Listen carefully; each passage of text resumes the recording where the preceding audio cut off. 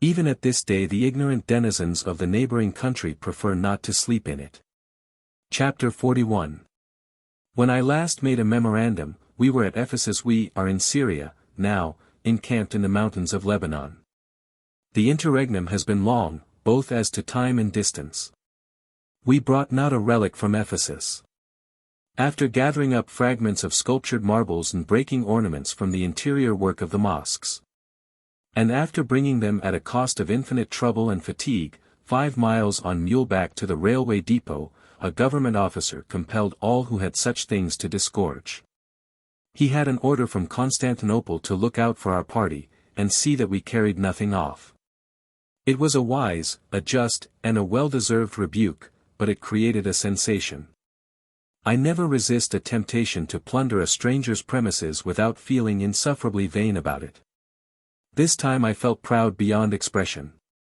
I was serene in the midst of the scoldings that were heaped upon the Ottoman government for its affront offered to a pleasuring party of entirely respectable gentlemen and ladies. I said, we that have free souls, it touches us not. The shoe not only pinched our party, but it pinched hard. A principal sufferer discovered that the imperial order was enclosed in an envelope bearing the seal of the British embassy at Constantinople, and therefore must have been inspired by the representative of the Queen. This was bad, very bad. Coming solely from the Ottomans, it might have signified only Ottoman hatred of Christians, and a vulgar ignorance as to genteel methods of expressing it. But coming from the Christianized, educated, politic British legation, it simply intimated that we were a sort of gentlemen and ladies who would bear watching. So the party regarded it, and were incensed accordingly. The truth doubtless was, that the same precautions would have been taken against any travellers, because the English company who have acquired the right to excavate Ephesus, and have paid a great sum for that right, need to be protected. And deserve to be. They cannot afford to run the risk of having their hospitality abused by travellers, especially since travellers are such notorious scorners of honest behaviour. We sailed from Smyrna, in the wildest spirit of expectancy, for the chief feature, the grand goal of the expedition, was near at hand. We were approaching the Holy Land. Such a burrowing into the hold for trunks that had lain buried for weeks, yes for months, such a hurrying to and fro above decks and below, such a riotous system of packing and unpacking. Such a littering up of the cabins with shirts and skirts, and indescribable and unclassable odds and ends, such a making up of bundles, and setting apart of umbrellas, green spectacles and thick veils. Such a critical inspection of saddles and bridles that had never yet touched horses, such a cleaning and loading of revolvers and examining of bowie knives, such a half-soling of the seats of pantaloons with serviceable buckskin. Then such a poring over ancient maps, such a reading up of Bibles and Palestine travels, such a marking out of routes. Such exasperating efforts to divide up the company into little bands of congenial spirits who might make the long and arduous journey without quarreling. And morning, noon and night, such mass meetings in the cabins, such speech-making, such sage suggesting, such worrying and quarreling, and such a general raising of the very mischief, was never seen in the ship before. But it is all over now. We are cut up into parties of 6 or 8, and by this time are scattered far and wide. Ours is the only one, however, that is venturing on what is called the long trip, that is, out into Syria, by Baalbek to Damascus, and thence down through the full length of Palestine. It would be a tedious, and also a too risky journey, at this hot season of the year, for any but strong, healthy men, accustomed somewhat to fatigue and rough life in the open air. The other parties will take shorter journeys. For the last 2 months we have been in a worry about one portion of this Holy Land pilgrimage. I refer to transportation service. We knew very well that Palestine was a country which did not do a large passenger business, and every man we came across who knew anything about it gave us to understand that not half of our party would be able to get dragomen and animals. At Constantinople everybody fell to telegraphing the American consuls at Alexandria and Beirut to give notice that we wanted dragomen and transportation.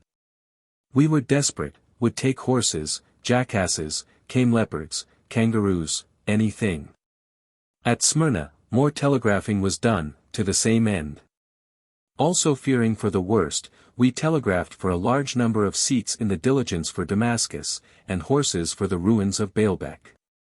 As might have been expected, a notion got abroad in Syria and Egypt that the whole population of the province of America, the Turks consider us a trifling little province in some unvisited corner of the world, were coming to the Holy Land, and so.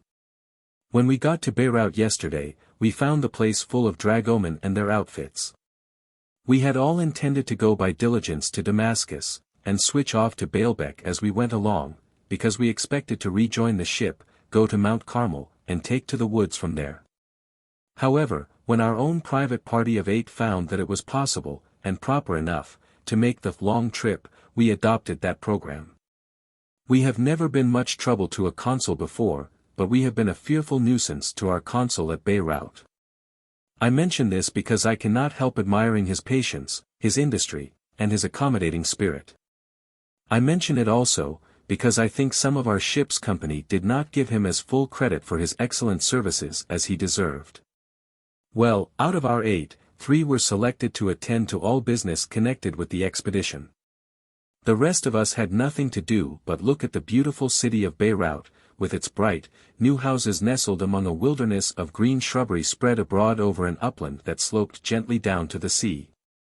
And also at the mountains of Lebanon that environ it, and likewise to bathe in the transparent blue water that rolled its billows about the ship. We did not know there were sharks there. We had also to range up and down through the town and look at the costumes. These are picturesque and fanciful, but not so varied as at Constantinople and Smyrna. The women of Beirut add an agony. In the 2 former cities the sex wear a thin veil which one can see through, and they often expose their ankles, but at Beirut they cover their entire faces with dark-colored or black veils. So that they look like mummies, and then expose their breasts to the public. A young gentleman, I believe he was a Greek, volunteered to show us around the city, and said it would afford him great pleasure, because he was studying English and wanted practice in that language. When we had finished the rounds, however, he called for remuneration, said he hoped the gentleman would give him a trifle in the way of a few piastres, equivalent to a few 5-cent pieces. We did so. The consul was surprised when he heard it, and said he knew the young fellow's family very well, and that they were an old and highly respectable family and worth $150,000. Some people, so situated, would have been ashamed of the berth he had with us and his manner of crawling into it. At the appointed time our business committee reported, and said all things were in readdress, that we were to start today, with horses, pack animals, and tents, and go to Baalbek, Damascus, the Sea of Tiberias. And thence southward by the way of the scene of Jacob's dream and other notable Bible localities to Jerusalem, from thence probably to the Dead Sea. But possibly not, and then strike for the ocean and rejoin the ship 3 or 4 weeks hence at Joppa. Terms, $5 a day apiece, in gold, and everything to be furnished by the dragoman. They said we would lie as well as at a hotel. I had read something like that before, and did not shame my judgment by believing a word of it. I said nothing, however, but packed up a blanket and a shawl to sleep in, pipes and tobacco, 2 or 3 woolen shirts, a portfolio, a guidebook, and a Bible. I also took along a towel and a cake of soap, to inspire respect in the Arabs, who would take me for a king in disguise. We were to select our horses at 3 p.m.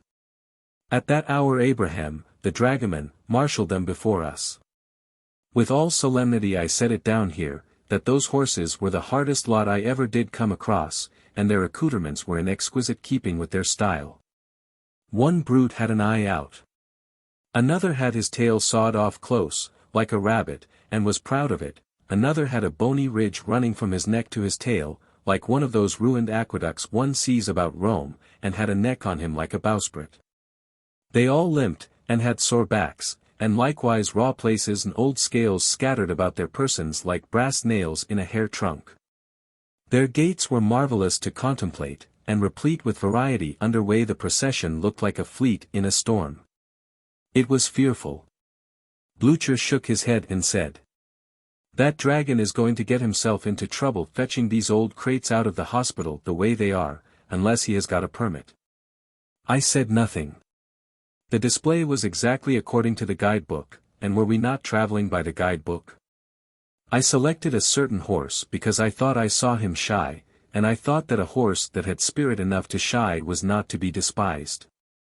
At 6 p.m., we came to a halt here on the breezy summit of a shapely mountain overlooking the sea, and the handsome valley where dwelt some of those enterprising Phoenicians of ancient times we read so much about. All around us are what were once the dominions of Hiram, king of Tyre, who furnished timber from the cedars of these Lebanon hills to build portions of King Solomon's temple with. Shortly after 6, our pack train arrived. I had not seen it before, and a good right I had to be astonished. We had 19 serving men and 26 pack mules. It was a perfect caravan. It looked like one, too, as it wound among the rocks. I wondered what in the very mischief we wanted with such a vast turnout as that, for 8 men. I wondered a while, but soon I began to long for a tin plate, and some bacon and beans. I had camped out many and many a time before, and knew just what was coming. I went off, without waiting for serving men, and unsaddled my horse, and washed such portions of his ribs and his spine as projected through his hide, and when I came back, behold 5 stately circus tents were up, tents that were brilliant, within. With blue, and gold, and crimson, and all manner of splendid adornment. I was speechless. Then they brought 8 little iron bedsteads, and set them up in the tents. They put a soft mattress and pillows and good blankets and 2 snow-white sheets on each bed. Next, they rigged a table about the center pole, and on it placed pewter pitchers, basins, soap, and the whitest of towels, 1 set for each man. They pointed to pockets in the tent, and said we could put our small trifles in them for convenience, and if we needed pins or such things, they were sticking everywhere. Then came the finishing touch, they spread carpets on the floor. I simply said, if you call this camping out, all right, but it isn't the style I am used to, my little baggage that I brought along is at a discount. It grew dark, and they put candles on the tables, candles set in bright, new, brazen candlesticks. And soon the bell, a genuine, Simon Pure bell, rang, and we were invited to the saloon. I had thought before that we had a tent or so too many, but now here was one, at least, provided for. It was to be used for nothing but an eating saloon. Like the others, it was high enough for a family of giraffes to live in, and was very handsome and clean and bright-colored within. It was a gem of a place. A table for 8, and 8 canvas chairs. A tablecloth and napkins whose whiteness and whose fineness laughed to scorn the things we were used to in the great excursion steamer, knives and forks, soup plates, dinner plates, everything, in the handsomest kind of style. It was wonderful. And they call this camping out. Those stately fellows in baggy trousers and turban fezzes brought in a dinner which consisted of roast mutton, roast chicken, roast goose, potatoes, bread, tea, pudding, apples, and delicious grapes. The viands were better cooked than any we had eaten for weeks, and the table made a finer appearance, with its large German silver candlesticks and other finery, than any table we had sat down to for a good while, and yet that polite dragoman, Abraham, came bowing in and apologizing for the whole affair, on account of the unavoidable confusion of getting under way for a very long trip, and promising to do a great deal better in future. It is midnight, now, and we break camp at 6 in the morning. They call this camping out. At this rate it is a glorious privilege to be a pilgrim to the Holy Land. Chapter 42. We are camped near Temin el Foka, a name which the boys have simplified a good deal, for the sake of convenience in spelling. They call it Jacksonville. It sounds a little strangely, here in the valley of Lebanon, but it has the merit of being easier to remember than the Arabic name. Come like spirits, so depart. The night shall be filled with music, and the cares that infest the day shall fold their tents like the Arabs, and as silently steal away. I slept very soundly last night, yet when the dragoman's bell rang at 5:30 this morning and the cry went abroad of 10 minutes to dress for breakfast, I heard both.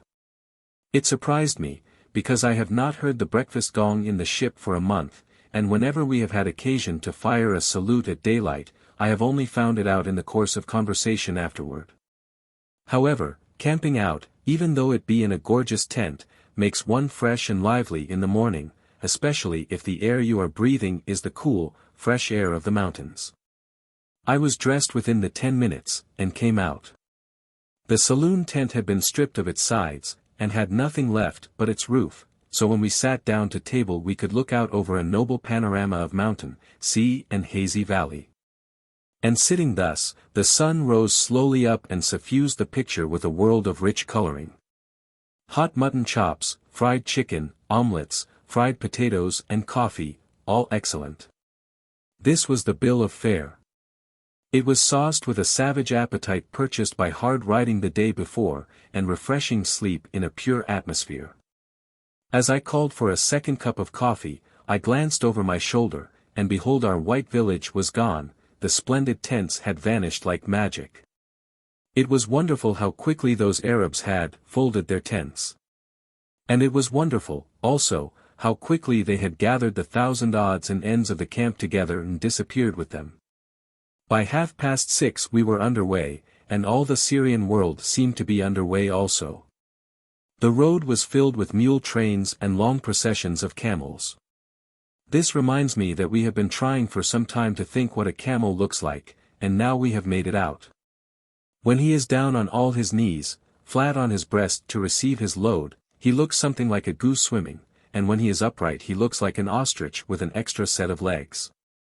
Camels are not beautiful, and their long under lip gives them an exceedingly gallus, excuse the slang, no other word will describe it, expression. They have immense, flat, forked cushions of feet, that make a track in the dust like a pie with a slice cut out of it. They are not particular about their diet. They would eat a tombstone if they could bite it. A thistle grows about here which has needles on it that would pierce through leather. I think, if one touches you, you can find relief in nothing but profanity. The camels eat these. They show by their actions that they enjoy them. I suppose it would be a real treat to a camel to have a keg of nails for supper. While I am speaking of animals, I will mention that I have a horse now by the name of Jericho. He is a mare. I have seen remarkable horses before, but none so remarkable as this. I wanted a horse that could shy, and this one fills the bill. I had an idea that shying indicated spirit. If I was correct, I have got the most spirited horse on earth. He shies at everything he comes across, with the utmost impartiality. He appears to have a mortal dread of telegraph poles, especially. And it is fortunate that these are on both sides of the road, because as it is now, I never fall off twice in succession on the same side. If I fell on the same side always, it would get to be monotonous after a while. This creature has scared at everything he has seen today, except a haystack. He walked up to that with an intrepidity and a recklessness that were astonishing. And it would fill any one with admiration to see how he preserves his self-possession in the presence of a barley sack. This daredevil bravery will be the death of this horse some day. He is not particularly fast, but I think he will get me through the Holy Land. He has only one fault. His tail has been chopped off, or else he has sat down on it too hard, some time or other, and he has to fight the flies with his heels. This is all very well, but when he tries to kick a fly off the top of his head with his hind foot, it is too much variety. He is going to get himself into trouble that way some day. He reaches around and bites my legs too. I do not care particularly about that, only I do not like to see a horse too sociable. I think the owner of this prize had a wrong opinion about him. He had an idea that he was one of those fiery, untamed steeds, but he is not of that character. I know the Arab had this idea, because when he brought the horse out for inspection in Beirut, he kept jerking at the bridle and shouting in Arabic, "Ho! Will you? Do you want to run away, you ferocious beast, and break your neck?" When all the time the horse was not doing anything in the world, and only looked like he wanted to lean up against something and think. Whenever he is not shying at things, or reaching after a fly, he wants to do that yet. How it would surprise his owner to know this. We have been in a historical section of country all day. At noon we camped 3 hours and took luncheon at Meksa, near the junction of the Lebanon Mountains and the Jebel el-Kunaiza, and looked down into the immense, level, garden-like valley of Lebanon. Tonight we are camping near the same valley, and have a very wide sweep of it in view. We can see the long, whale-backed ridge of Mount Hermon projecting above the eastern hills. The dews of Hermon are falling upon us now, and the tents are almost soaked with them. Over the way from us, and higher up the valley, we can discern, through the glasses, the faint outlines of the wonderful ruins of Baalbek, the supposed Balgad of Scripture. Joshua, and another person, were the 2 spies who were sent into this land of Canaan by the children of Israel to report upon its character. I mean, they were the spies who reported favorably. They took back with them some specimens of the grapes of this country, and in the children's picture books they are always represented as bearing one monstrous bunch swung to a pole between them, a respectable load for a pack train. The Sunday school books exaggerated it a little. The grapes are most excellent to this day, but the bunches are not as large as those in the pictures. I was surprised and hurt when I saw them, because those colossal bunches of grapes were one of my most cherished juvenile traditions. Joshua reported favorably, and the children of Israel journeyed on, with Moses at the head of the general government, and Joshua in command of the army of 600,000 fighting men. Of women and children and civilians there was a countless swarm. Of all that mighty host, none but the 2 faithful spies ever lived to set their feet in the promised land. They and their descendants wandered 40 years in the desert, and then Moses, the gifted warrior, poet, statesman and philosopher, went up into Pisgah and met his mysterious fate. Where he was buried no man knows, for ******* no man dug that sepulchre, and no man saw it ere. For the sons of God upturned the sod and laid the dead man there. Then Joshua began his terrible raid, and from Jericho clear to this Balgad, he swept the land like the genius of destruction. He slaughtered the people, laid waste their soil, and razed their cities to the ground. He wasted 31 kings also. One may call it that, though really it can hardly be called wasting them, because there were always plenty of kings in those days, and to spare. At any rate, he destroyed 31 kings, and divided up their realms among his Israelites. He divided up this valley stretched out here before us, and so it was once Jewish territory. The Jews have long since disappeared from it, however. Back yonder, an hour's journey from here, we passed through an Arab village of stone dry goods boxes. They look like that, where Noah's tomb lies under lock and key. Noah built the ark. Over these old hills and valleys the ark that contained all that was left of a vanished world once floated. I make no apology for detailing the above information. It will be news to some of my readers, at any rate. Noah's tomb is built of stone, and is covered with a long stone building. Bucksheesh let us in. The building had to be long, because the grave of the honored old navigator is 210 feet long itself.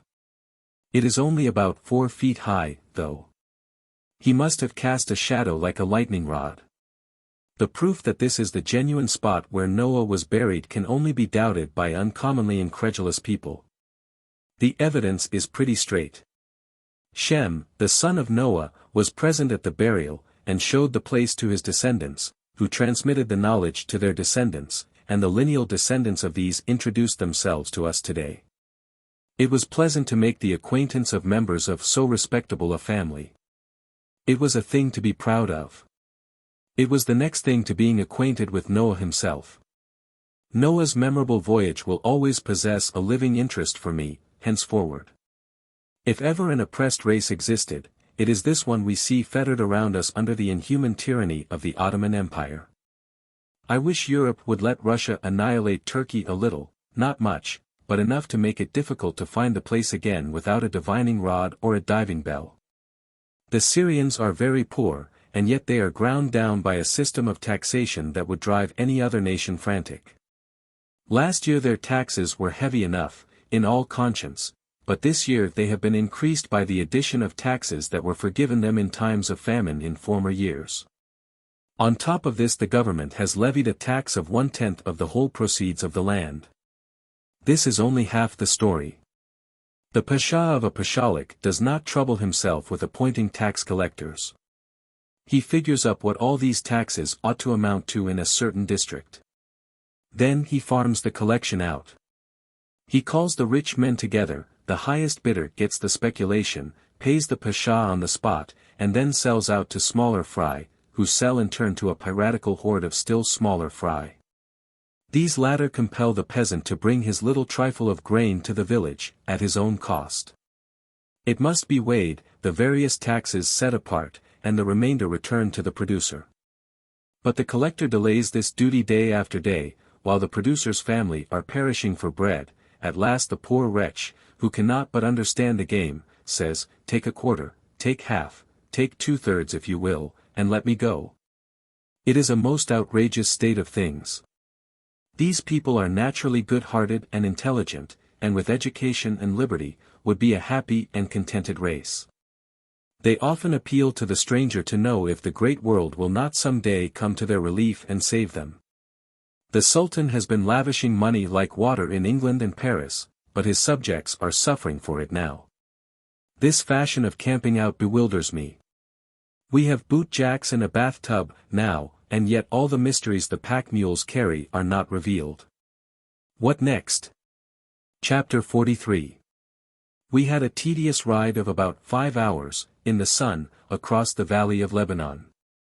It proved to be not quite so much of a garden as it had seemed from the hillsides. It was a desert, weed-grown waste, littered thickly with stones the size of a man's fist.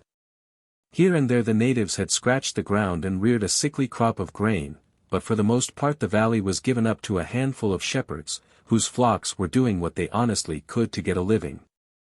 But the chances were against them.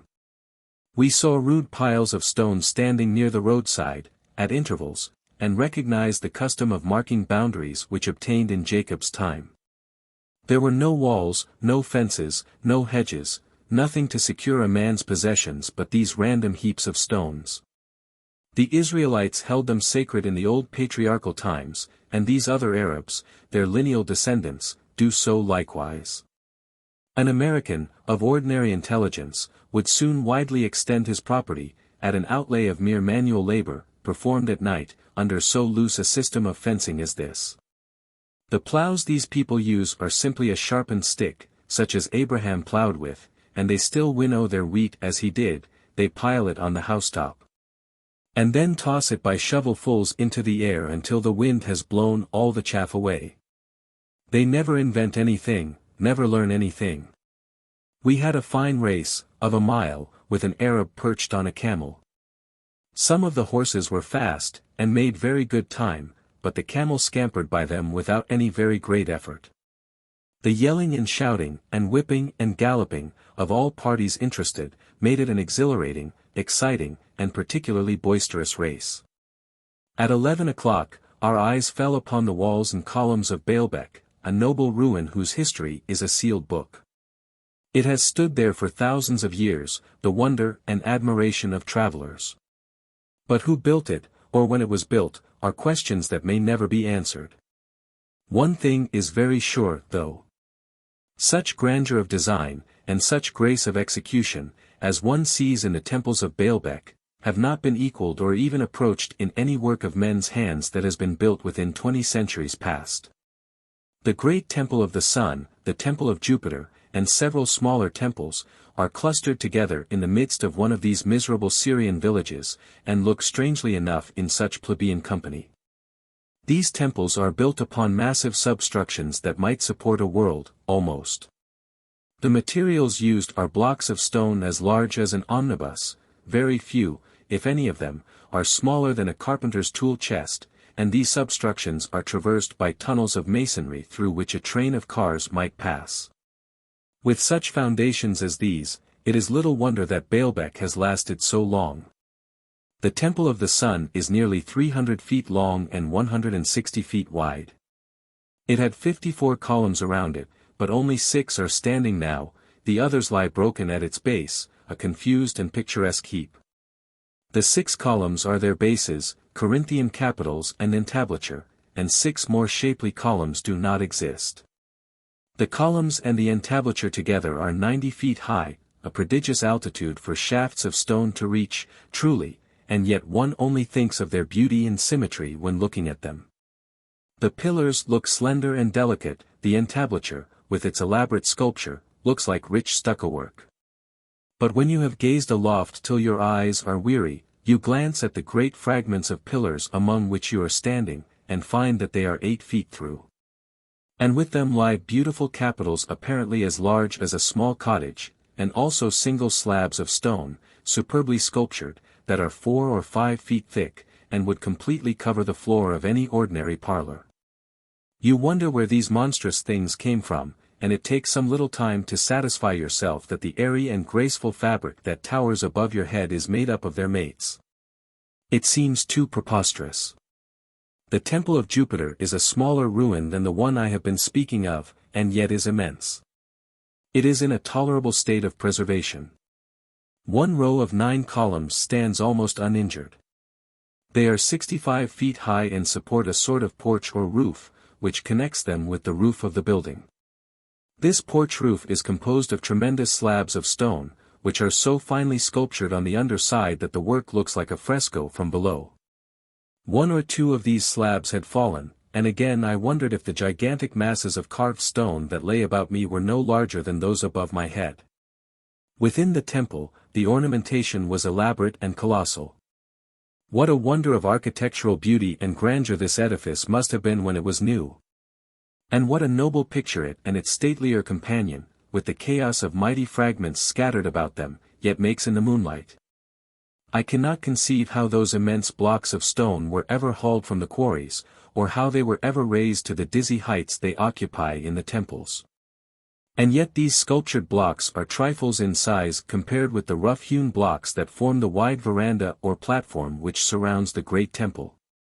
One stretch of that platform, 200 feet long, is composed of blocks of stone as large, and some of them larger, than a streetcar. They surmount a wall about 10 or 12 feet high. I thought those were large rocks, but they sank into insignificance compared with those which formed another section of the platform. These were 3 in number, and I thought that each of them was about as long as 3 streetcars placed end to end, though of course they are a third wider and a third higher than a streetcar. Perhaps 2 railway freight cars of the largest pattern, placed end to end, might better represent their size. In combined length these 3 stones stretch nearly 200 feet, they are 13 feet square. 2 of them are 64 feet long each, and the third is 69. They are built into the massive wall some 20 feet above the ground. They are there, but how they got there is the question. I have seen the hull of a steamboat that was smaller than one of those stones. All these great walls are as exact and shapely as the flimsy things we build of bricks in these days. A race of gods or of giants must have inhabited Baalbek many a century ago. Men like the men of our day could hardly rear such temples as these. We went to the quarry from whence the stones of Baalbek were taken. It was about a quarter of a mile off, and downhill. In a great pit lay the mate of the largest stone in the ruins. It lay there just as the giants of that old forgotten time had left it when they were called hence, just as they had left it, to remain for thousands of years. An eloquent rebuke unto such as are prone to think slightingly of the men who lived before them. This enormous block lies there, squared and ready for the builder's hands, a solid mass 14 feet by 17, and but a few inches less than 70 feet long. 2 buggies could be driven abreast of each other, on its surface, from one end of it to the other, and leave room enough for a man or 2 to walk on either side. One might swear that all the John Smiths and George Wilkinsons, and all the other pitiful nobodies between Kingdom Come and Baalbek would inscribe their poor little names upon the walls of Baalbek's magnificent ruins, and would add the town, the county in the state they came from, and swearing thus, be infallibly correct. It is a pity some great ruin does not fall in and flatten out some of these reptiles, and scare their kind out of ever giving their names to fame upon any walls or monuments again, forever. Properly, with the sorry relics we best rode, it was a 3 days' journey to Damascus. It was necessary that we should do it in less than 2. It was necessary because our 3 pilgrims would not travel on the Sabbath day. We were all perfectly willing to keep the Sabbath day, but there are times when to keep the letter of a sacred law whose spirit is righteous, becomes a sin, and this was a case in point. We pleaded for the tired, ill-treated horses, and tried to show that their faithful service deserved kindness in return, and their hard lot compassion. But when did ever self-righteousness know the sentiment of pity? What were a few long hours added to the hardships of some overtaxed brutes when weighed against the peril of those human souls? It was not the most promising party to travel with and hope to gain a higher veneration for religion through the example of its devotees. We said the Saviour who pitied dumb beasts and taught that the ox must be rescued from the mire even on the Sabbath day, would not have counselled a forced march like this. We said the long trip was exhausting and therefore dangerous in the blistering heats of summer, even when the ordinary day's stages were traversed, and if we persisted in this hard march, some of us might be stricken down with the fevers of the country in consequence of it. Nothing could move the pilgrims. They must press on. Men might die, horses might die, but they must enter upon holy soil next week, with no Sabbath-breaking stain upon them. Thus they were willing to commit a sin against the spirit of religious law, in order that they might preserve the letter of it. It was not worth while to tell them, the letter kills. I am talking now about personal friends, men whom I like. Men who are good citizens, who are honorable, upright, conscientious, but whose idea of the Saviour's religion seems to me distorted. They lecture our shortcomings unsparingly, and every night they call us together and read to us chapters from the Testament that are full of gentleness, of charity, and of tender mercy. And then all the next day they stick to their saddles clear up to the summits of these rugged mountains, and clear down again. Apply the Testament's gentleness, and charity, and tender mercy to a toiling, worn and weary horse. Nonsense, these are for God's human creatures, not his dumb ones. What the pilgrims choose to do, respect for their almost sacred character demands that I should allow to pass, but I would so like to catch any other member of the party riding his horse up one of these exhausting hills once. We have given the pilgrims a good many examples that might benefit them, but it is virtue thrown away. They have never heard a cross word out of our lips toward each other, but they have quarreled once or twice. We love to hear them at it, after they have been lecturing us. The very first thing they did, coming ashore at Beirut, was to quarrel in the boat. I have said I like them, and I do like them, but every time they read me a scorcher of a lecture I mean to talk back in print. Not content with doubling the legitimate stages, they switched off the main road and went away out of the way to visit an absurd fountain called Phrygia, because Balaam's ass had drank there once. So we journeyed on, through the terrible hills and deserts and the roasting sun, and then far into the night, seeking the honored pool of Balaam's ass, the patron saint of all pilgrims like us. I find no entry but this in my notebook. Rode today, altogether, 13 hours, through deserts, partly, and partly over barren, unsightly hills, and latterly through wild, rocky scenery. And camped at about 11 o'clock at night on the banks of a limpid stream, near a Syrian village. Do not know its name, do not wish to know it, want to go to bed. 2 horses lame, mine and Jack's, and the others worn out. Jack and I walked 3 or 4 miles, over the hills, and led the horses. Fun, but of a mild type. 12 or 13 hours in the saddle, even in a Christian land and a Christian climate, and on a good horse, is a tiresome journey. But in an oven like Syria, in a ragged spoon of a saddle that slips fore and aft, and thwartships, and every way, and on a horse that is tired and lame, and yet must be whipped and spurred with hardly a moment's cessation all day long, till the blood comes from his side, and your conscience hurts you every time you strike if you are half a man, it is a journey to be remembered in bitterness of spirit and execrated with emphasis for a liberal division of a man's lifetime. Chapter 44. The next day was an outrage upon men and horses both. It was another 13-hour stretch, including an hour's nooning. It was over the barrenest chalk hills and through the baldest canyons that even Syria can show. The heat quivered in the air everywhere. In the canyons we almost smothered in the baking atmosphere. On high ground, the reflection from the chalk hills was blinding. It was cruel to urge the crippled horses, but it had to be done in order to make Damascus Saturday night. We saw ancient tombs and temples of fanciful architecture carved out of the solid rock high up in the face of precipices above our heads, but we had neither time nor strength to climb up there and examine them. The terse language of my notebook will answer for the rest of this day's experiences. Broke camp at 7 a.m. and made a ghastly trip through the Zeb Dana Valley and the rough mountains, horses limping and that Arab screech owl that does most of the singing and carries the water skins, always 1,000 miles ahead, of course. And no water to drink, will he never die? Beautiful stream in a chasm, lined thick with pomegranate, fig, olive and quince orchards, and nooned an hour at the celebrated Baalam's as fountain of Phrygia, second in size in Syria. And the coldest water out of Siberia, guidebooks do not say Baalam's ass ever drank there, somebody been imposing on the pilgrims, maybe. Bathed in it, Jack and I only a second, ice water. It is the principal source of the Abana River, only 1/2 mile down to where it joins. Beautiful place, giant trees all around, so shady and cool, if one could keep awake, vast stream gushes straight out from under the mountain in a torrent. Over it is a very ancient ruin, with no known history, supposed to have been for the worship of the deity of the fountain or Baalam's ass or somebody.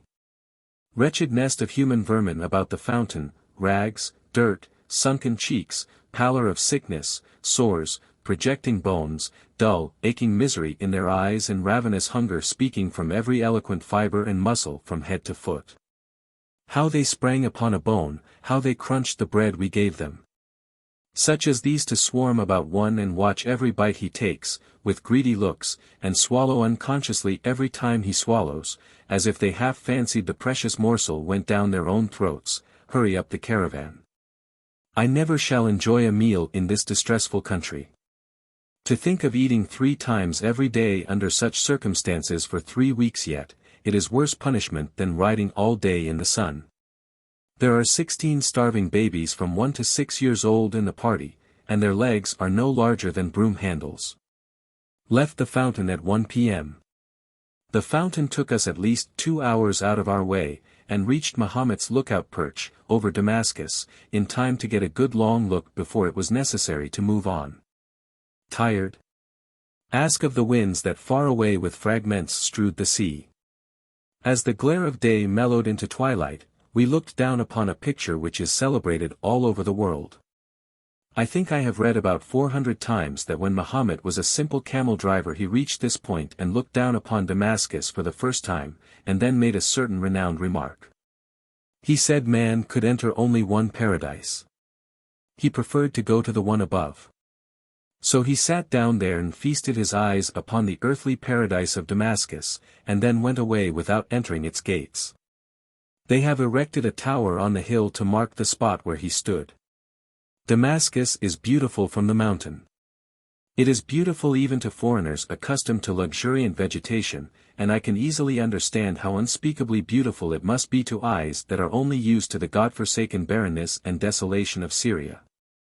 I should think a Syrian would go wild with ecstasy when such a picture bursts upon him for the first time.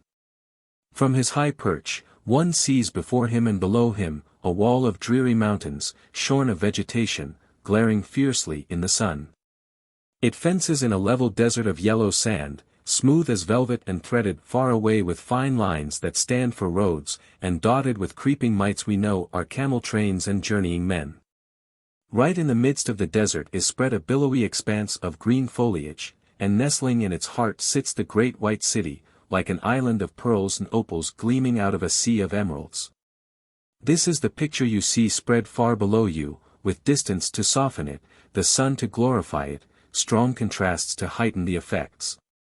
And over it and about it a drowsing air of repose to spiritualize it and make it seem rather a beautiful estray from the mysterious worlds we visit in dreams than a substantial tenant of our coarse, dull globe. And when you think of the leagues of blighted, blasted, sandy, rocky, sunburnt, ugly, dreary, infamous country you have ridden over to get here, you think it is the most beautiful picture that ever human eyes rested upon in all the broad universe. If I were to go to Damascus again, I would camp on Mahomet's hill about a week, and then go away. There is no need to go inside the walls. The prophet was wise without knowing it when he decided not to go down into the paradise of Damascus. There is an honored old tradition that the immense garden which Damascus stands in was the Garden of Eden, and modern writers have gathered up many chapters of evidence tending to show that it really was the Garden of Eden. And that the rivers Pharpar and Abana are the two rivers that watered Adam's paradise. It may be so, but it is not paradise now, and one would be as happy outside of it as he would be likely to be within. It is so crooked and cramped and dirty that one cannot realize that he is in the splendid city he saw from the hilltop. The gardens are hidden by high mud walls, and the paradise is become a very sink of pollution and uncomeliness. Damascus has plenty of clear, pure water in it, though, and this is enough, of itself, to make an Arab think it beautiful and blessed. Water is scarce in blistered Syria. We run railways by our large cities in America. In Syria they curve the roads so as to make them run by the meager little puddles they call fountains, and which are not found oftener on a journey than every 4 hours. But the rivers of Pharpar and Abana of Scripture, mere creeks, run through Damascus, and so every house and every garden have their sparkling fountains and rivulets of water.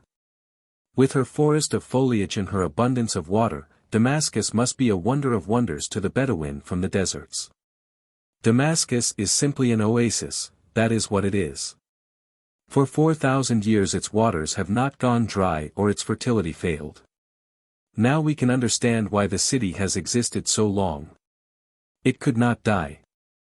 So long as its waters remain to it away out there in the midst of that howling desert, so long will Damascus live to bless the sight of the tired and thirsty wayfarer. Though old as history itself, thou art fresh as the breath of spring, blooming as thine own rosebud, and fragrant as thine own orange flower, O Damascus, pearl of the East. Damascus dates back anterior to the days of Abraham, and is the oldest city in the world. It was founded by Uz, the grandson of Noah. The early history of Damascus is shrouded in the mists of a hoary antiquity. Leave the matters written of in the first 11 chapters of the Old Testament out, and no recorded event has occurred in the world but Damascus was in existence to receive the news of it. Go back as far as you will into the vague past, there was always a Damascus. In the writings of every century for more than 4,000 years, its name has been mentioned and its praises sung.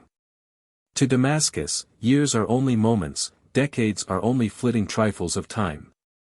She measures time, not by days and months and years, but by the empires she has seen rise, and prosper and crumble to ruin. She is a type of immortality. She saw the foundations of Baalbek, and Thebes, and Ephesus laid, she saw these villages grow into mighty cities, and amazed the world with their grandeur, and she has lived to see them desolate, deserted, and given over to the owls and the bats. She saw the Israelitish empire exalted, and she saw it annihilated. She saw Greece rise, and flourish 2,000 years, and die. In her old age she saw Rome built, she saw it overshadow the world with its power, she saw it perish. The few hundreds of years of Genoese and Venetian might and splendor were, to grave old Damascus, only a trifling scintillation hardly worth remembering. Damascus has seen all that has ever occurred on earth, and still she lives. She has looked upon the dry bones of 1,000 empires, and will see the tombs of 1,000 more before she dies. Though another claims the name, Old Damascus is by right the eternal city. We reached the city gates just at sundown. They do say that one can get into any walled city of Syria, after night, for bucksheesh, except Damascus. But Damascus, with its 4,000 years of respectability in the world, has many old fogey notions. There are no street lamps there, and the law compels all who go abroad at night to carry lanterns, just as was the case in old days, when heroes and heroines of the Arabian Nights walked the streets of Damascus, or flew away toward Baghdad on enchanted carpets. It was fairly dark a few minutes after we got within the wall, and we rode long distances through wonderfully crooked streets, 8 to 10 feet wide, and shut in on either side by the high mud walls of the gardens. At last we got to where lanterns could be seen flitting about here and there, and knew we were in the midst of the curious old city. In a little narrow street, crowded with our pack mules and with a swarm of uncouth Arabs, we alighted, and through a kind of a hole in the wall entered the hotel. We stood in a great flagged court, with flowers and citron trees about us, and a huge tank in the center that was receiving the waters of many pipes. We crossed the court and entered the rooms prepared to receive 4 of us. In a large marble-paved recess between the 2 rooms was a tank of clear, cool water, which was kept running over all the time by the streams that were pouring into it from half a dozen pipes. Nothing, in this scorching, desolate land could look so refreshing as this pure water flashing in the lamplight. Nothing could look so beautiful, nothing could sound so delicious as this mimic rain to ears long unaccustomed to sounds of such a nature. Our rooms were large, comfortably furnished, and even had their floors clothed with soft, cheerful tinted carpets. It was a pleasant thing to see a carpet again, for if there is anything drearier than the tomb-like, stone-paved parlors and bedrooms of Europe and Asia, I do not know what it is. They make one think of the grave all the time.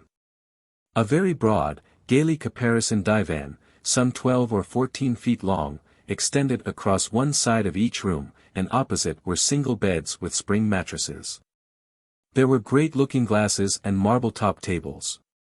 All this luxury was as grateful to systems and senses worn out with an exhausting day's travel, as it was unexpected, for one cannot tell what to expect in a Turkish city of even 250,000 inhabitants. I do not know, but I think they used that tank between the rooms to draw drinking water from. That did not occur to me, however, until I had dipped my baking head far down into its cool depths. I thought of it then, and superb as the bath was, I was sorry I had taken it, and was about to go and explain to the landlord. But a finely curled and scented poodle dog frisked up and nipped the calf of my leg just then, and before I had time to think, I had soused him to the bottom of the tank. And when I saw a servant coming with a pitcher I went off and left the pup trying to climb out and not succeeding very well. Satisfied revenge was all I needed to make me perfectly happy, and when I walked into supper that first night in Damascus I was in that condition. We lay on those divans a long time, after supper, smoking narghiles and long-stemmed chabuks, and talking about the dreadful ride of the day, and I knew then what I had sometimes known before, that it is worth while to get tired out. Because one so enjoys resting afterward. In the morning we sent for donkeys. It is worthy of note that we had to send for these things.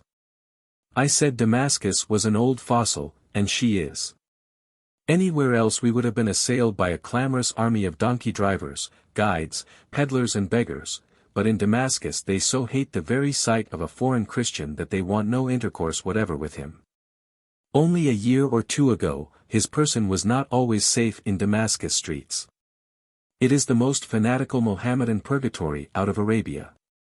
Where you see one green turban of a Haji elsewhere, the honored sign that my Lord has made the pilgrimage to Mecca, I think you will see a dozen in Damascus. The Damascenes are the ugliest, wickedest-looking villains we have seen. All the veiled women we had seen yet, nearly, left their eyes exposed, but numbers of these in Damascus completely hid the face under a close-drawn black veil that made the woman look like a mummy.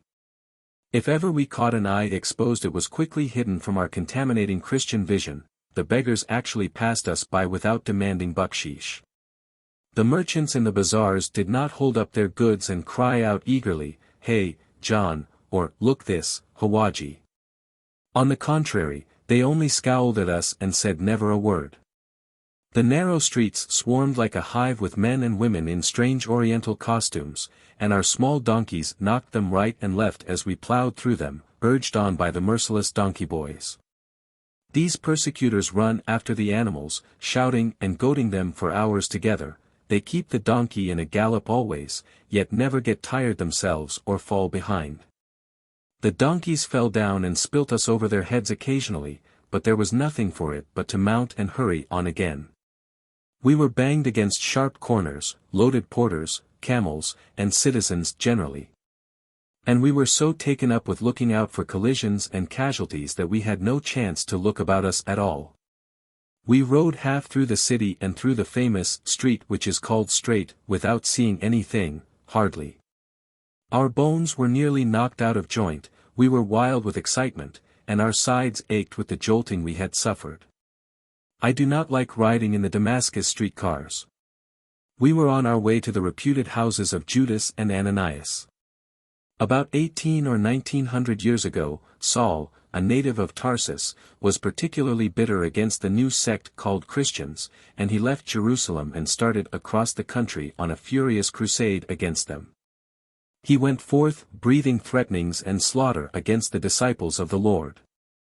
And as he journeyed, he came near Damascus, and suddenly there shined round about him a light from heaven.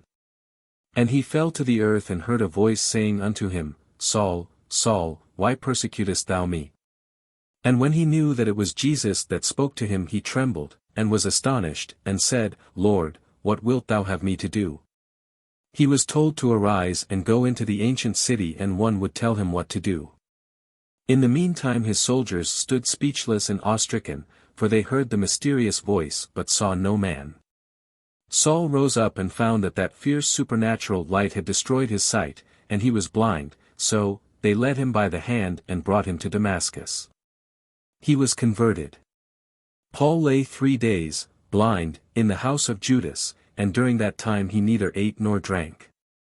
There came a voice to a citizen of Damascus, named Ananias, saying, Arise, and go into the street which is called Straight, and inquire at the house of Judas, for one called Saul, of Tarsus, for behold, he prayeth. Ananias did not wish to go at first, for he had heard of Saul before, and he had his doubts about that style of a chosen vessel, to preach the gospel of peace. However, in obedience to orders, he went into the street called Straight, how he found his way into it, and after he did, how he ever found his way out of it again, are mysteries only to be accounted for by the fact that he was acting under divine inspiration. He found Paul and restored him, and ordained him a preacher, and from this old house we had hunted up in the street which is miscalled Straight, he had started out on that bold missionary career which he prosecuted till his death. It was not the house of the disciple who sold the master for 30 pieces of silver.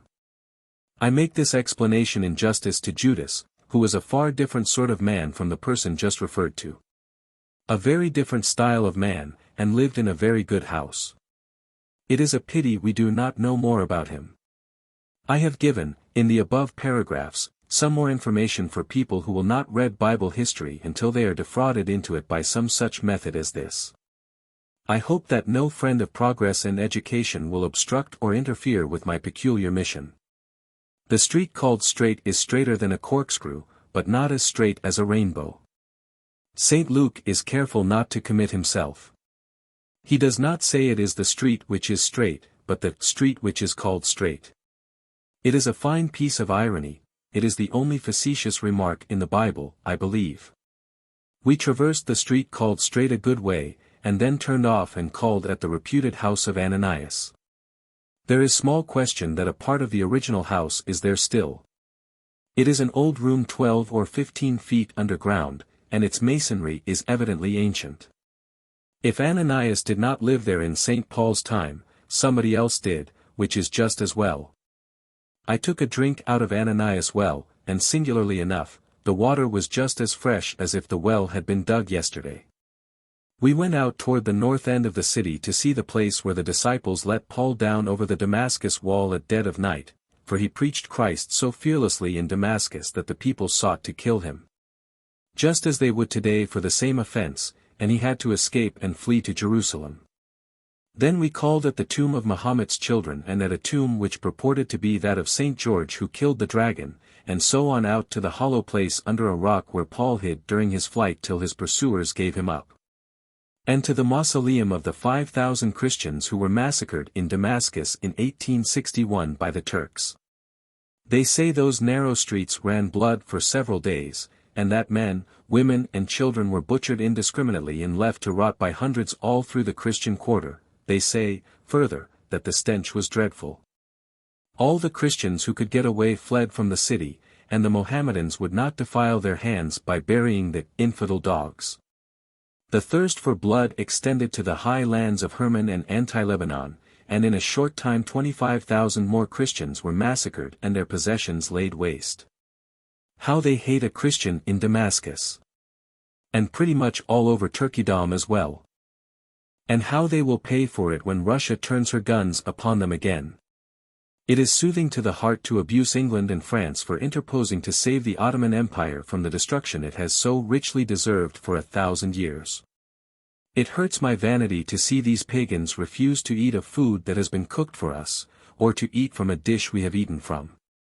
Or to drink from a goatskin which we have polluted with our Christian lips, except by filtering the water through a rag which they put over the mouth of it or through a sponge.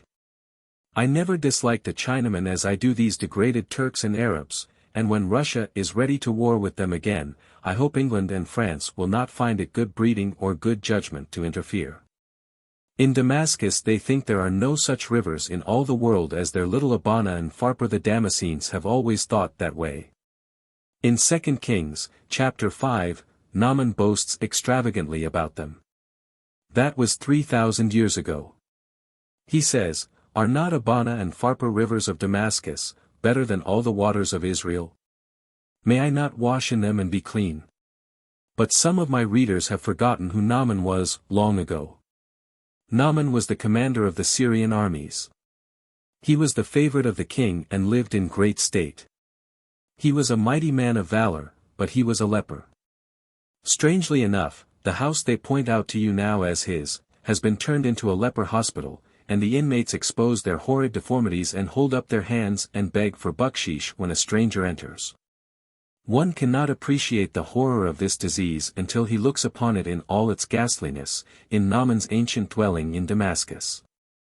Bones all twisted out of shape, great knots protruding from face and body, joints decaying and dropping away, horrible. Chapter 45. The last 24 hours we stayed in Damascus. I lay prostrate with a violent attack of cholera, or cholera morbus, and therefore had a good chance and a good excuse to lie there on that wide divan and take an honest rest. I had nothing to do but listen to the pattering of the fountains and take medicine and throw it up again. It was dangerous recreation, but it was pleasanter than traveling in Syria.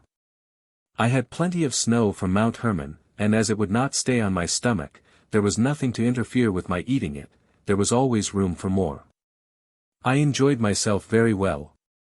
Syrian travel has its interesting features, like travel in any other part of the world, and yet to break your leg or have the cholera adds a welcome variety to it. We left Damascus at noon and rode across the plain a couple of hours, and then the party stopped a while in the shade of some fig trees to give me a chance to rest. It was the hottest day we had seen yet, the sun flames shot down like the shafts of fire that stream out before a blowpipe.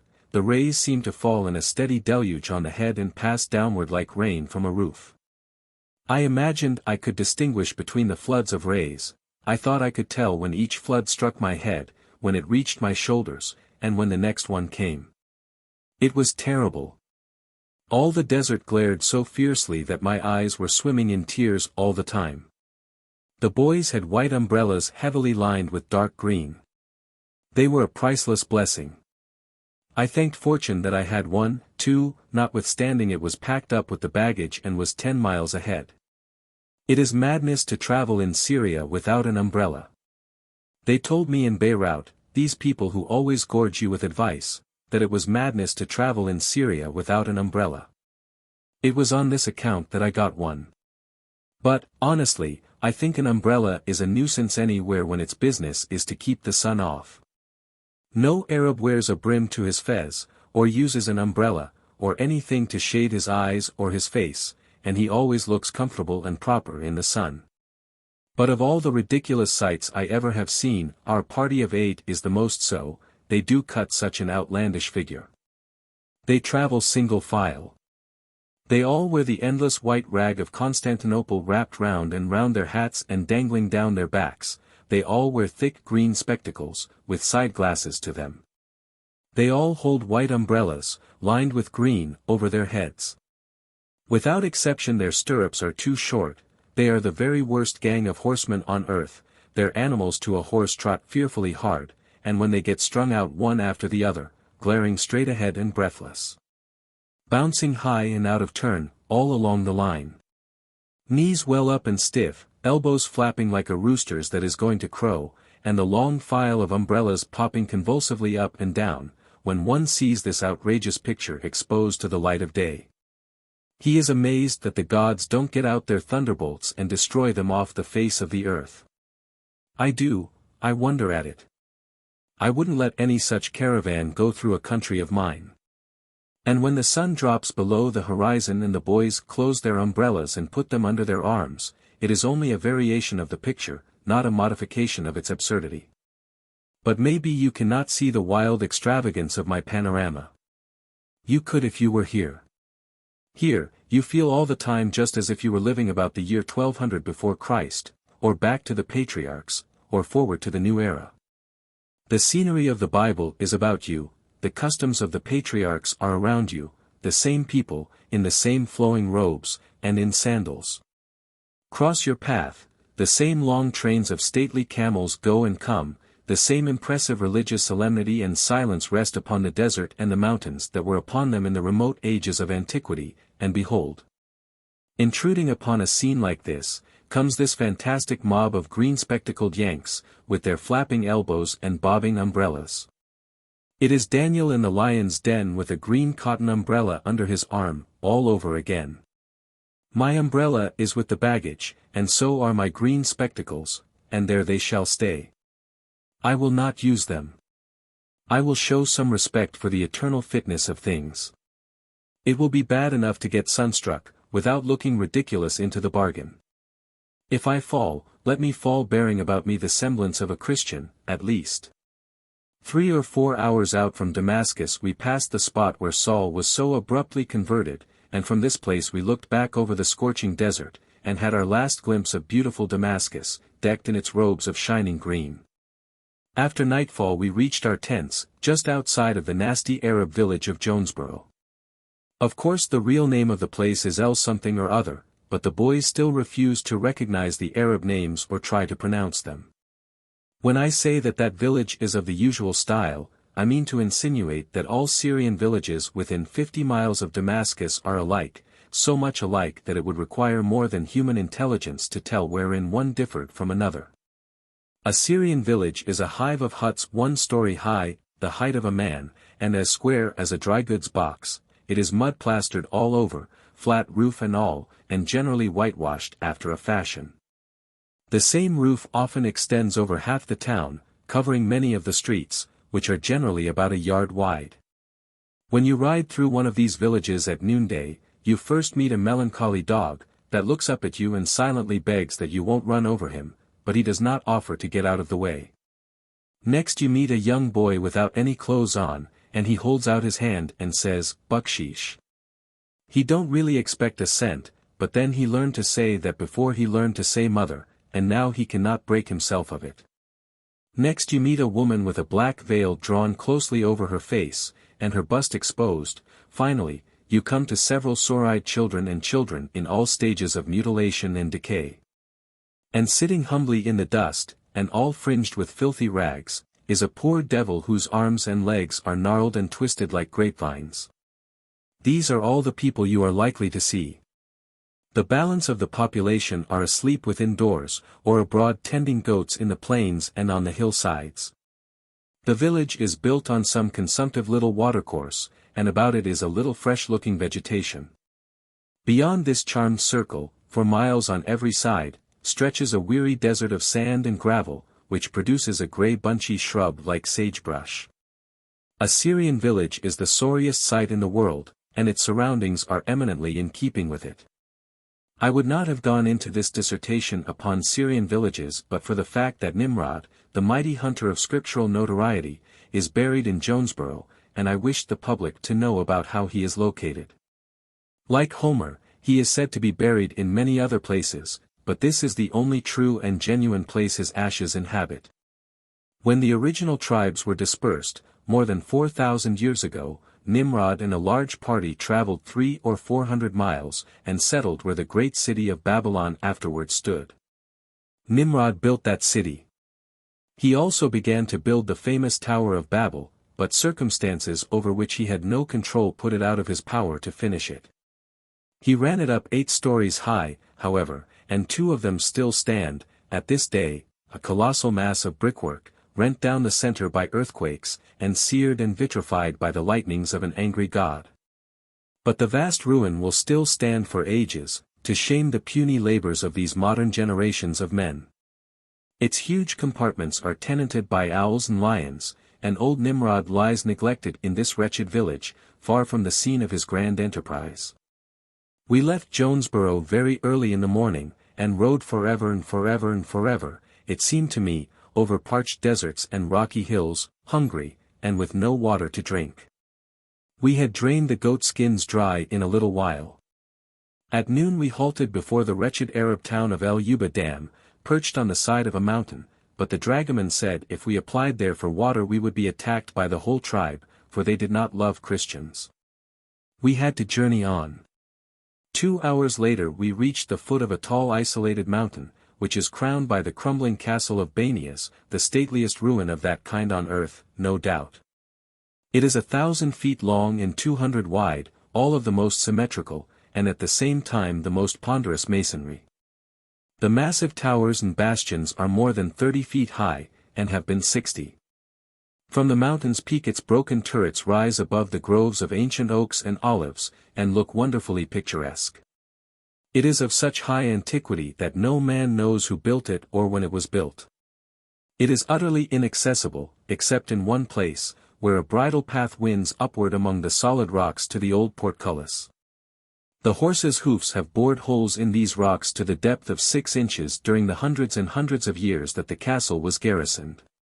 We wandered for 3 hours among the chambers and crypts and dungeons of the fortress, and trod where the mailed heels of many a knightly crusader had rang, and where Phoenician heroes had walked ages before them.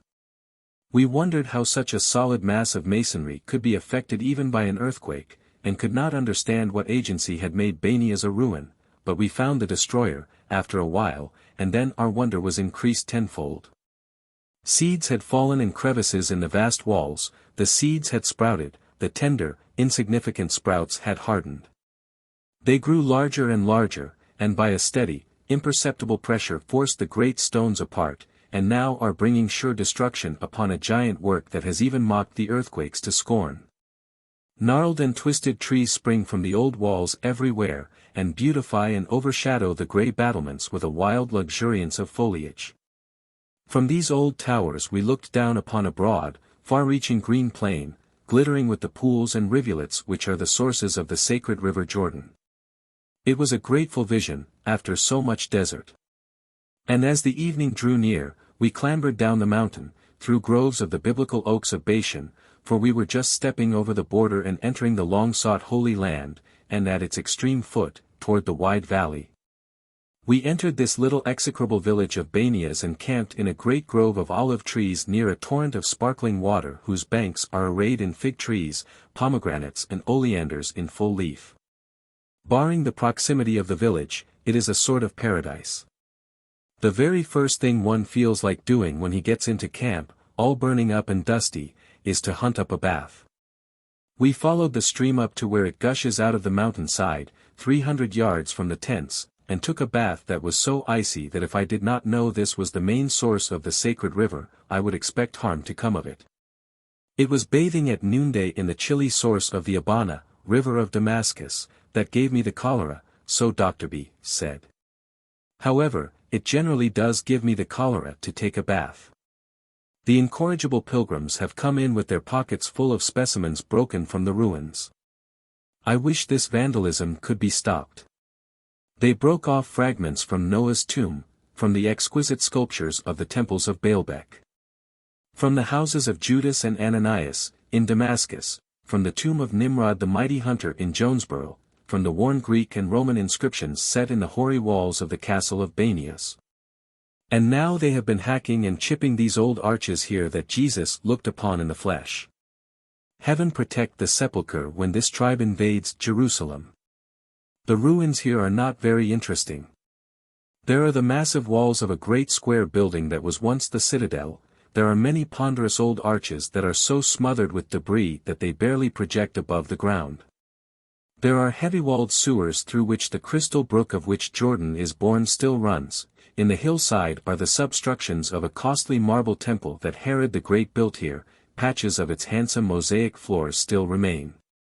There is a quaint old stone bridge that was here before Herod's time, maybe, scattered everywhere, in the paths and in the woods, are Corinthian capitals, broken porphyry pillars, and little fragments of sculpture. And up yonder in the precipice where the fountain gushes out, are well-worn Greek inscriptions over niches in the rock where in ancient times the Greeks, and after them the Romans, worshipped the sylvan god Pan. But trees and bushes grow above many of these ruins now. The miserable huts of a little crew of filthy Arabs are perched upon the broken masonry of antiquity. The whole place has a sleepy, stupid, rural look about it, and one can hardly bring himself to believe that a busy, substantially built city once existed here, even 2,000 years ago. The place was nevertheless the scene of an event whose effects have added page after page and volume after volume to the world's history. For in this place Christ stood when he said to Peter, "Thou art Peter. And upon this rock will I build my church, and the gates of hell shall not prevail against it. And I will give unto thee the keys of the kingdom of heaven. And whatsoever thou shalt bind on earth shall be bound in heaven, and whatsoever thou shalt loose on earth shall be loosed in heaven." On those little sentences have been built up the mighty edifice of the Church of Rome. In them lie the authority for the imperial power of the popes over temporal affairs, and their godlike power to curse a soul or wash it white from sin. To sustain the position of the only true church, which Rome claims was thus conferred upon her, she has fought and labored and struggled for many a century, and will continue to keep herself busy in the same work to the end of time. The memorable words I have quoted give to this ruined city about all the interest it possesses to people of the present day. It seems curious enough to us to be standing on ground that was once actually pressed by the feet of the Savior. The situation is suggestive of a reality and a tangibility that seem at variance with the vagueness and mystery and ghostliness that one naturally attaches to the character of a God. I cannot comprehend yet that I am sitting where a God has stood, and looking upon the brook and the mountains which that God looked upon, and am surrounded by dusky men and women whose ancestors saw him, and even talked with him, face to face.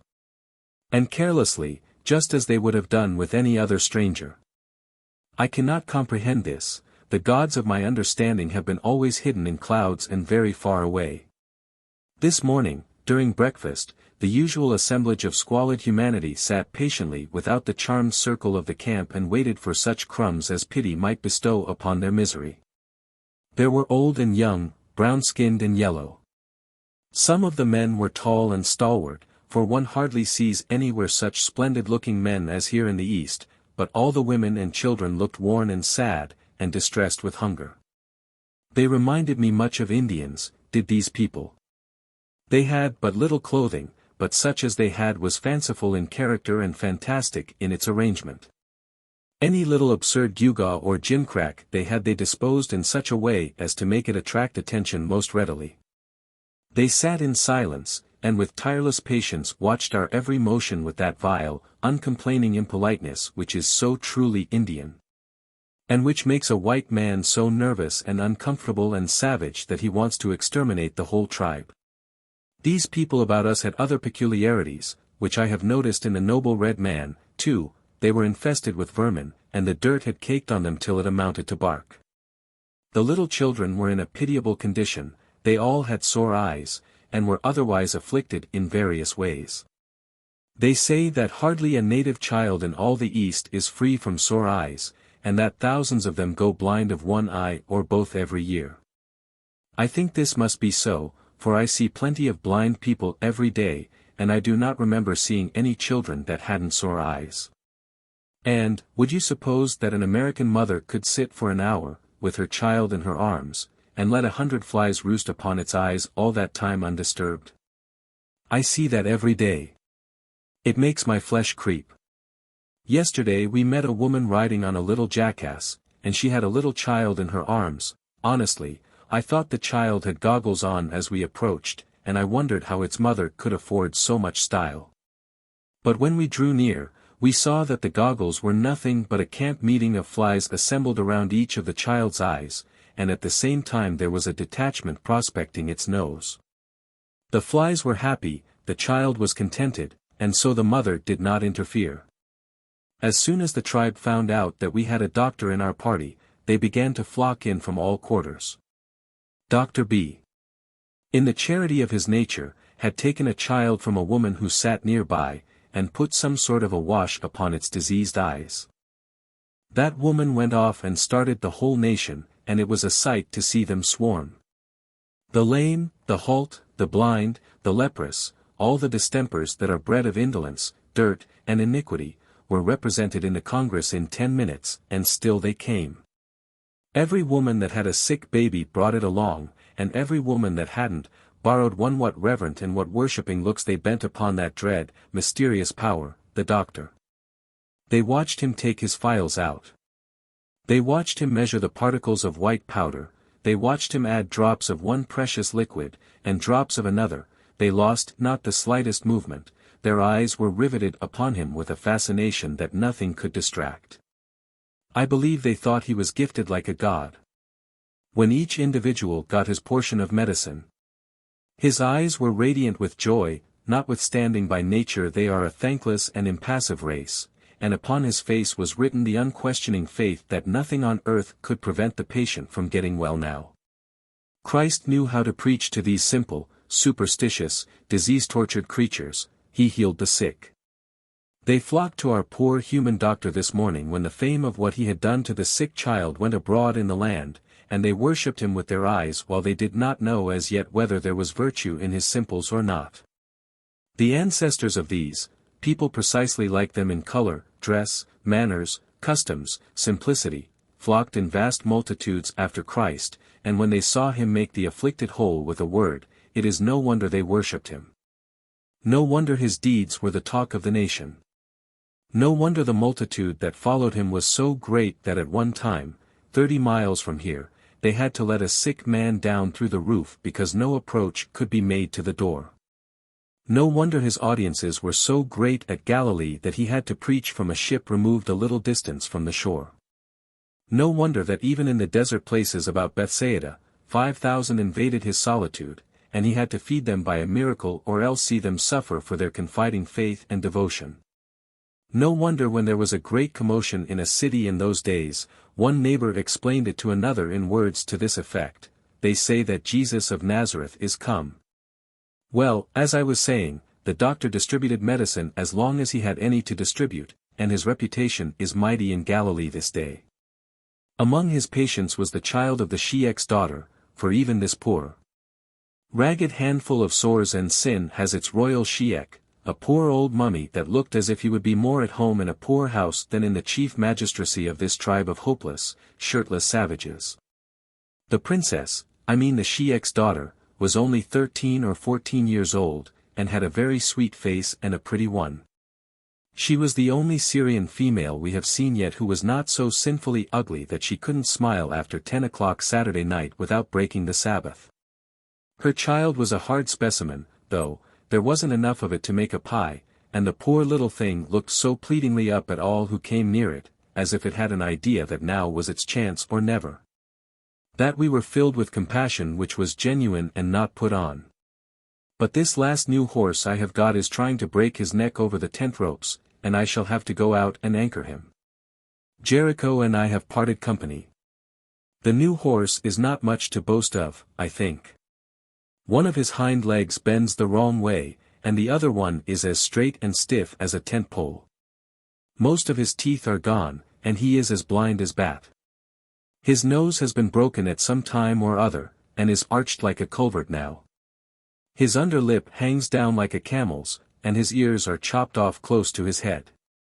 I had some trouble at first to find a name for him, but I finally concluded to call him Baalbec, because he is such a magnificent ruin.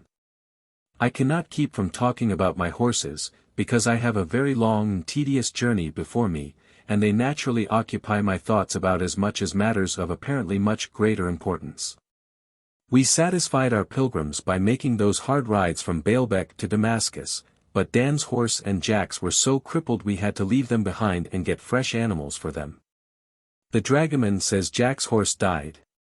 I swapped horses with Muhammad, the kingly-looking Egyptian who is our Ferguson's lieutenant. By Ferguson I mean our dragoman Abraham, of course. I did not take this horse on account of his personal appearance, but because I have not seen his back. I do not wish to see it. I have seen the backs of all the other horses, and found most of them covered with dreadful saddle boils which I know have not been washed or doctored for years. The idea of riding all day long over such ghastly inquisitions of torture is sickening. My horse must be like the others, but I have at least the consolation of not knowing it to be so. I hope that in future I may be spared any more sentimental praises of the Arab's idolatry of his horse. In boyhood I longed to be an Arab of the desert and have a beautiful mare, and call her Salim or Benjamin or Muhammad, and feed her with my own hands, and let her come into the tent. And teach her to caress me and look fondly upon me with her great tender eyes. And I wished that a stranger might come at such a time and offer me $100,000 for her, so that I could do like the other Arabs, hesitate, yearn for the money, but overcome by my love for my mare, at last say, part with thee, my beautiful one. Never with my life. Away, tempter, I scorn thy gold, and then bound into the saddle and speed over the desert like the wind. But I recall those aspirations. If these Arabs be like the other Arabs, their love for their beautiful mares is a fraud. These of my acquaintance have no love for their horses, no sentiment of pity for them, and no knowledge of how to treat them or care for them. The Syrian saddle blanket is a quilted mattress 2 or 3 inches thick. It is never removed from the horse, day or night. It gets full of dirt and hair, and becomes soaked with sweat. It is bound to breed sores. These pirates never think of washing a horse's back. They do not shelter the horses in the tents either, they must stay out and take the weather as it comes. Look at poor cropped and dilapidated Baalbek, and weep for the sentiment that has been wasted upon the Salims of romance. Chapter 46. About an hour's ride over a rough, rocky road, half flooded with water, and through a forest of oaks of Bashan, brought us to Dan. From a little mound here in the plain issues a broad stream of limpid water and forms a large shallow pool, and then rushes furiously onward, augmented in volume. This puddle is an important source of the Jordan. Its banks, and those of the brook are respectably adorned with blooming oleanders, but the unutterable beauty of the spot will not throw a well-balanced man into convulsions, as the Syrian books of travel would lead one to suppose. From the spot I am speaking of, a cannonball would carry beyond the confines of Holy Land and light upon profane ground 3 miles away. We were only 1 little hour's travel within the borders of Holy Land. We had hardly begun to appreciate yet that we were standing upon any different sort of earth than that we had always been used to. And see how the historic names began already to cluster. Dan, Bashan, Lake Hula, the sources of Jordan, the Sea of Galilee. They were all in sight but the last, and it was not far away. The little township of Bashan was once the kingdom so famous in Scripture for its bulls and its oaks. Lake Hula is the biblical waters of Merom. Dan was the northern and Beersheba the southern limit of Palestine, hence the expression, from Dan to Beersheba. It is equivalent to our phrases, from Maine to Texas, from Baltimore to San Francisco. Our expression and that of the Israelites both mean the same, great distance. With their slow camels and asses, it was about a 7 days' journey from Dan to Beersheba, say 150 or 60 miles, it was the entire length of their country, and was not to be undertaken without great preparation and much ceremony. When the prodigal traveled to a far country, it is not likely that he went more than 80 or 90 miles. Palestine is only from 40 to 60 miles wide. The state of Missouri could be split into 3 Palestines, and there would then be enough material left for part of another, possibly a whole one. From Baltimore to San Francisco is several thousand miles, but it will be only a 7 days' journey in the cars when I am 2 or 3 years older. The railroad has been completed since the above was written. If I live I shall necessarily have to go across the continent every now and then in those cars, but one journey from Dan to Beersheba will be sufficient, no doubt. It must be the most trying of the 2. Therefore, if we chance to discover that from Dan to Beersheba seemed a mighty stretch of country to the Israelites, let us not be airy with them, but reflect that it was and is a mighty stretch when one cannot traverse it by rail. The small mound I have mentioned a while ago was once occupied by the Phoenician city of LIII. A party of filibusters from Zora and Eshal captured the place, and lived there in a free and easy way, worshipping gods of their own manufacture and stealing idols from their neighbors whenever they wore their own out. Jeroboam set up a golden calf here to fascinate his people and keep them from making dangerous trips to Jerusalem to worship, which might result in a return to their rightful allegiance. With all respect for those ancient Israelites, I cannot overlook the fact that they were not always virtuous enough to withstand the seductions of a golden calf. Human nature has not changed much since then. Some 40 centuries ago the city of Sodom was pillaged by the Arab princes of Mesopotamia, and among other prisoners they seized upon the patriarch Lot and brought him here on their way to their own possessions. They brought him to Dan, and Father Abraham, who was pursuing them, crept softly in at dead of night, among the whispering oleanders and under the shadows of the stately oaks, and fell upon the slumbering victors and startled them from their dreams with the clash of steel. He recaptured Lot and all the other plunder. We moved on. We were now in a green valley, 5 or 6 miles wide and 15 long. The streams which are called the sources of the Jordan flow through it to Lake Hula, a shallow pond 3 miles in diameter, and from the southern extremity of the lake the concentrated Jordan flows out. The lake is surrounded by a broad marsh, grown with reeds. Between the marsh and the mountains which wall the valley is a respectable strip of fertile land. At the end of the valley, toward Dan, as much as half the land is solid and fertile, and watered by Jordan sources. There is enough of it to make a farm. It almost warrants the enthusiasm of the spies of that rabble of adventurers who captured Dan. They said, "We have seen the land, and behold it is very good." ******, a place where there is no want of anything that is in the earth. Their enthusiasm was at least warranted by the fact that they had never seen a country as good as this. There was enough of it for the ample support of their 600 men and their families, too. When we got fairly down on the level part of the Danite farm, we came to places where we could actually run our horses. It was a notable circumstance. We had been painfully clambering over interminable hills and rocks for days together, and when we suddenly came upon this astonishing piece of rockless plain, every man drove the spurs into his horse and sped away with a velocity he could surely enjoy to the utmost, but could never hope to comprehend in Syria. Here were evidences of cultivation, a rare sight in this country, an acre or two of rich soil studded with last season's dead corn stalks of the thickness of your thumb and very wide apart. But in such a land it was a thrilling spectacle. Close to it was a stream, and on its banks a great herd of curious-looking Syrian goats and sheep were gratefully eating gravel. I do not state this as a petrified fact, I only suppose they were eating gravel, because there did not appear to be anything else for them to eat. The shepherds that tended them were the very pictures of Joseph and his brethren I have no doubt in the world. They were tall, muscular, and very dark-skinned Bedouins, with inky black beards. They had firm lips, unquailing eyes, and a kingly stateliness of bearing. They wore the party-colored half-bonnet, half-hood, with fringed ends falling upon their shoulders, and the full, flowing robe barred with broad black stripes, the dress one sees in all pictures of the swarthy sons of the desert. These chaps would sell their younger brothers if they had a chance, I think. They have the manners, the customs, the dress, the occupation and the loose principles of the ancient stock. They attacked our camp last night, and I bear them no good will.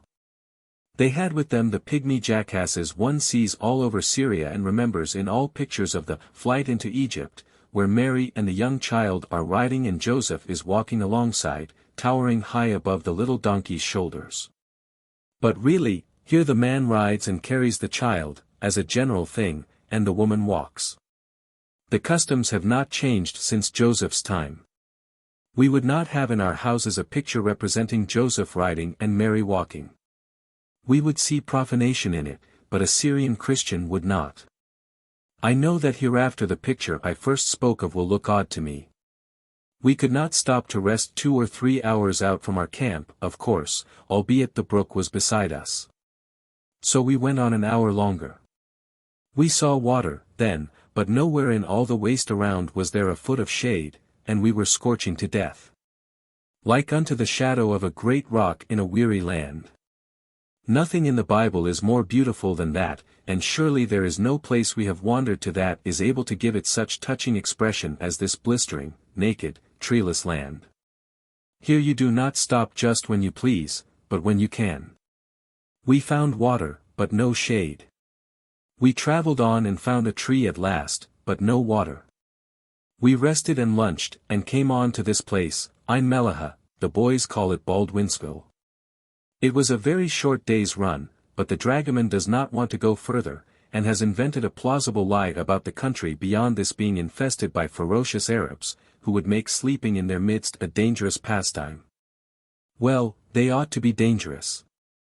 They carry a rusty old weather-beaten flintlock gun, with a barrel that is longer than themselves, it has no sights on it, it will not carry farther than a brickbat, and is not half so certain. And the great sash they wear in many a fold around their waists has 2 or 3 absurd old horse pistols in it that are rusty from eternal disuse, weapons that would hang fire just about long enough for you to walk out of range. And then burst and blow the Arab's head off. Exceedingly dangerous these sons of the desert are. It used to make my blood run cold to read William C. Grimes' hairbreadth escapes from Bedouins, but I think I could read them now without a tremor. He never said he was attacked by Bedouins, I believe, or was ever treated uncivilly, but then in about every other chapter he discovered them approaching, anyhow, and he had a blood-curdling fashion of working up the peril. And of wondering how his relations far away would feel could they see their poor wandering boy, with his weary feet and his dim eyes, in such fearful danger. And of thinking for the last time of the old homestead, and the dear old church, and the cow, and those things. And of finally straightening his form to its utmost height in the saddle, drawing his trusty revolver, and then dashing the spurs into Muhammad, and sweeping down upon the ferocious enemy determined to sell his life as dearly as possible. True, the Bedouins never did anything to him when he arrived, and never had any intention of doing anything to him in the first place, and wondered what in the mischief he was making all that to do about. But still I could not divest myself of the idea, somehow, that a frightful peril had been escaped through that man's daredevil bravery, and so I never could read about William C. Grimes' Bedouins and sleep comfortably afterward. But I believe the Bedouins to be a fraud, now. I have seen the monster, and I can outrun him. I shall never be afraid of his daring to stand behind his own gun and discharge it. About 1500 years before Christ, this campground of ours by the waters of Merom was the scene of one of Joshua's exterminating battles. Jabin, king of Hazor, up yonder above Dan, called all the sheiks about him together, with their hosts, to make ready for Israel's terrible general who was approaching. And when all these kings were met together, they came and pitched together by the waters of Merom, to fight against Israel. And they went out, they and all their hosts with them, much people, even as the sand that is upon the seashore for multitude, etc. But Joshua fell upon them and utterly destroyed them, root and branch. That was his usual policy in war. He never left any chance for newspaper controversies about who won the battle. He made this valley, so quiet now, a reeking slaughter pen. Somewhere in this part of the country, I do not know exactly where, Israel fought another bloody battle 100 years later. Deborah, the prophetess, told Barak to take 10,000 men and sally forth against another king Jabin who had been doing something. Barak came down from Mount Tabor, 20 or 25 miles from here, and gave battle to Jabin's forces, who were in command of Sisera. Barak won the fight, and while he was making the victory complete by the usual method of exterminating the remnant of the defeated host, Sisera fled away on foot, and when he was nearly exhausted by fatigue and thirst, one Jael, a woman he seems to have been acquainted with, invited him to come into her tent and rest himself. The weary soldier acceded readily enough, and Jael put him to bed. He said he was very thirsty, and asked his generous preserver to get him a cup of water. She brought him some milk, and he drank of it gratefully and lay down again, to forget in pleasant dreams his lost battle and his humbled pride. Presently when he was asleep she came softly in with a hammer and drove a hideous tent pen down through his brain. For he was fast asleep and weary. So he died. Such is the touching language of the Bible. The Song of Deborah and Barak praises Jael for the memorable service she had rendered, in an exultant strain. Blessed above women shall Jael the wife of Heber the Kenite be, blessed shall she be above women in the tent. He asked for water, and she gave him milk, she brought forth butter in a lordly dish. She put her hand to the nail, and her right hand to the workman's hammer. And with the hammer she smote Sisera, she smote off his head when she had pierced and stricken through his temples. At her feet he bowed, he fell, he lay down, at her feet he bowed, he fell, where he bowed, there he fell down dead. Stirring scenes like these occur in this valley no more. There is not a solitary village throughout its whole extent, not for 30 miles in either direction. There are 2 or 3 small clusters of Bedouin tents, but not a single permanent habitation. One may ride 10 miles, hereabouts, and not see 10 human beings. To this region one of the prophecies is applied. I will bring the land into desolation, and your enemies which dwell therein shall be astonished at it. And I will scatter you among the heathen, and I will draw out a sword after you. And your land shall be desolate and your cities waste. No man can stand here by deserted Melech and say the prophecy has not been fulfilled. In a verse from the Bible which I have quoted above, occurs the phrase, all these kings. It attracted my attention in a moment, because it carries to my mind such a vastly different significance from what it always did at home. I can see easily enough that if I wish to profit by this tour and come to a correct understanding of the matters of interest connected with it, I must studiously and faithfully unlearn a great many things I have somehow absorbed concerning Palestine. I must begin a system of reduction. Like my grapes which the spies bore out of the promised land, I have got everything in Palestine on too large a scale. Some of my ideas were wild enough. The word Palestine always brought to my mind a vague suggestion of a country as large as the United States. I do not know why, but such was the case. I suppose it was because I could not conceive of a small country having so large a history. I think I was a little surprised to find that the Grand Sultan of Turkey was a man of only ordinary size. I must try to reduce my ideas of Palestine to a more reasonable shape. One gets large impressions in boyhood, sometimes, which he has to fight against all his life. All these kings. When I used to read that in Sunday school, it suggested to me the several kings of such countries as England, France, Spain, Germany, Russia, etc. Arrayed in splendid robes ablaze with jewels, marching in grave procession, with scepters of gold in their hands and flashing crowns upon their heads. But here in Melech, after coming through Syria, and after giving serious study to the character and customs of the country, the phrase, all these kings, loses its grandeur.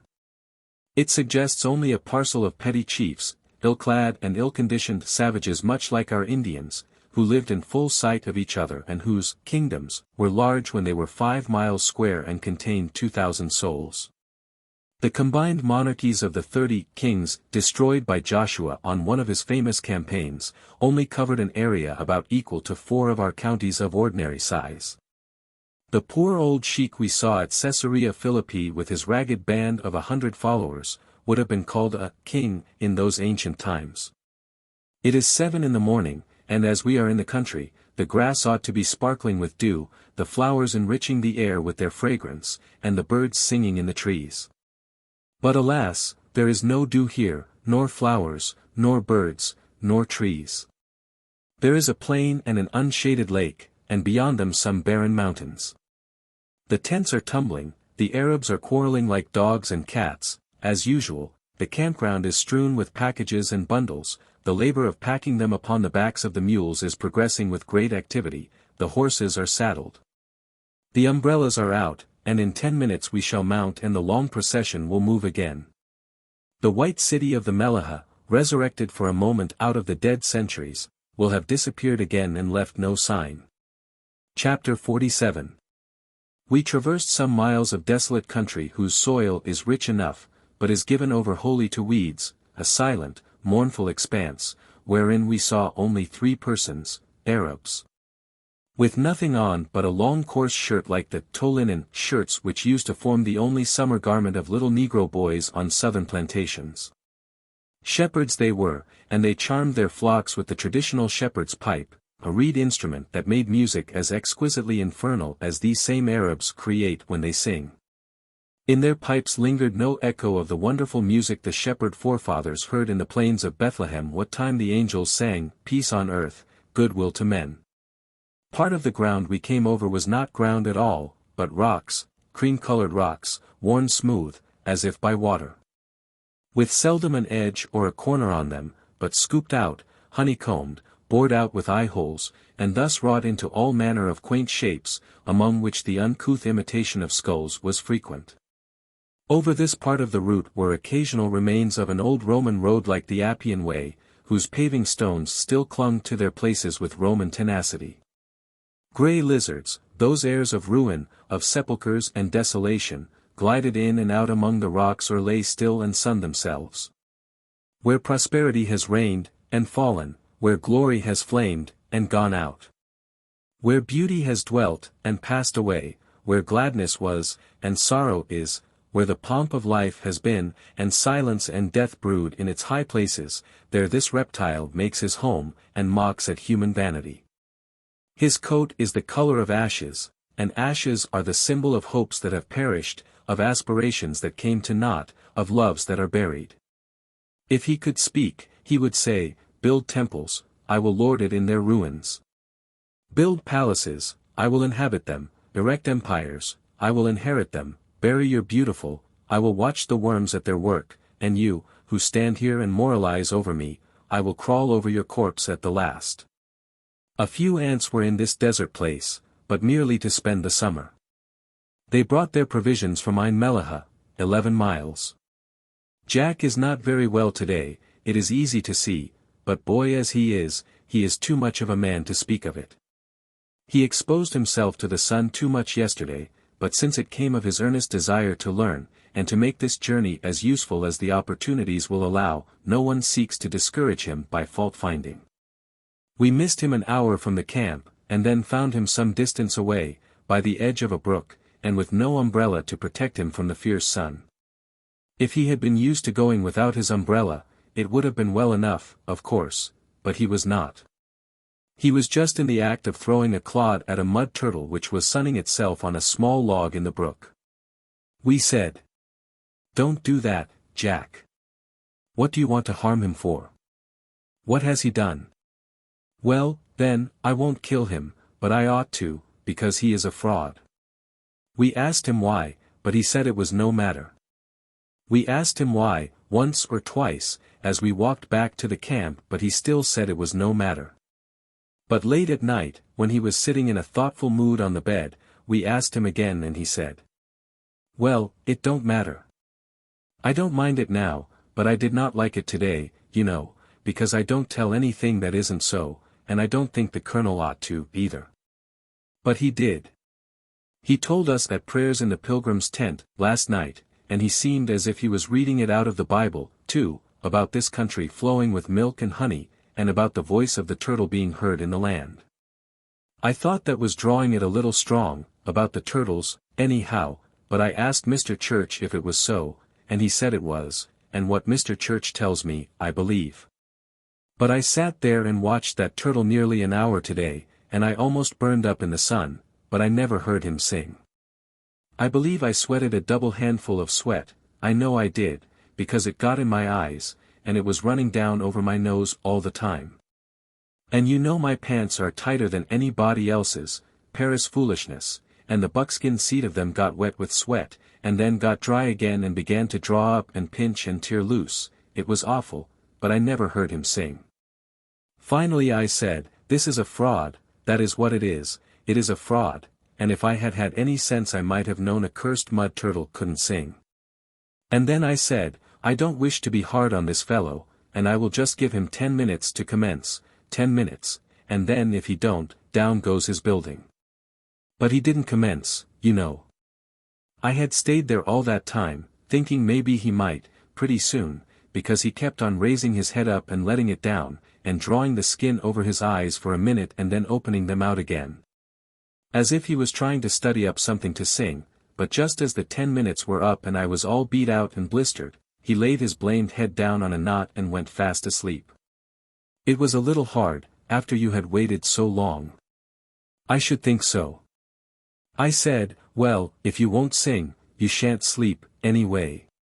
And if you fellows had let me alone I would have made him shin out of Galilee quicker than any turtle ever did yet. But it isn't any matter now, let it go. The skin is all off the back of my neck.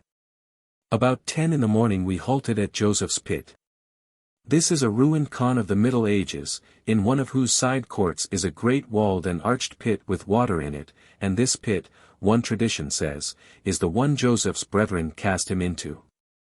A more authentic tradition, aided by the geography of the country, places the pit in Dothan, some 2 days' journey from here. However, since there are many who believe in this present pit as the true one, it has its interest. It is hard to make a choice of the most beautiful passage in a book which is so gemmed with beautiful passages as the Bible, but it is certain that not many things within its lids may take rank above the exquisite story of Joseph. Who taught those ancient writers their simplicity of language, their felicity of expression, their pathos, and above all, their faculty of sinking themselves entirely out of sight of the reader and making the narrative stand out alone and seem to tell itself. Shakespeare is always present when one reads his book, Macaulay is present when we follow the march of his stately sentences, but the Old Testament writers are hidden from view. If the pit I have been speaking of is the right one, a scene transpired there, long ages ago, which is familiar to us all in pictures. The sons of Jacob had been pasturing their flocks near there. Their father grew uneasy at their long absence, and sent Joseph, his favorite, to see if anything had gone wrong with them. He traveled 6 or 7 days' journey. He was only 17 years old, and, boy-like, he toiled through that long stretch of the vilest, rockiest, dustiest country in Asia, arrayed in the pride of his heart, his beautiful clawhammer coat of many colors. Joseph was the favorite, and that was one crime in the eyes of his brethren. He had dreamed dreams, and interpreted them to foreshadow his elevation far above all his family in the far future, and that was another. He was dressed well and had doubtless displayed the harmless vanity of youth in keeping the fact prominently before his brothers. These were crimes his elders fretted over among themselves and proposed to punish when the opportunity should offer. When they saw him coming up from the Sea of Galilee, they recognized him and were glad. They said, "Lo, here is this dreamer, let us kill him." But Reuben pleaded for his life, and they spared it. But they seized the boy, and stripped the hated coat from his back and pushed him into the pit. They intended to let him die there, but Reuben intended to liberate him secretly. However, while Reuben was away for a little while, the brethren sold Joseph to some Ishmaelitish merchants who were journeying towards Egypt. Such is the history of the pit. And the selfsame pit is there in that place, even to this day. And there it will remain until the next detachment of image breakers and tomb desecrators arrives from the Quaker City excursion, and they will infallibly dig it up and carry it away with them. For behold, in them is no reverence for the solemn monuments of the past, and whithersoever they go they destroy and spare not. Joseph became rich, distinguished, powerful, as the Bible expresses it, lord over all the land of Egypt. Joseph was the real king, the strength, the brain of the monarchy, though Pharaoh held the title. Joseph is one of the truly great men of the Old Testament. And he was the noblest and the manliest, save Esau. Why shall we not say a good word for the princely Bedouin? The only crime that can be brought against him is that he was unfortunate. Why must everybody praise Joseph's great-hearted generosity to his cruel brethren, without stint of fervent language, and fling only a reluctant bone of praise to Esau for his still sublimer generosity to the brother who had wronged him? Jacob took advantage of Esau's consuming hunger to rob him of his birthright and the great honor and consideration that belonged to the position. By treachery and falsehood he robbed him of his father's blessing. He made of him a stranger in his home, and a wanderer. Yet after 20 years had passed away and Jacob met Esau and fell at his feet quaking with fear and begging piteously to be spared the punishment he knew he deserved, what did that magnificent savage do? He fell upon his neck and embraced him. When Jacob, who was incapable of comprehending nobility of character, still doubting, still fearing, insisted upon finding grace with my lord by the bribe of a present of cattle. What did the gorgeous son of the desert say? Nay, I have enough, my brother, keep that thou hast unto thyself. Esau found Jacob rich, beloved by wives and children, and traveling in state, with servants, herds of cattle and trains of camels, but he himself was still the uncourted outcast this brother had made him. After 13 years of romantic mystery, the brethren who had wronged Joseph, came, strangers in a strange land, hungry and humble, to buy a little food. And being summoned to a palace, charged with crime, they beheld in its owner their wronged brother. They were trembling beggars, he, the lord of a mighty empire. What Joseph that ever lived would have thrown away such a chance to show off? Who stands first, outcast Esau forgiving Jacob in prosperity, or Joseph on a king's throne forgiving the ragged tremblers whose happy rascality placed him there? Just before we came to Joseph's pit, we had raised hill, and there, a few miles before us, with not a tree or a shrub to interrupt the view, lay a vision which millions of worshippers in the far lands of the earth would give half their possessions to see, the sacred Sea of Galilee. Therefore we tarried only a short time at the pit. We rested the horses and ourselves, and felt for a few minutes the blessed shade of the ancient buildings. We were out of water, but the 2 or 3 scowling Arabs, with their long guns, who were idling about the place, said they had none and that there was none in the vicinity. They knew there was a little brackish water in the pit, but they venerated a place made sacred by their ancestors' imprisonment too much to be willing to see Christian dogs drink from it. But Ferguson tied rags and handkerchiefs together till he made a rope long enough to lower a vessel to the bottom, and we drank and then rowed on, and in a short time we dismounted on those shores which the feet of the Saviour have made holy ground. At noon we took a swim in the Sea of Galilee, a blessed privilege in this roasting climate, and then lunched under a neglected old fig tree at the fountain they call XLIII, 100 yards from ruined Capernaum. Every rivulet that gurgles out of the rocks and sands of this part of the world is dubbed with the title of fountain, and people familiar with the Hudson, the Great Lakes and the Mississippi fall into transports of admiration over them, and exhaust their powers of composition in writing their praises. If all the poetry and nonsense that have been discharged upon the fountains and the bland scenery of this region were collected in a book, it would make a most valuable volume to burn. During luncheon, the pilgrim enthusiasts of our party, who had been so light-hearted and so happy ever since they touched holy ground that they did little but mutter incoherent rhapsodies, could scarcely eat. So anxious were they to take shipping and sail in very person upon the waters that had borne the vessels of the apostles. Their anxiety grew and their excitement augmented with every fleeting moment, until my fears were aroused and I began to have misgivings that in their present condition they might break recklessly loose from all considerations of prudence and buy a whole fleet of ships to sail in instead of hiring a single one for an hour, as quiet folk are wont to do. I trembled to think of the ruined purses this day's performances might result in. I could not help reflecting bodingly upon the intemperate zeal with which middle-aged men are apt to surfeit themselves upon a seductive folly which they have tasted for the first time. And yet I did not feel that I had a right to be surprised at the state of things which was giving me so much concern. These men had been taught from infancy to revere, almost to worship, the holy places whereon their happy eyes were resting now. For many and many a year this very picture had visited their thoughts by day and floated through their dreams by night. To stand before it in the flesh, to see it as they saw it now, to sail upon the hallowed sea, and kiss the holy soil that compassed it about, these were aspirations they had cherished while a generation dragged its lagging seasons by and left its furrows in their faces and its frosts upon their hair. To look upon this picture, and sail upon this sea, they had forsaken home and its idols and journeyed thousands and thousands of miles, in weariness and tribulation.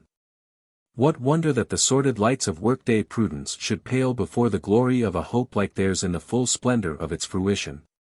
Let them squander millions. I said, who speaks of money at a time like this?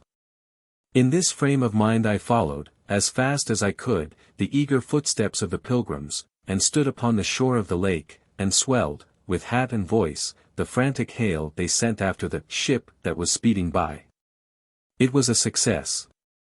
The toilers of the sea ran in and beached their bark. Joy sat upon every countenance. How much, ask him how much, Ferguson. How much to take us all, 8 of us, and you, to Bethsaida, yonder, and to the mouth of Jordan, and to the place where the swine ran down into the sea, quick, and we want to coast around everywhere, all day long. I could sail a year in these waters, and tell him we'll stop at Magdala and finish at Tiberias, ask him how much, anything whatever, tell him we don't care what the expense is. I said to myself, I knew how it would be. Ferguson, interpreting, he says 2 Napoleons, $8. 1 or 2 countenances fell. Then a pause. Too much, we'll give him 1. I never shall know how it was, I shudder yet when I think how the place is given to miracles, but in a single instant of time, as it seemed to me, that ship was 20 paces from the shore, and speeding away like a frightened thing. 8 crestfallen creatures stood upon the shore, and oh, to think of it. This, after all that overmastering ecstasy. Oh, shameful ending, after such unseemly boasting. It was too much like, ho! Let me at him. Followed by a prudent, 2 of you hold him, 1 can hold me. Instantly there was wailing and gnashing of teeth in the camp. The 2 Napoleons were offered, more if necessary, and pilgrims and dragomen shouted themselves hoarse with pleadings to the retreating boatmen to come back. But they sailed serenely away and paid no further heed to pilgrims who had dreamed all their lives of some day skimming over the sacred waters of Galilee and listening to its hallowed story in the whisperings of its waves. And had journeyed countless leagues to do it, and then concluded that the fare was too high. Impertinent Mohammedan Arabs, to think such things of gentlemen of another faith. Well, there was nothing to do but just submit and forego the privilege of voyaging on Gennesaret, after coming half around the globe to taste that pleasure. There was a time, when the Saviour taught here, that boats were plenty among the fishermen of the coasts, but boats and fishermen both are gone, now. And old Josephus had a fleet of men of war in these waters 18 centuries ago, 130 bold canoes, but they, also, have passed away and left no sign. They battle here no more by sea, and the commercial marine of Galilee numbers only 2 small ships, just of a pattern with the little skiffs the disciples knew. One was lost to us for good, the other was miles away and far out of hail. So we mounted the horses and rode grimly on toward Magdala, cantering along in the edge of the water for want of the means of passing over it. How the pilgrims abused each other! Each said it was the other's fault, and each in turn denied it. No word was spoken by the sinners, even the mildest sarcasm might have been dangerous at such a time. Sinners that have been kept down and had examples held up to them, and suffered frequent lectures, and been so put upon in a moral way and in the matter of going slow and being serious and bottling up slang.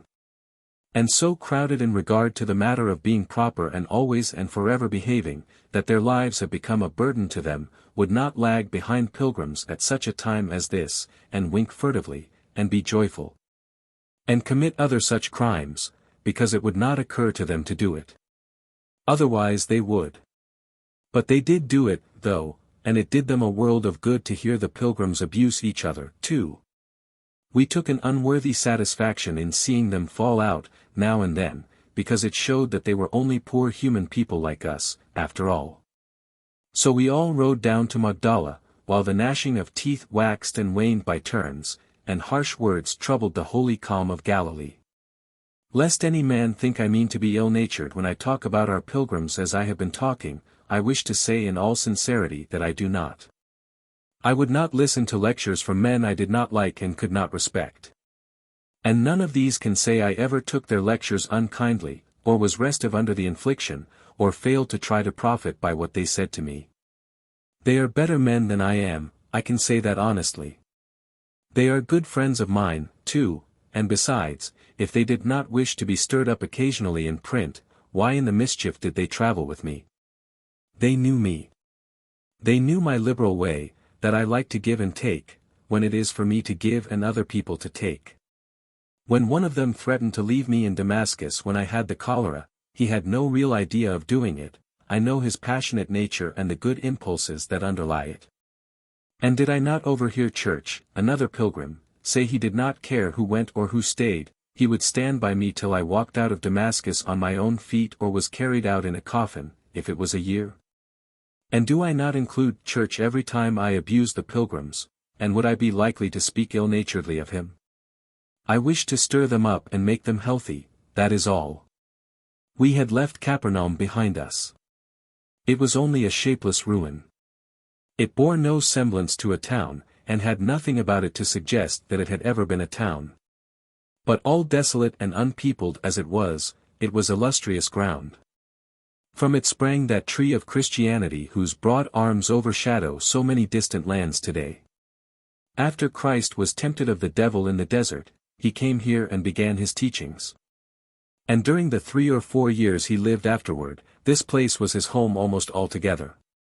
He began to heal the sick, and his fame soon spread so widely that sufferers came from Syria and beyond Jordan, and even from Jerusalem, several days' journey away, to be cured of their diseases. Here he healed the centurion's servant and Peter's mother-in-law, and multitudes of the lame and the blind and persons possessed of devils, and here, also, he raised Jairus' daughter from the dead. He went into a ship with his disciples, and when they roused him from sleep in the midst of a storm, he quieted the winds and lulled the troubled sea to rest with his voice. He passed over to the other side, a few miles away, and relieved 2 men of devils, which passed into some swine. After his return he called Matthew from the receipt of customs, performed some cures, and created scandal by eating with publicans and sinners. Then he went healing and teaching through Galilee, and even journeyed to Tyre and Sidon. He chose the 12 disciples, and sent them abroad to preach the new gospel. He worked miracles in Bethsaida and Chorazin, villages 2 or 3 miles from Capernaum. It was near one of them that the miraculous draught of fishes is supposed to have been taken, and it was in the desert places near the other that he fed the thousands by the miracles of the loaves and fishes. He cursed them both, and Capernaum also, for not repenting, after all the great works he had done in their midst, and prophesied against them. They are all in ruins, now, which is gratifying to the pilgrims, for, as usual, they fit the eternal words of God's to the evanescent things of this earth. Christ, it is more probable, referred to the people, not their shabby villages of wigwams. He said it would be sad for them at the day of judgment, and what business have mud hovels at the day of judgment? It would not affect the prophecy in the least, it would neither prove it or disprove it, if these towns were splendid cities now instead of the almost vanished ruins they are. Christ visited Magdala, which is near by Capernaum, and he also visited Caesarea Philippi. He went up to his old home at Nazareth, and saw his brothers Hoseas, and Judas, and James, and Simon, those persons who, being own brothers to Jesus Christ, one would expect to hear mentioned sometimes. Yet whoever saw their names in a newspaper or heard them from a pulpit? Whoever inquires what manner of youths they were, and whether they slept with Jesus, played with him and romped about him, quarreled with him concerning toys and trifles, struck him in anger, not suspecting what he was? Whoever wonders what they thought when they saw him come back to Nazareth a celebrity, and looked long at his unfamiliar face to make sure, and then said, "It is Jesus"? Who wonders what passed in their minds when they saw this brother, who was only a brother to them, however much he might be to others a mysterious stranger who was a god and had stood face to face with God above the clouds, doing strange miracles with crowds of astonished people for witnesses? Who wonders if the brothers of Jesus asked him to come home with them, and said his mother and his sisters were grieved at his long absence, and would be wild with delight to see his face again? Whoever gives a thought to the sisters of Jesus at all, yet he had sisters, and memories of them must have stolen into his mind often when he was ill-treated among strangers, when he was homeless and said he had not where to lay his head. When all deserted him, even Peter, and he stood alone among his enemies. Christ did few miracles in Nazareth, and stayed but a little while. The people said, "This the Son of God. Why, his father is nothing but a carpenter. We know the family. We see them every day. Are not his brothers named so and so, and his sisters so and so, and is not his mother the person they call Mary? This is absurd. He did not curse his home, but he shook its dust from his feet and went away. Capernaum lies close to the edge of the little sea, in a small plain some 5 miles long and a mile or 2 wide, which is mildly adorned with oleanders which look all the better contrasted with the bald hills and the howling deserts which surround them, but they are not as deliriously beautiful as the books paint them. If one be calm and resolute he can look upon their comeliness and live. One of the most astonishing things that have yet fallen under our observation is the exceedingly small portion of the earth from which sprang the now flourishing plant of Christianity. The longest journey our Savior ever performed was from here to Jerusalem, about 100 to 120 miles. The next longest was from here to Sidon, say about 60 or 70 miles. Instead of being wide apart, as American appreciation of distances would naturally suggest, the places made most particularly celebrated by the presence of Christ are nearly all right here in full view, and within cannon shot of Capernaum. Leaving out 2 or 3 short journeys of the Savior, he spent his life, preached his gospel, and performed his miracles within a compass no larger than an ordinary county in the United States. It is as much as I can do to comprehend this stupefying fact. How it wears a man out to have to read up 100 pages of history every 2 or 3 miles, for verily the celebrated localities of Palestine occur that close together. How wearily, how bewilderingly they swarm about your path. In due time we reached the ancient village of Magdala. Chapter 48. Magdala is not a beautiful place. It is thoroughly Syrian, and that is to say that it is thoroughly ugly, and cramped, squalid, uncomfortable, and filthy, just the style of cities that have adorned the country since Adam's time, as all writers have labored hard to prove. And have succeeded. The streets of Magdala are anywhere from 3 to 6 feet wide, and reeking with uncleanliness. The houses are from 5 to 7 feet high, and all built upon one arbitrary plan, the ungraceful form of a dry goods box. The sides are daubed with a smooth white plaster, and tastefully frescoed aloft and alow with discs of camel dung placed there to dry. This gives the edifice the romantic appearance of having been riddled with cannonballs, and imparts to it a very warlike aspect. When the artist has arranged his materials with an eye to just proportion, the small and the large flakes in alternate rows, and separated by carefully considered intervals, I know of nothing more cheerful to look upon than a spirited Syrian fresco. The flat, plastered roof is garnished by picturesque stacks of fresco materials, which, having become thoroughly dried and cured, are placed there where it will be convenient. It is used for fuel.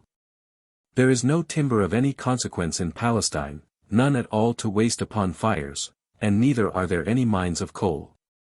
If my description has been intelligible, you will perceive, now, that a square, flat-roofed hovel, neatly frescoed, with its wall-tops gallantly bastioned and turreted with dried camel refuse, gives to a landscape a feature that is exceedingly festive and picturesque, especially if one is careful to remember to stick in a cat wherever, about the premises, there is room for a cat to sit. There are no windows to a Syrian hut, and no chimneys. When I used to read that they let a bedridden man down through the roof of a house in Capernaum to get him into the presence of the Savior, I generally had a 3-story brick in my mind, and marveled that they did not break his neck with the strange experiment. I perceive now, however, that they might have taken him by the heels and thrown him clear over the house without discommoding him very much. Palestine is not changed any since those days, in manners, customs, architecture, or people. As we rode into Magdala not a soul was visible.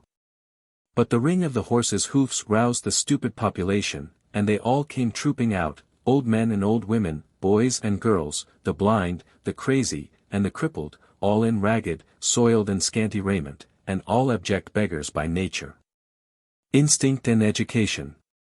How the vermin-tortured vagabonds did swarm! How they showed their scars and sores, and piteously pointed to their maimed and crooked limbs, and begged with their pleading eyes for charity. We had invoked a spirit we could not lay. They hung to the horses' tails, clung to their manes and the stirrups, closed in on every aid in scorn of dangerous hoofs, and out of their infidel throats, with one accord, burst an agonizing and most infernal chorus, Hawaji, Bucksheesh. Hawaji, Bucksheesh. Hawaji, Bucksheesh. Bucksheesh. Bucksheesh. I never was in a storm like that before. As we paid the bucksheesh out to sore-eyed children and brown, buxom girls with repulsively tattooed lips and chins, we filed through the town and by many an exquisite fresco, till we came to a bramble-infested enclosure and a Roman-looking ruin which had been the veritable dwelling of St. Mary Magdalene, the friend and follower of Jesus. The guide believed it, and so did I. I could not well do otherwise, with the house right there before my eyes as plain as day. The pilgrims took down portions of the front wall for specimens, as is their honored custom, and then we departed. We are camped in this place, now, just within the city walls of Tiberias. We went into the town before nightfall and looked at its people, we cared nothing about its houses. Its people are best examined at a distance. They are particularly uncomely Jews, Arabs, and Negroes. Squalor and poverty are the pride of Tiberias. The young women wear their dower strung upon a strong wire that curves downward from the top of the head to the jaw, Turkish silver coins which they have raked together or inherited. Most of these maidens were not wealthy, but some few had been very kindly dealt with by fortune. I saw heiresses their worth, in their own right, worth, well, I suppose I might venture to say, as much as $9.50. But such cases are rare. When you come across one of these, she naturally puts on airs. She will not ask for bucksheesh. She will not even permit of undue familiarity. She assumes a crushing dignity and goes on serenely practicing with her fine-tooth comb and quoting poetry just the same as if you were not present at all. Some people cannot stand prosperity. They say that the long-nosed, lanky, dyspeptic-looking body-snatchers, with the indescribable hats on, and a long curl dangling down in front of each ear, are the old, familiar, self-righteous Pharisees we read of in the Scriptures. Verily, they look it. Judging merely by their general style, and without other evidence, one might easily suspect that self-righteousness was their specialty. From various authorities I have culled information concerning Tiberias. It was built by Herod Antipas, the murderer of John the Baptist, and named after the Emperor Tiberius. It is believed that it stands upon the site of what must have been, ages ago, a city of considerable architectural pretensions, judging by the fine porphyry pillars that are scattered through Tiberias and down the lake shore southward. These were fluted, once, and yet, although the stone is about as hard as iron, the flutings are almost worn away. These pillars are small, and doubtless the edifices they adorned were distinguished more for elegance than grandeur. This modern town, Tiberias, is only mentioned in the New Testament, never in the Old. The Sanhedrin met here last, and for 300 years Tiberias was the metropolis of the Jews in Palestine. It is one of the 4 holy cities of the Israelites, and is to them what Mecca is to the Mohammedan and Jerusalem to the Christian. It has been the abiding place of many learned and famous Jewish rabbins. They lie buried here, and near them lie also 25,000 of their faith who traveled far to be near them while they lived and lie with them when they died. The great Rabbi Ben Israel spent 3 years here in the early part of the 3rd century. He is dead, now. The celebrated Sea of Galilee is not so large a sea as Lake Tahoe by a good deal, it is just about 2/3 as large. And when we come to speak of beauty, this sea is no more to be compared to Tahoe than a meridian of longitude is to a rainbow. The dim waters of this pool cannot suggest the limpid brilliancy of Tahoe. These low, shaven, yellow hillocks of rocks and sand, so devoid of perspective, cannot suggest the grand peaks that compass Tahoe like a wall, and whose ribbed and chasmed fronts are clad with stately pines that seem to grow small and smaller as they climb, till one might fancy them reduced to weeds and shrubs far upward, where they join the everlasting snows. Silence and solitude brood over Tahoe, and silence and solitude brood also over this lake of Gennesaret. But the solitude of the one is as cheerful and fascinating as the solitude of the other is dismal and repellent. I measure all lakes by Tahoe, partly because I am far more familiar with it than with any other, and partly because I have such a high admiration for it and such a world of pleasant recollections of it, that it is very nearly impossible for me to speak of lakes and not mention it. In the early morning one watches the silent battle of dawn and darkness upon the waters of Tahoe with a placid interest, but when the shadows sulk away and one by one the hidden beauties of the shore unfold themselves in the full splendor of noon, when the still surface is belted like a rainbow with broad bars of blue and green and white, half the distance from circumference to center, when, in the lazy summer afternoon, he lies in a boat, far out to where the dead blue of the deep water begins, and smokes the pipe of peace and idly winks at the distant crags and patches of snow from under his cap-brim. When the boat drifts shoreward to the white water, and he lolls over the gunwale and gazes by the hour down through the crystal depths and notes the colors of the pebbles and reviews the finny armies gliding in procession 100 feet below. When at night he sees moon and stars, mountain ridges feathered with pines, jutting white capes, bold promontories, grand sweeps of rugged scenery topped with bald, glimmering peaks, all magnificently pictured in the polished mirror of the lake. In richest, softest detail, the tranquil interest that was born with the morning deepens and deepens, by sure degrees, till it culminates at last in resistless fascination. It is solitude, for birds and squirrels on the shore and fishes in the water are all the creatures that are near to make it otherwise, but it is not the sort of solitude to make one dreary. Come to Galilee for that. If these unpeopled deserts, these rusty mounds of barrenness, that never do shake the glare from their harsh outlines, and fade and faint into vague perspective, that melancholy ruin of Capernaum.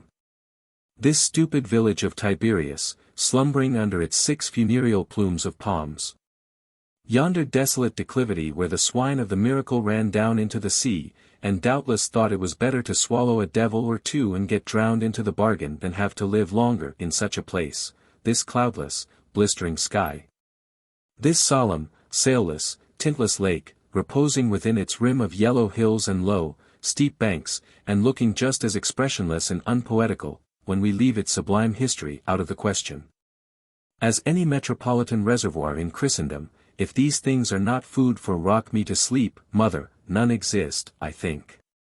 But I should not offer the evidence for the prosecution and leave the defense unheard. W.M. C. Grimes deposes as follows. We had taken ship to go over to the other side. The sea was not more than 6 miles wide.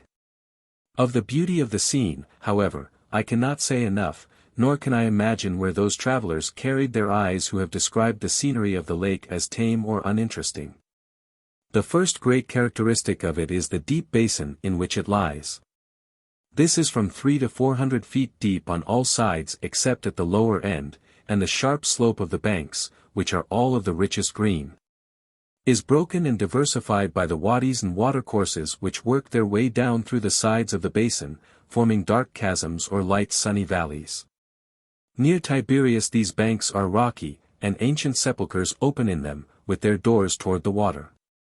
They selected grand spots, as did the Egyptians of old, for burial places, as if they designed that when the voice of God should reach the sleepers, they should walk forth and open their eyes on scenes of glorious beauty. On the east, the wild and desolate mountains contrast finely with the deep blue lake. And toward the north, sublime and majestic, Hermon looks down on the sea, lifting his white crown to heaven with the pride of a hill that has seen the departing footsteps of 100 generations. On the northeast shore of the sea was a single tree, and this is the only tree of any size visible from the water of the lake, except a few lonely palms in the city of Tiberias. And by its solitary position attracts more attention than would a forest. The whole appearance of the scene is precisely what we would expect and desire the scenery of Gennesaret to be, grand beauty, but quiet calm. The very mountains are calm. It is an ingeniously written description, and well calculated to deceive. But if the paint and the ribbons and the flowers be stripped from it, a skeleton will be found beneath. So stripped, there remains a lake 6 miles wide and neutral in color, with steep green banks, unrelieved by shrubbery. At one end bare, unsightly rocks, with, almost invisible, holes in them of no consequence to the picture, eastward, wild and desolate mountains, low, desolate hills, he should have said winky face in the north, a mountain called Hermon, with snow on it. Peculiarity of the picture, calmness, its prominent feature, one tree. No ingenuity could make such a picture beautiful, to one's actual vision. I claim the right to correct misstatements, and have so corrected the color of the water in the above recapitulation. The waters of Gennesaret are of an exceedingly mild blue, even from a high elevation and a distance of 5 miles. Close at hand, the witness was sailing on the lake. It is hardly proper to call them blue at all, much less deep blue. I wish to state, also, not as a correction, but as matter of opinion, that Mount Hermon is not a striking or picturesque mountain by any means, being too near the height of its immediate neighbors to be so. That is all. I do not object to the witness dragging a mountain 45 miles to help the scenery under consideration, because it is entirely proper to do it, and besides, the picture needs it. C.W.E. of Life in the Holy Land, deposes as follows. A beautiful sea lies unbosomed among the Galilean hills, in the midst of that land once possessed by Zebulun and Naphtali, Asher and Dan. The azure of the sky penetrates the depths of the lake, and the waters are sweet and cool. On the west, stretch broad fertile plains, on the north the rocky shores rise step by step until in the far distance tower the snowy heights of Hermon. On the east through a misty veil are seen the high plains of Perea, which stretch away in rugged mountains leading the mind by varied paths toward Jerusalem the Holy. Flowers bloom in this terrestrial paradise, once beautiful and verdant with waving trees, singing birds enchant the ear, the turtle-dove soothes with its soft note. The crested lark sends up its song toward heaven, and the grave and stately stork inspires the mind with thought, and leads it on to meditation and repose. Life here was once idyllic, charming, here were once no rich, no poor, no high, no low. It was a world of ease, simplicity, and beauty, now it is a scene of desolation and misery. This is not an ingenious picture. It is the worst I ever saw.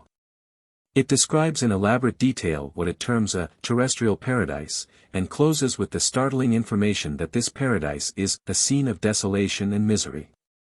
I have given 2 fair, average specimens of the character of the testimony offered by the majority of the writers who visit this region.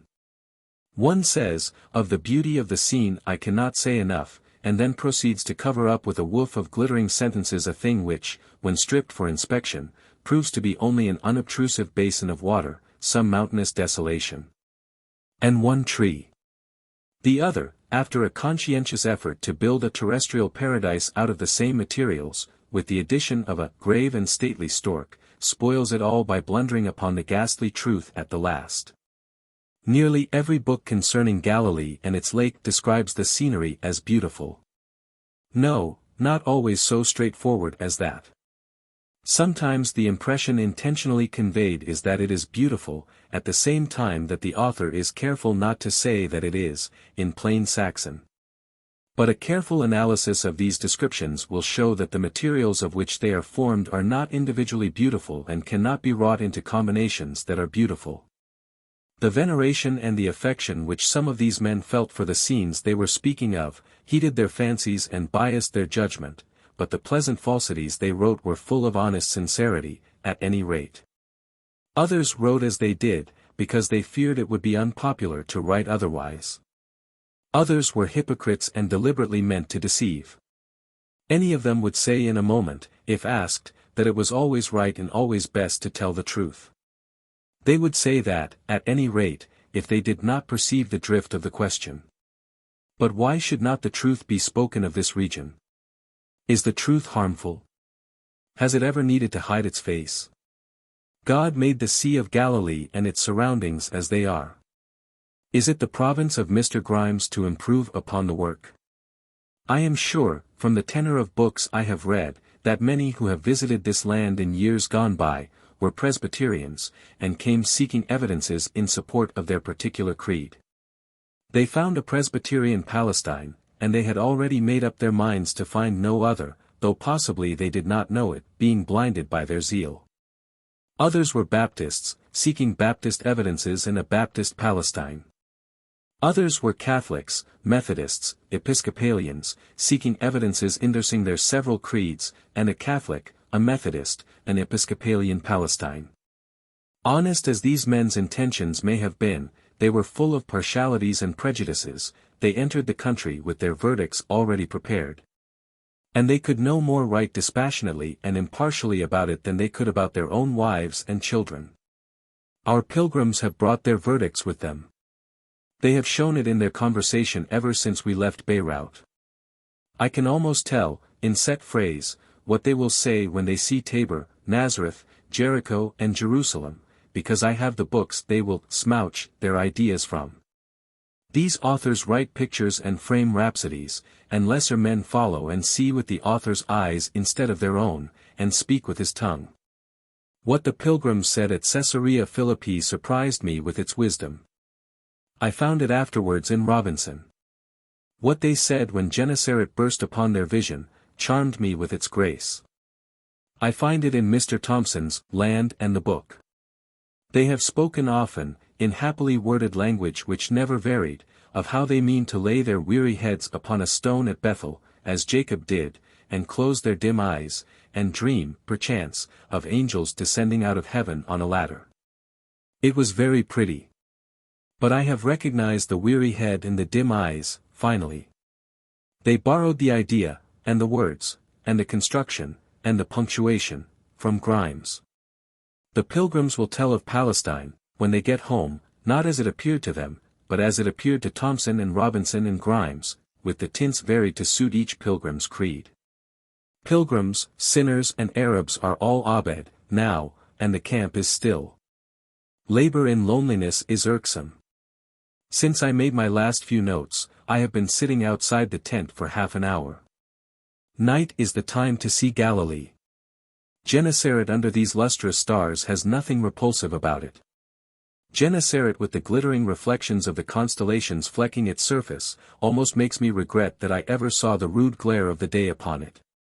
Its history and its associations are its chiefest charm, in any eyes, and the spells they weave are feeble in the searching light of the sun. Then, we scarcely feel the fetters. Our thoughts wander constantly to the practical concerns of life, and refuse to dwell upon things that seem vague and unreal. But when the day is done, even the most unimpressible must yield to the dreamy influences of this tranquil starlight. The old traditions of the place steal upon his memory and haunt his reveries, and then his fancy clothes all sights and sounds with the supernatural. In the lapping of the waves upon the beach, he hears the dip of ghostly oars. In the secret noises of the night he hears spirit voices, in the soft sweep of the breeze, the rush of invisible wings. Phantom ships are on the sea, the dead of 20 centuries come forth from the tombs, and in the dirges of the night wind the songs of old forgotten ages find utterance again. In the starlight, Galilee has no boundaries but the broad compass of the heavens, and is a theatre meet for great events, meet for the birth of a religion able to save a world. And meet for the stately figure appointed to stand upon its stage and proclaim its high decrees. But in the sunlight, one says, is it for the deeds which were done and the words which were spoken in this little acre of rocks and sand 18 centuries gone, that the bells are ringing today in the remote islands of the sea and far and wide over continents that clasp the circumference of the huge globe? One can comprehend it only when night has hidden all incongruities and created a theatre proper for so grand a drama. Chapter 49. We took another swim in the Sea of Galilee at twilight yesterday, and another at sunrise this morning. We have not sailed, but 3 swims are equal to a sail, are they not? There were plenty of fish visible in the water, but we have no outside aids in this pilgrimage but tent life in the Holy Land, the Land and the Book, and other literature of like description, no fishing tackle. There were no fish to be had in the village of Tiberias. True, we saw 2 or 3 vagabonds mending their nets, but never trying to catch anything with them. We did not go to the ancient warm baths 2 miles below Tiberias. I had no desire in the world to go there. This seemed a little strange, and prompted me to try to discover what the cause of this unreasonable indifference was. It turned out to be simply because Pliny mentions them. I have conceived a sort of unwarrantable unfriendliness toward Pliny and St. Paul, because it seems as if I can never ferret out a place that I can have to myself. It always and eternally transpires that St. Paul has been to that place, and Pliny has mentioned it. In the early morning we mounted and started. And then a weird apparition marched forth at the head of the procession, a pirate, I thought, if ever a pirate dwelt upon land. It was a tall Arab, as swarthy as an Indian, young say 30 years of age. On his head he had closely bound a gorgeous yellow and red striped silk scarf, whose ends, lavishly fringed with tassels, hung down between his shoulders and dallied with the wind. From his neck to his knees, in ample folds, a robe swept down that was a very star-spangled banner of curved and sinuous bars of black and white. Out of his back, somewhere, apparently, the long stem of a chibuk projected, and reached far above his right shoulder. Athwart his back, diagonally, and extending high above his left shoulder, was an Arab gun of Saladin's time, that was splendid with silver plating from stock clear up to the end of its measureless stretch of barrel. About his waist was bound many and many a yard of elaborately figured but sadly tarnished stuff that came from sumptuous Persia. And among the baggy folds in front the sunbeams glinted from a formidable battery of old brass-mounted horse pistols and the gilded hilts of bloodthirsty knives. There were holsters for more pistols appended to the wonderful stack of long-haired goat skins and Persian carpets, which the man had been taught to regard in the light of a saddle. And down among the pendulous rank of vast tassels that swung from that saddle, and clanging against the iron shovel of a stirrup that propped the warrior's knees up toward his chin, was a crooked, silver-clad scimitar of such awful dimensions and such implacable expression that no man might hope to look upon it and not shudder. The fringed and bedizened prince whose privilege it is to ride the pony and lead the elephant into a country village is poor and naked compared to this chaos of paraphernalia. And the happy vanity of the one is the very poverty of satisfaction compared to the majestic serenity, the overwhelming complacency of the other. Who is this? What is this? That was the trembling inquiry all down the line. Our guard. From Galilee to the birthplace of the Savior, the country is infested with fierce Bedouins, whose sole happiness it is, in this life, to cut and stab and mangle and murder unoffending Christians. Allah be with us. Then hire a regiment. Would you send us out among these desperate hordes, with no salvation in our utmost need but this old turret? The dragoman laughed, not at the facetiousness of the simile, for verily, that guide or that courier or that dragoman never yet lived upon earth who had in him the faintest appreciation of a joke. Even though that joke were so broad and so ponderous that if it fell on him it would flatten him out like a postage stamp, the dragoman laughed, and then, emboldened by some thought that was in his brain, no doubt, proceeded to extremities and winked. In straits like these, when a man laughs, it is encouraging; when he winks, it is positively reassuring. He finally intimated that one guard would be sufficient to protect us, but that one was an absolute necessity. It was because of the moral weight his awful panoply would have with the Bedouins. Then I said we didn't want any guard at all. If one fantastic vagabond could protect 8 armed Christians and a pack of Arab servants from all harm, surely that detachment could protect themselves. He shook his head doubtfully. Then I said, just think of how it looks, think of how it would read, to self-reliant Americans, that we went sneaking through this deserted wilderness under the protection of this masquerading Arab. Who would break his neck getting out of the country if a man that was a man ever started after him? It was a mean, low, degrading position. Why were we ever told to bring Navy revolvers with us if we had to be protected at last by this infamous star-spangled scum of the desert? These appeals were vain, the dragoman only smiled and shook his head. I rode to the front and struck up an acquaintance with King Solomon in all his glory, and got him to show me his lingering eternity of a gun. It had a rusty flint lock. It was ringed and barred and plated with silver from end to end, but it was as desperately out of the perpendicular as are the billiard cues of '49 that one finds yet in service in the ancient mining camps of California. The muzzle was eaten by the rust of centuries into a ragged filigree work, like the end of a burnt-out stovepipe. I shut one eye and peered within, it was flaked with iron rust like an old steamboat boiler. I borrowed the ponderous pistols and snapped them. They were rusty inside, too, had not been loaded for a generation. I went back, full of encouragement, and reported to the guide, and asked him to discharge this dismantled fortress. It came out, then. This fellow was a retainer of the Sheik of Tiberias. He was a source of government revenue. He was to the empire of Tiberias what the customs are to America. The Sheik imposed guards upon travelers and charged them for it. It is a lucrative source of emolument, and sometimes brings into the national treasury as much as $35 or $40 a year. I knew the warrior's secret now. I knew the hollow vanity of his rusty trumpery, and despised his asinine complacency. I told on him, and with reckless daring the cavalcade rode straight ahead into the perilous solitudes of the desert, and scorned his frantic warnings of the mutilation and death that hovered about them on every side. Arrived at an elevation of 1,200 feet above the lake, I ought to mention that the lake lies 600 feet below the level of the Mediterranean. No traveler ever neglects to flourish that fragment of news in his letters. As bald and unthrilling a panorama as any land can afford, perhaps, was spread out before us. Yet it was so crowded with historical interest, that if all the pages that have been written about it were spread upon its surface, they would flag it from horizon to horizon like a pavement. Among the localities comprised in this view, were Mount Hermon, the hills that border Caesarea Philippi, Dan, the sources of the Jordan and the waters of Merom, Tiberias, the Sea of Galilee, Joseph's Pit, Capernaum, Bethsaida.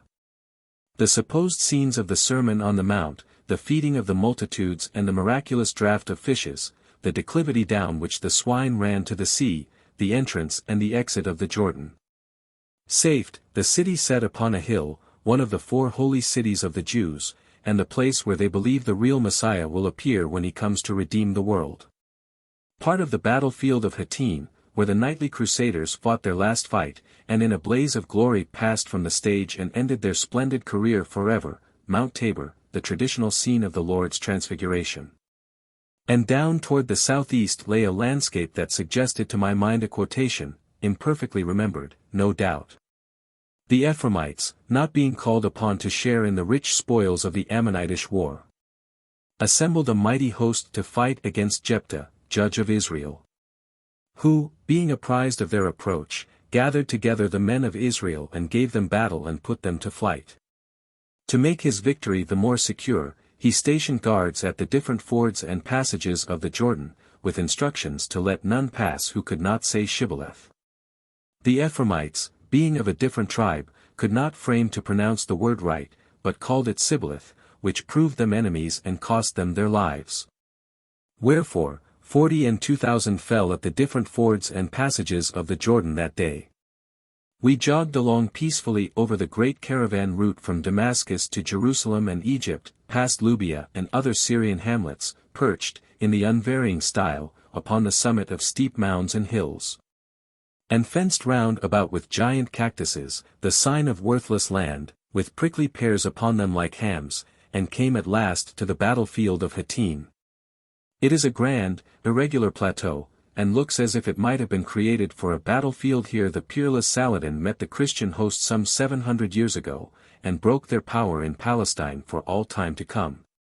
There had long been a truce between the opposing forces, but according to the guidebook, Reynald of Chitillon, Lord of Kerak, broke it by plundering a Damascus caravan, and refusing to give up either the merchants or their goods when Saladin demanded them. This conduct of an insolent petty chieftain stung the Sultan to the quick, and he swore that he would slaughter Reynald with his own hand, no matter how, or when, or where he found him. Both armies prepared for war. Under the weak king of Jerusalem was the very flower of the Christian chivalry. He foolishly compelled them to undergo a long, exhausting march, in the scorching sun, and then, without water or other refreshment, ordered them to encamp in this open plain. The splendidly mounted masses of Moslem soldiers swept round the north end of Gennesaret, burning and destroying as they came, and pitched their camp in front of the opposing lines. At dawn the terrific fight began. Surrounded on all sides by the Sultan's swarming battalions, the Christian knights fought on without a hope for their lives. They fought with desperate valor, but to no purpose. The odds of heat and numbers, and consuming thirst, were too great against them. Towards the middle of the day the bravest of their band cut their way through the Moslem ranks and gained the summit of a little hill, and there, hour after hour, they closed around the banner of the cross, and beat back the charging squadrons of the enemy. But the doom of the Christian power was sealed. Sunset found Saladin lord of Palestine, the Christian chivalry strewn in heaps upon the field, and the king of Jerusalem, the grand master of the Templars, and Reynald of Châtillon, captives in the Sultan's tent. Saladin treated 2 of the prisoners with princely courtesy, and ordered refreshments to be set before them. When the king handed an iced sherbet to Châtillon, the Sultan said, "It is thou that givest it to him, not I." He remembered his oath, and slaughtered the hapless knight of Châtillon with his own hand. It was hard to realize that this silent plain had once resounded with martial music and trembled to the tramp of armed men. It was hard to people this solitude with rushing columns of cavalry, and stir its torpid pulses with the shouts of victors, the shrieks of the wounded, and the flash of banner and steel above the surging billows of war. A desolation is here that not even imagination can grace with the pomp of life and action. We reached Tabor safely, and considerably in advance of that old ironclad swindle of a guard. We never saw a human being on the whole route, much less lawless hordes of Bedouins. Tabor stands solitary and alone, a giant sentinel above the plain of Esdraelon. It rises some 1,400 feet above the surrounding level, a green, wooden cone, symmetrical and full of grace, a prominent landmark, and one that is exceedingly pleasant to eyes surfeited with the repulsive monotony of desert Syria. We climbed the steep path to its summit, through breezy glades of thorn and oak. The view presented from its highest peak was almost beautiful. Below, was the broad, level plain of Esdraelon, checkered with fields like a chessboard, and full as smooth and level, seemingly. Dotted about its borders with white, compact villages, and faintly penciled, far and near, with the curving lines of roads and trails. When it is robed in the fresh verdure of spring, it must form a charming picture, even by itself. Skirting its southern border rises Little Hermon, over whose summit a glimpse of Gilboa is caught. Nain, famous for the raising of the widow's son, and Ender, as famous for the performances of her which are in view. To the eastward lies the valley of the Jordan and beyond it the mountains of Gilead. Westward is Mount Carmel. Hermon in the north, the tablelands of Bashan, Saft, the holy city, gleaming white upon a tall spur of the mountains of Lebanon, a steel-blue corner of the Sea of Galilee, saddle-peaked Hattin. Traditional, Mount of Beatitudes, and mute witness to brave fights of the crusading host for Holy Cross, these fill up the picture. To glance at the salient features of this landscape through the picturesque framework of a ragged and ruined stone window, arch of the time of Christ, thus hiding from sight all that is unattractive, is to secure to yourself a pleasure worth climbing the mountain to enjoy. One must stand on his head to get the best effect in a fine sunset, and set a landscape in a bold, strong framework that is very close at hand, to bring out all its beauty. One learns this latter truth never more to forget it, in that mimic land of enchantment, the wonderful garden of my lord the Count Pallavicini, near Genoa. You go wandering for hours among hills and wooded glens, artfully contrived to leave the impression that nature shaped them and not man, following winding paths and coming suddenly upon leaping cascades and rustic bridges.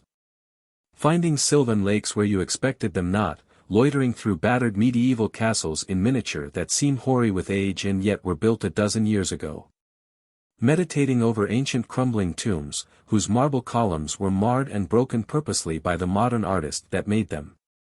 Stumbling unawares upon toy palaces, wrought of rare and costly materials, and again upon a peasant's hut, whose dilapidated furniture would never suggest that it was made so to order. Sweeping round and round in the midst of a forest on an enchanted wooden horse that is moved by some invisible agency, traversing Roman roads and passing under majestic triumphal arches.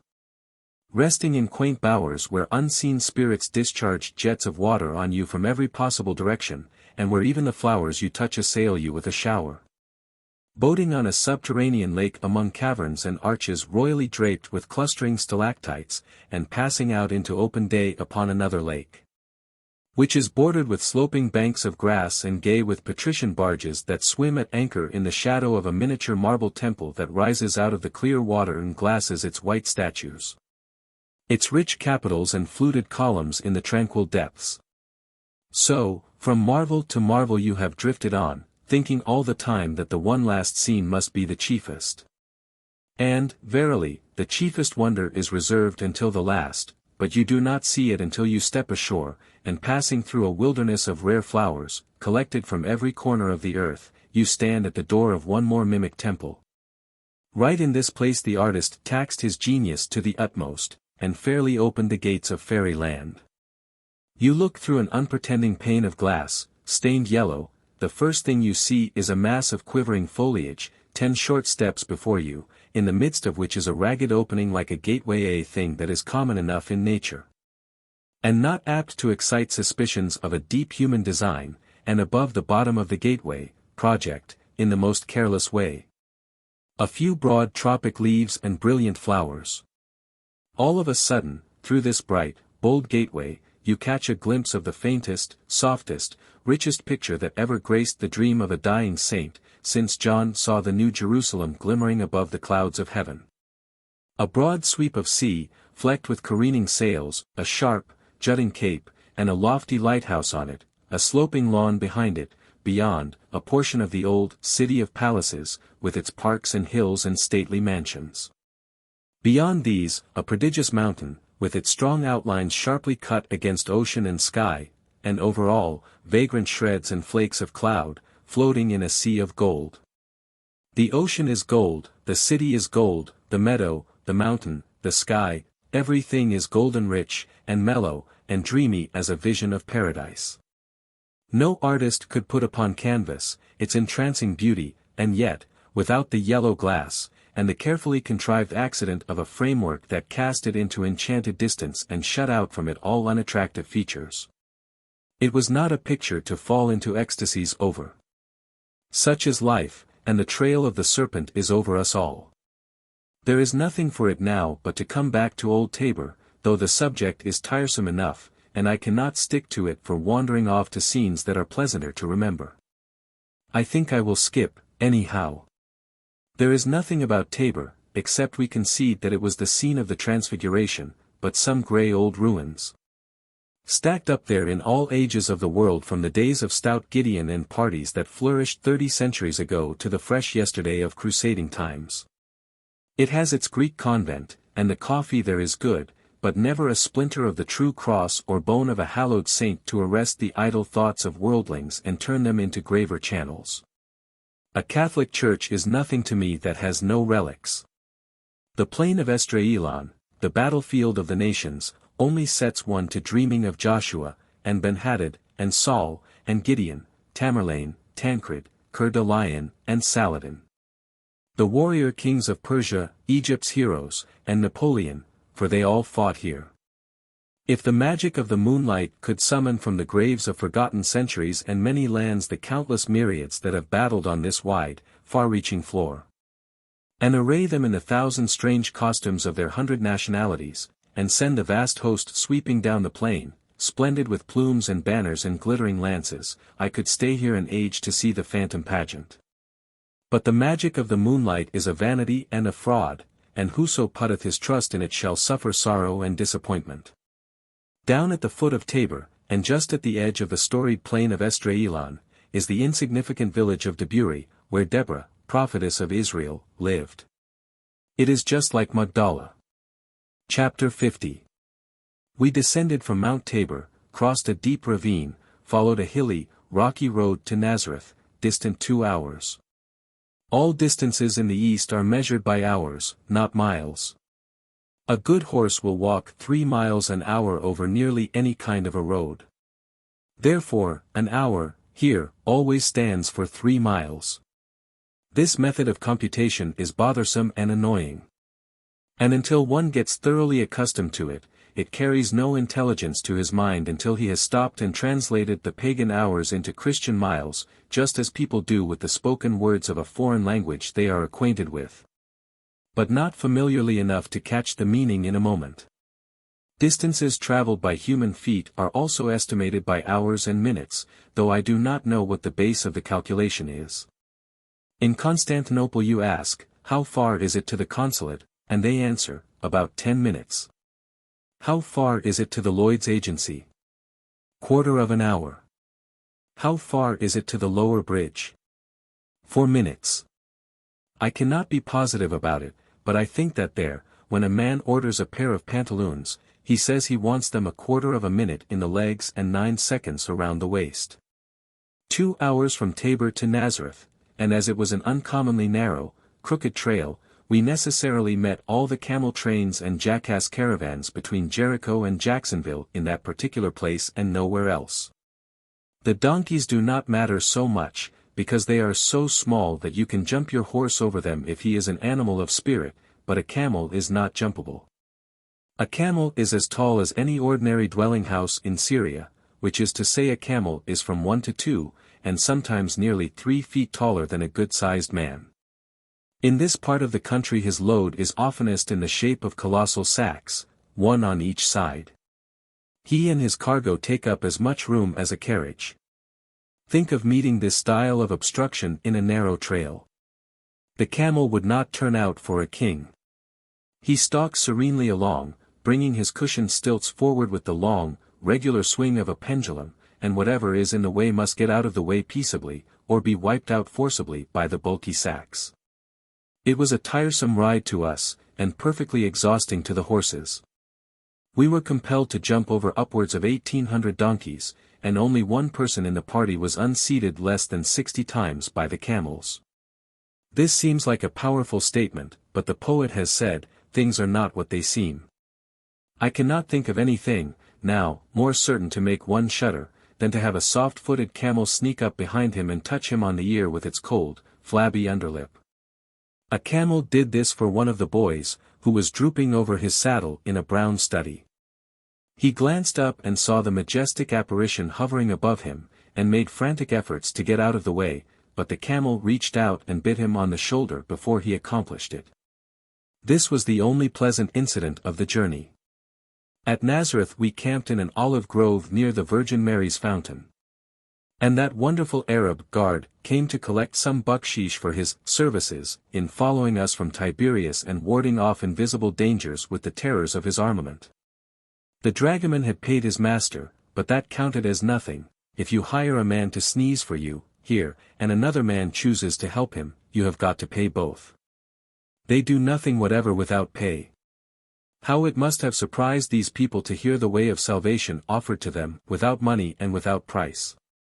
If the manners, the people or the customs of this country have changed since the Saviour's time, the figures and metaphors of the Bible are not the evidences to prove it by. We entered the great Latin convent which is built over the traditional dwelling place of the Holy Family. We went down a flight of 15 steps below the ground level, and stood in a small chapel tricked out with tapestry hangings, silver lamps, and oil paintings. A spot marked by a cross, in the marble floor, under the altar, was exhibited as the place made forever holy by the feet of the Virgin when she stood up to receive the message of the angel. So simple, so unpretending a locality, to be the scene of so mighty an event. The very scene of the Annunciation, an event which has been commemorated by splendid shrines and august temples all over the civilized world, and one which the princes of art have made it their loftiest ambition to picture worthily on their canvas. A spot whose history is familiar to the very children of every house, and city, and obscure hamlet of the furthest lands of Christendom. A spot which myriads of men would toil across the breadth of a world to see, would consider it a priceless privilege to look upon. It was easy to think these thoughts. But it was not easy to bring myself up to the magnitude of the situation. I could sit off several thousand miles and imagine the angel appearing, with shadowy wings and lustrous countenance. And note the glory that streamed downward upon the Virgin's head while the message from the throne of God fell upon her ears. Any one can do that, beyond the ocean, but few can do it here. I saw the little recess from which the angel stepped, but could not fill its void. The angels that I know are creatures of unstable fancy, they will not fit in niches of substantial stone. Imagination labors best in distant fields. I doubt if any man can stand in the grotto of the Annunciation and people with the phantom images of his mind its two tangible walls of stone. They showed us a broken granite pillar, depending from the roof, which they said was hacked in two by the Moslem conquerors of Nazareth, in the vain hope of pulling down the sanctuary. But the pillar remained miraculously suspended in the air, and, unsupported itself, supported then and still supports the roof. By dividing this statement up among 8, it was found not difficult to believe it. These gifted Latin monks never do anything by halves. If they were to show you the brazen serpent that was elevated in the wilderness, you could depend upon it that they had on hand the pole it was elevated on also, and even the hole it stood in. They have got the grotto of the Annunciation here. And just as convenient to it as one's throat is to his mouth, they have also the Virgin's kitchen, and even her sitting room, where she and Joseph watched the infant Savior play with Hebrew toys 1800 years ago. All under one roof, and all clean, spacious, comfortable grottos. It seems curious that personages intimately connected with the Holy Family always lived in grottos, in Nazareth, in Bethlehem, in imperial Ephesus, and yet nobody else in their day and generation thought of doing anything of the kind. If they ever did, their grottos are all gone, and I suppose we ought to wonder at the peculiar marvel of the preservation of these I speak of. When the Virgin fled from Herod's wrath, she hid in a grotto in Bethlehem, and the same is there to this day. The slaughter of the innocents in Bethlehem was done in a grotto, the Savior was born in a grotto, both are shown to pilgrims yet. It is exceedingly strange that these tremendous events all happened in grottos, and exceedingly fortunate, likewise, because the strongest houses must crumble to ruin in time, but a grotto in the living rock will last forever. It is an imposture, this grotto stuff, but it is one that all men ought to thank the Catholics for. Wherever they ferret out a lost locality made holy by some scriptural event, they straightway build a massive, almost imperishable, church there, and preserve the memory of that locality for the gratification of future generations. If it had been left to Protestants to do this most worthy work, we would not even know where Jerusalem is today, and the man who could go and put his finger on Nazareth would be too wise for this world. The world owes the Catholics its good will even for the happy rascality of hewing out these bogus grottos in the rock. For it is infinitely more satisfactory to look at a grotto, where people have faithfully believed for centuries that the Virgin once lived, than to have to imagine a dwelling place for her somewhere, anywhere, nowhere. Loose and at large all over this town of Nazareth. There is too large a scope of country. The imagination cannot work. There is no one particular spot to chain your eye, rivet your interest, and make you think. The memory of the pilgrims cannot perish while Plymouth Rock remains to us. The old monks are wise. They know how to drive a stake through a pleasant tradition that will hold it to its place forever. We visited the places where Jesus worked for 15 years as a carpenter, and where he attempted to teach in the synagogue and was driven out by a mob. Catholic chapels stand upon these sites and protect the little fragments of the ancient walls which remain. Our pilgrims broke off specimens. We visited, also, a new chapel, in the midst of the town, which is built around a boulder some 12 feet long by 4 feet thick. The priests discovered, a few years ago, that the disciples had sat upon this rock to rest, once, when they had walked up from Capernaum. They hastened to preserve the relic. Relics are very good property. Travelers are expected to pay for seeing them, and they do it cheerfully. We like the idea. One's conscience can never be the worse for the knowledge that he has paid his way like a man. Our pilgrims would have liked very well to get out their lampblack and stencil plates and paint their names on that rock, together with the names of the villages they hail from in America, but the priests permit nothing of that kind. To speak the strict truth, however, our party seldom offend in that way, though we have men in the ship who never lose an opportunity to do it. Our pilgrims' chief sin is their lust for specimens. I suppose that by this time they know the dimensions of that rock to an inch, and its weight to a ton, and I do not hesitate to charge that they will go back there tonight and try to carry it off. This, fountain of the Virgin, is the one which tradition says Mary used to get water from, 20 times a day, when she was a girl, and bear it away in a jar upon her head.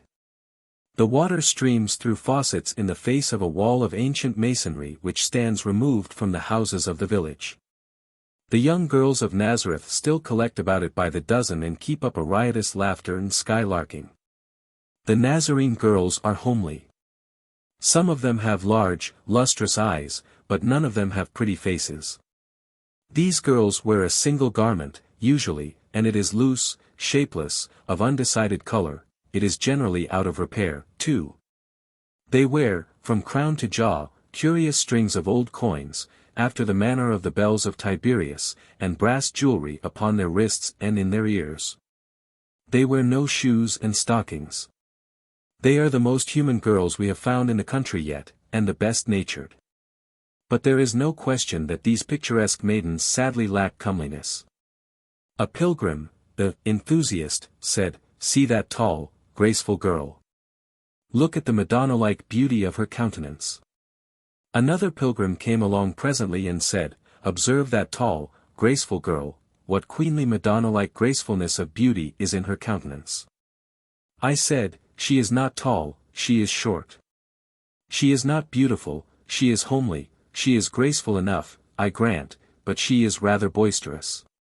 The third and last pilgrim moved by, before long, and he said, "Ah, what a tall, graceful girl. What Madonna-like gracefulness of queenly beauty." The verdicts were all in. It was time, now, to look up the authorities for all these opinions. I found this paragraph, which follows. Written by whom? William C. Grimes. After we were in the saddle, we rode down to the spring to have a last look at the women of Nazareth, who were, as a class, much the prettiest that we had seen in the East. As we approached the crowd, a tall girl of 19 advanced toward Miriam and offered her a cup of water. Her movement was graceful and queenly. We exclaimed on the spot at the Madonna-like beauty of her countenance. Whiteley was suddenly thirsty, and begged for water, and drank it slowly, with his eyes over the top of the cup, fixed on her large black eyes, which gazed on him quite as curiously as he on her. Then Morright wanted water. She gave it to him and he managed to spill it so as to ask for another cup, and by the time she came to me she saw through the operation. Her eyes were full of fun as she looked at me. I laughed outright, and she joined me in as gay a shout as ever country maiden in old Orange County. I wished for a picture of her. A Madonna, whose face was a portrait of that beautiful Nazareth girl, would be a thing of beauty and a joy forever. That is the kind of gruel which has been served out from Palestine for ages. Commend me to Fenimore Cooper to find beauty in the Indians, and to Grimes to find it in the Arabs. Arab men are often fine-looking, but Arab women are not. We can all believe that the Virgin Mary was beautiful, it is not natural to think otherwise. But does it follow that it is our duty to find beauty in these present women of Nazareth? I love to quote from Grimes, because he is so dramatic. And because he is so romantic. And because he seems to care but little whether he tells the truth or not, so he scares the reader or excites his envy or his admiration. He went through this peaceful land with one hand forever on his revolver, and the other on his pocket handkerchief. Always, when he was not on the point of crying over a holy place, he was on the point of killing an Arab. More surprising things happened to him in Palestine than ever happened to any traveler here or elsewhere since Munchausen died. At Beit Jean, where nobody had interfered with him, he crept out of his tent at dead of night and shot at what he took to be an Arab lying on a rock, some distance away, planning evil. The ball killed a wolf. Just before he fired, he makes a dramatic picture of himself, as usual, to scare the reader. Was it imagination, or did I see a moving object on the surface of the rock? If it were a man, why did he not now drop me? He had a beautiful shot as I stood out in my black burnous against the white tent. I had the sensation of an entering bullet in my throat, breast, brain. Reckless creature. Riding toward Gennesaret, they saw two Bedouins, and we looked to our pistols and loosened them quietly in our shawls, etc. Always cool. In Samaria, he charged up a hill, in the face of a volley of stones. He fired into the crowd of men who threw them. He says, I never lost an opportunity of impressing the Arabs with the perfection of American and English weapons, and the danger of attacking any one of the armed Franks. I think the lesson of that ball not lost. At Beit Jean he gave his whole band of Arab muleteers a piece of his mind. And then I contented myself with a solemn assurance that if there occurred another instance of disobedience to orders I would thrash the responsible party as he never dreamed of being thrashed, and if I could not find who was responsible, I would whip them all, from first to last, whether there was a governor at hand to do it or I had to do it myself. Perfectly fearless, this man.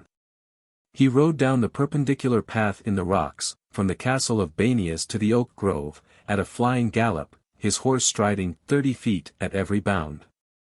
I stand prepared to bring 30 reliable witnesses to prove that Putnam's famous feat at Horseneck was insignificant compared to this. Behold him, always theatrical, looking at Jerusalem, this time, by an oversight, with his hand off his pistol for once.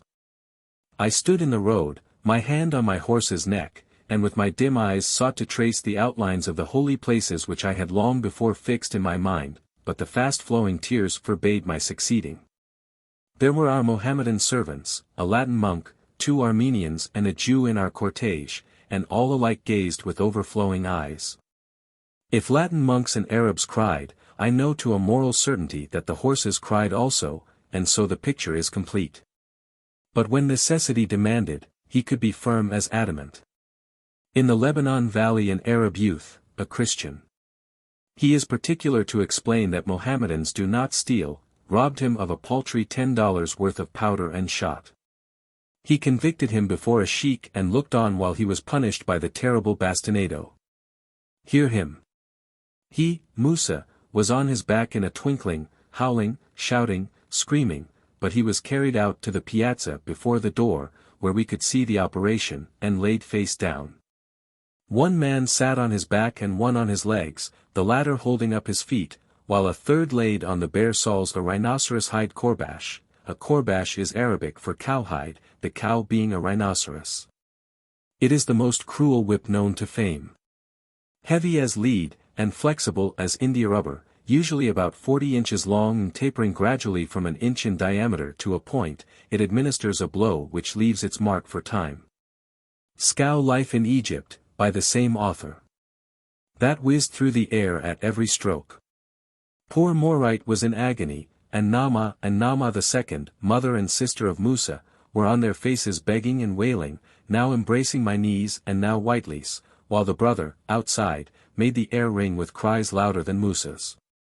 Even Yusef came and asked me on his knees to relent, and last of all, Bet-Uni, the rascal had lost a feed bag in their house and had been loudest in his denunciations that morning, besought the Hawaji to have mercy on the fellow. But not he. The punishment was suspended at the 15th blow to hear the confession. Then Grimes and his party rode away, and left the entire Christian family to be fined and as severely punished as the Mohammedan sheik should deem proper. As I mounted, Yusef once more begged me to interfere and have mercy on them, but I looked around at the dark faces of the crowd, and I couldn't find one drop of pity in my heart for them.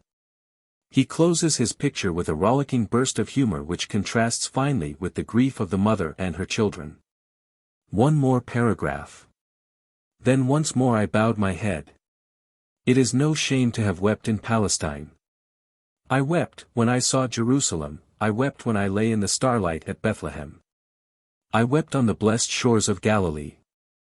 My hand was no less firm on the rein, my anger did not tremble on the trigger of my pistol when I rode with it in my right hand along the shore of the blue sea, weeping. My eye was not dimmed by those tears nor my heart in aught weakened. Let him who would sneer at my emotion close this volume here, for he will find little to his taste in my journeyings through Holy Land. He never bored but he struck water. I am aware that this is a pretty voluminous notice of Mr. Grimes' book. However, it is proper and legitimate to speak of it, for Nomadic Life in Palestine is a representative book, the representative of a class of Palestine books, and a criticism upon it will serve for a criticism upon them all. And since I am treating it in the comprehensive capacity of a representative book, I have taken the liberty of giving to both book and author fictitious names. Perhaps it is in better taste, anyhow, to do this. Chapter 51. Nazareth is wonderfully interesting because the town has an air about it of being precisely as Jesus left it, and one finds himself saying, all the time, "The boy Jesus has stood in this doorway, has played in that street, has touched these stones with his hands, has rambled over these chalky hills." Whoever shall write the boyhood of Jesus ingeniously will make a book which will possess a vivid interest for young and old alike. I judge so from the greater interest we found in Nazareth than any of our speculations upon Capernaum and the Sea of Galilee gave rise to.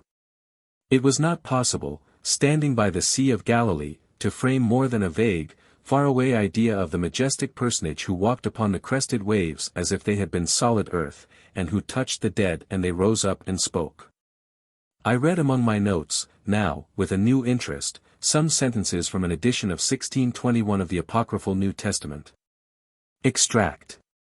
Christ, kissed by a bride made dumb by sorcerers, cures her.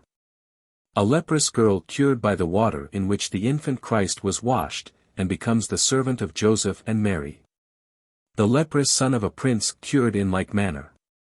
A young man who had been bewitched and turned into a mule, miraculously cured by the infant Savior being put on his back, and is married to the girl who had been cured of leprosy.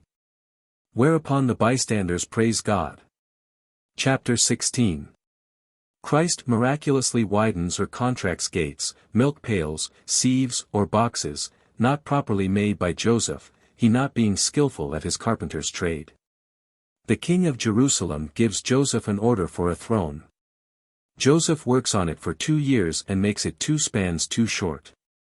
The king being angry with him, Jesus comforts him, commands him to pull one side of the throne while he pulls the other, and brings it to its proper dimensions.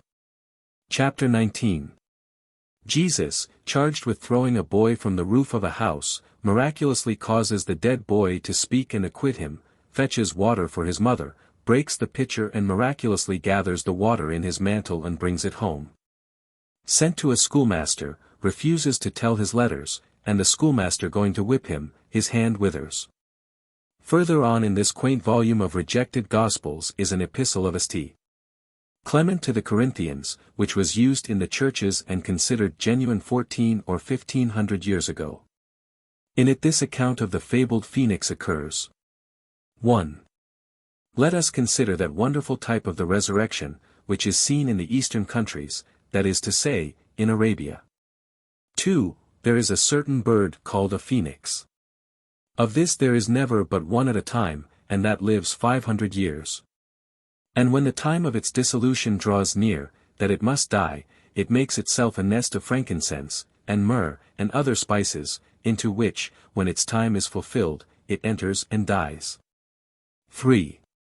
But its flesh, putrefying, breeds a certain worm, which, being nourished by the juice of the dead bird, brings forth feathers. And when it is grown to a perfect state, it takes up the nest in which the bones of its parent lie, and carries it from Arabia into Egypt, to a city called Heliopolis. 4.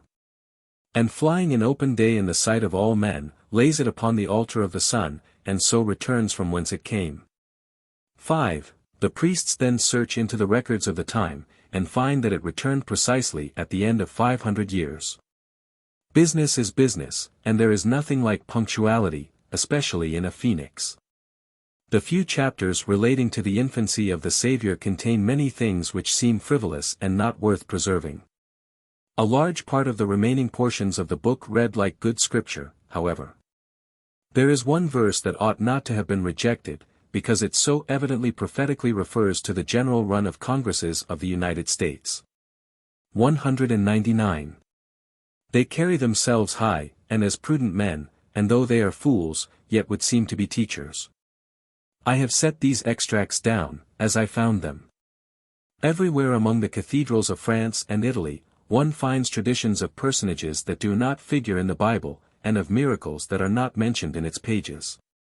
But they are all in this apocryphal New Testament, and though they have been ruled out of our modern Bible, it is claimed that they were accepted gospel 12 or 15 centuries ago, and ranked as high in credit as any. One needs to read this book before he visits those venerable cathedrals, with their treasures of tabooed and forgotten tradition. They imposed another pirate upon us at Nazareth, another invincible Arab guard. We took our last look at the city, clinging like a whitewashed wasp's nest to the hillside, and at 8 o'clock in the morning departed. We dismounted and drove the horses down a bridle path which I think was fully as crooked as a corkscrew, which I know to be as steep as the downward sweep of a rainbow, and which I believe to be the worst piece of road in the geography. Except one in the Sandwich Islands, which I remember painfully, and possibly 1 or 2 mountain trails in the Sierra Nevadas. Often, in this narrow path the horse had to poise himself nicely on a rude stone step and then drop his 4 feet over the edge and down something more than half his own height. This brought his nose near the ground, while his tail pointed up toward the sky somewhere, and gave him the appearance of preparing to stand on his head. A horse cannot look dignified in this position. We accomplished the long descent at last, and trotted across the great plain of XLIII. Some of us will be shot before we finish this pilgrimage. The pilgrims read nomadic life and keep themselves in a constant state of quixotic heroism. They have their hands on their pistols all the time, and every now and then, when you least expect it, they snatch them out and take aim at Bedouins who are not visible. And draw their knives and make savage passes at other Bedouins who do not exist. I am in deadly peril always, for these spasms are sudden and irregular, and of course I cannot tell when to be getting out of the way. If I am accidentally murdered, some time, during one of these romantic frenzies of the pilgrims, Mr. Grimes must be rigidly held to answer as an accessory before the fact. If the pilgrims would take deliberate aim and shoot at a man, it would be all right and proper, because that man would not be in any danger. But these random assaults are what I object to. I do not wish to see any more places like XLIII, where the ground is level and people can gallop. It puts melodramatic nonsense into the pilgrims' heads. All at once, when one is jogging along stupidly in the sun, and thinking about something ever so far away, here they come, at a stormy gallop, spurring and whooping at those ridgy old sore-backed plugs till their heels fly higher than their heads. And as they whiz by, out comes a little potato gun of a revolver, there is a startling little pop, and a small pellet goes singing through the air. Now that I have begun this pilgrimage, I intend to go through with it, though sooth to say, nothing but the most desperate valor has kept me to my purpose up to the present time. I do not mind Bedouins, I am not afraid of them. Because neither Bedouins nor ordinary Arabs have shown any disposition to harm us, but I do feel afraid of my own comrades. Arriving at the furthest verge of the plain, we rode a little way up a hill and found ourselves at Ender, famous for its witch. Her descendants are there yet. They were the wildest horde of half-naked savages we have found thus far. They swarmed out of mud beehives, out of hovels of the dry goods box pattern, out of gaping caves under shelving rocks, out of crevices in the earth. In 5 minutes the dead solitude and silence of the place were no more, and a begging, screeching, shouting mob were struggling about the horses' feet and blocking the way. Bucksheesh! Bucksheesh! Bucksheesh! Hawaji, bucksheesh! It was Magdala over again, only here the glare from the infidel eyes was fierce and full of hate. The population numbers 250, and more than half the citizens live in caves in the rock. Dirt, degradation and savagery are Ender's specialty. We say no more about Magdala and Deburi now. Ender heads the list. It is worse than any Indian Kamputi. The hill is barren, rocky, and forbidding. No sprig of grass is visible, and only one tree. This is a fig tree, which maintains a precarious footing among the rocks at the mouth of the dismal cavern once occupied by the veritable Witch of Ender. In this cavern, tradition says, Saul, the king, sat at midnight, and stared and trembled, while the earth shook, the thunders crashed among the hills, and out of the midst of fire and smoke the spirit of the dead prophet rose up and confronted him. Saul had crept to this place in the darkness, while his army slept, to learn what fate awaited him in the morrow's battle. He went away a sad man, to meet disgrace and death. A spring trickles out of the rock in the gloomy recesses of the cavern, and we were thirsty. The citizens of Endor objected to our going in there. They do not mind dirt, they do not mind rags, they do not mind vermin. They do not mind barbarous ignorance and savagery. They do not mind a reasonable degree of starvation, but they do like to be pure and holy before their God, whoever he may be. And therefore they shudder and grow almost pale at the idea of Christian lips polluting a spring whose waters must descend into their sanctified gullets. We had no wanton desire to wound even their feelings or trample upon their prejudices, but we were out of water, thus early in the day, and were burning up with thirst. It was at this time, and under these circumstances, that I framed an aphorism which has already become celebrated. I said, necessity knows no law. We went in and drank. We got away from the noisy wretches, finally, dropping them in squads and couples as we filed over the hills, the aged first, the infants next, the young girls further on. The strong men ran beside us a mile, and only left and they had secured the last possible piastre in the way of bucksheesh. In an hour, we reached Nain, where Christ raised the widow's son to life. Nain is Magdala on a small scale. It has no population of any consequence. Within 100 yards of it is the original graveyard. For aught I know, the tombstones lie flat on the ground, which is Jewish fashion in Syria. I believe the Moslems do not allow them to have upright tombstones. A Moslem grave is usually roughly plastered over and whitewashed, and has at one end an upright projection which is shaped into exceedingly rude attempts at ornamentation. In the cities, there is often no appearance of a grave at all. A tall, slender marble tombstone, elaborately lettered, gilded and painted, marks the burial place, and this is surmounted by a turban, so carved and shaped as to signify the dead man's rank in life. They showed a fragment of ancient wall which they said was one side of the gate out of which the widow's dead son was being brought so many centuries ago when Jesus met the procession. Now when he came nigh to the gate of the city, behold, there was a dead man carried out, the only son of his mother, and she was a widow, and much people of the city was with her.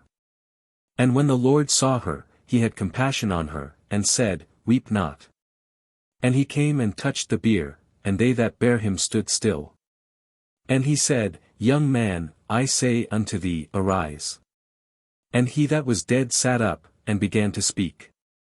And he delivered him to his mother. And there came a fear on all. And they glorified God, saying, that a great prophet is risen up among us, and that God hath visited his people. A little mosque stands upon the spot which tradition says was occupied by the widow's dwelling. 2 or 3 aged Arabs sat about its door. We entered, and the pilgrims broke specimens from the foundation walls, though they had to touch, and even step, upon the praying carpets, to do it. It was almost the same as breaking pieces from the hearts of those old Arabs. To step rudely upon the sacred praying mats, with booted feet, a thing not done by any Arab, was to inflict pain upon men who had not offended us in any way. Suppose a party of armed foreigners were to enter a village church in America and break ornaments from the altar railings for curiosities, and climb up and walk upon the Bible and the pulpit cushions. However, the cases are different. One is the profanation of a temple of our faith, the other only the profanation of a pagan one. We descended to the plain again, and halted a moment at a well, of Abraham's time, no doubt. It was in a desert place.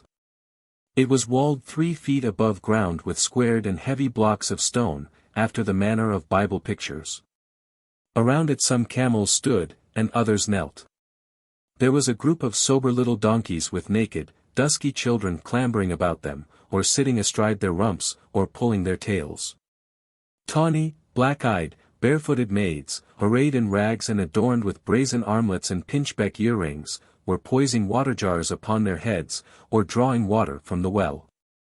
A flock of sheep stood by, waiting for the shepherds to fill the hollowed stones with water, so that they might drink, stones which, like those that walled the well, were worn smooth and deeply creased by the chafing chins of 100 generations of thirsty animals. Picturesque Arabs sat upon the ground, in groups, and solemnly smoked their long-stemmed chibuks. Other Arabs were filling black hog skins with water, skins which, well filled, and distended with water till the short legs projected painfully out of the proper line, looked like the corpses of hogs bloated by drowning. Here was a grand oriental picture which I had worshipped 1,000 times in soft, rich steel engravings. But in the engraving there was no desolation, no dirt, no rags, no fleas, no ugly features, no sore eyes, no feasting flies. No besotted ignorance in the countenances, no raw places on the donkeys' backs, no disagreeable jabbering in unknown tongues, no stench of camels. No suggestion that a couple of tons of powder placed under the party and touched off would heighten the effect and give to the scene a genuine interest and a charm which it would always be pleasant to recall, even though a man lived 1,000 years. Oriental scenes look best in steel engravings.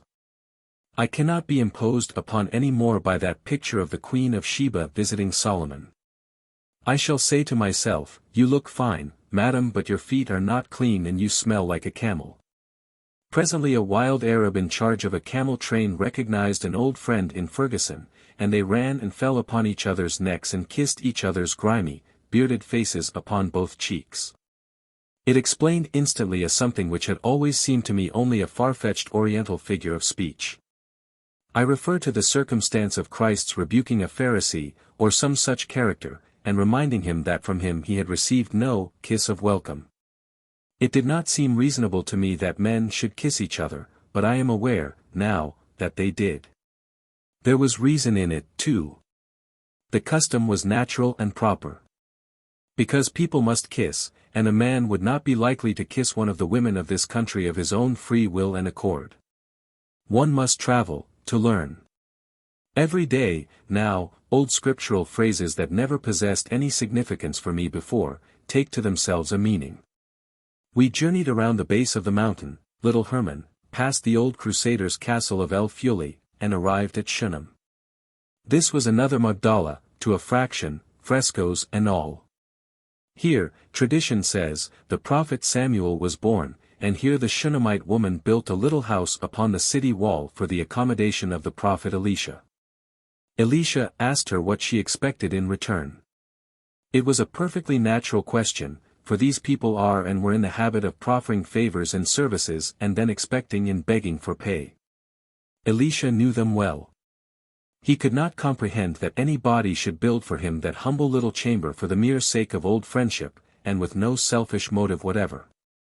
It used to seem a very impolite, not to say a rude, question, for Elisha to ask the woman, but it does not seem so to me now. The woman said she expected nothing. Then for her goodness and her unselfishness, he rejoiced her heart with the news that she should bear a son. It was a high reward, but she would not have thanked him for a daughter. Daughters have always been unpopular here. The son was born, grew, waxed strong, died. Elisha restored him to life in Shunem. We found here a grove of lemon trees, cool, shady, hung with fruit. One is apt to overestimate beauty when it is rare, but to me this grove seemed very beautiful. It was beautiful. I do not overestimate it.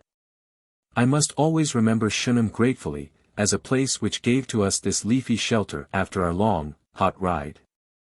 We lunched, rested, chatted, smoked our pipes an hour, and then mounted and moved on. As we trotted across the plain of Jezreel, we met half a dozen Digger Indians, Bedouins, with very long spears in their hands, cavorting around on old crowbait horses, and spearing imaginary enemies.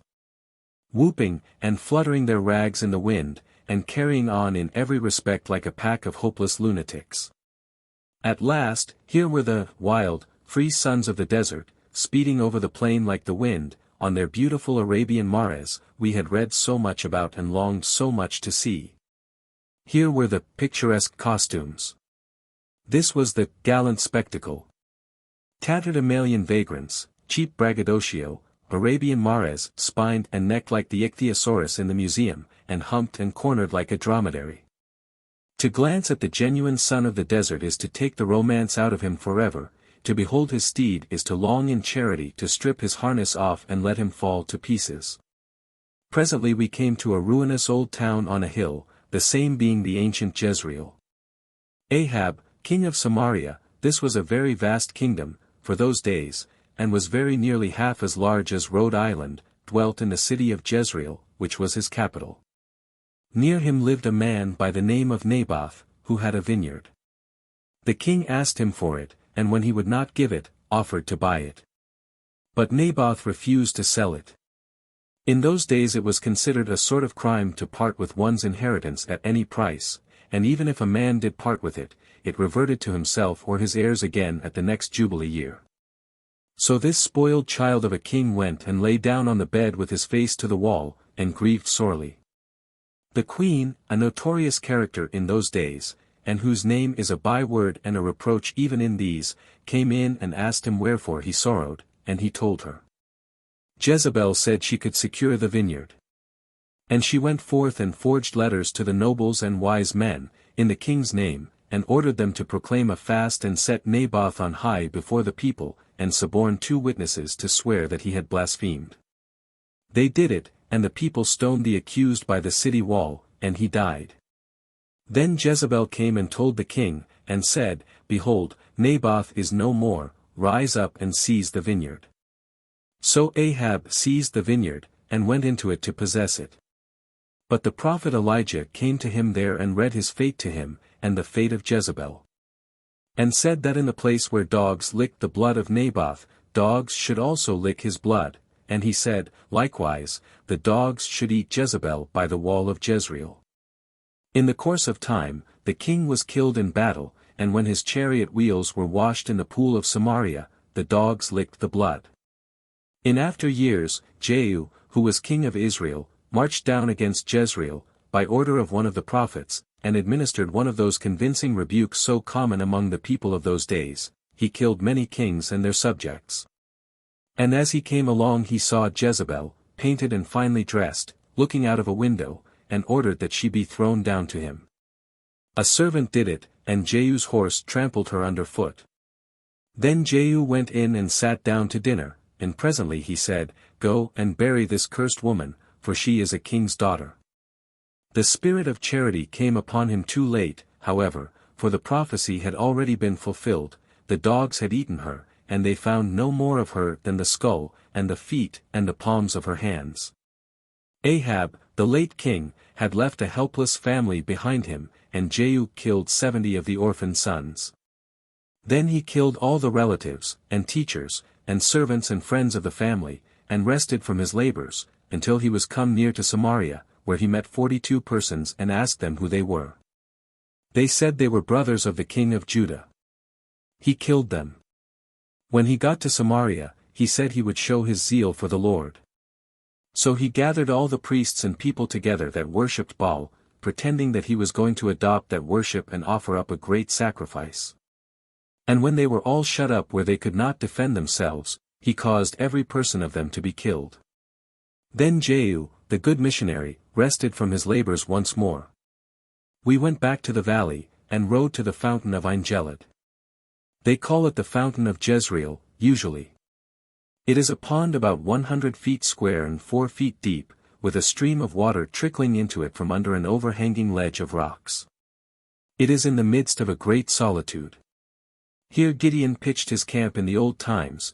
Behind Shunem lay the Midianites, the Amalekites, and the children of the east, who were as grasshoppers for multitude. Both they and their camels were without number, as the sand by the seaside for multitude. Which means that there were 135,000 men, and that they had transportation service accordingly. Gideon, with only 300 men, surprised them in the night, and stood by and looked on while they butchered each other until 120,000 lay dead on the field.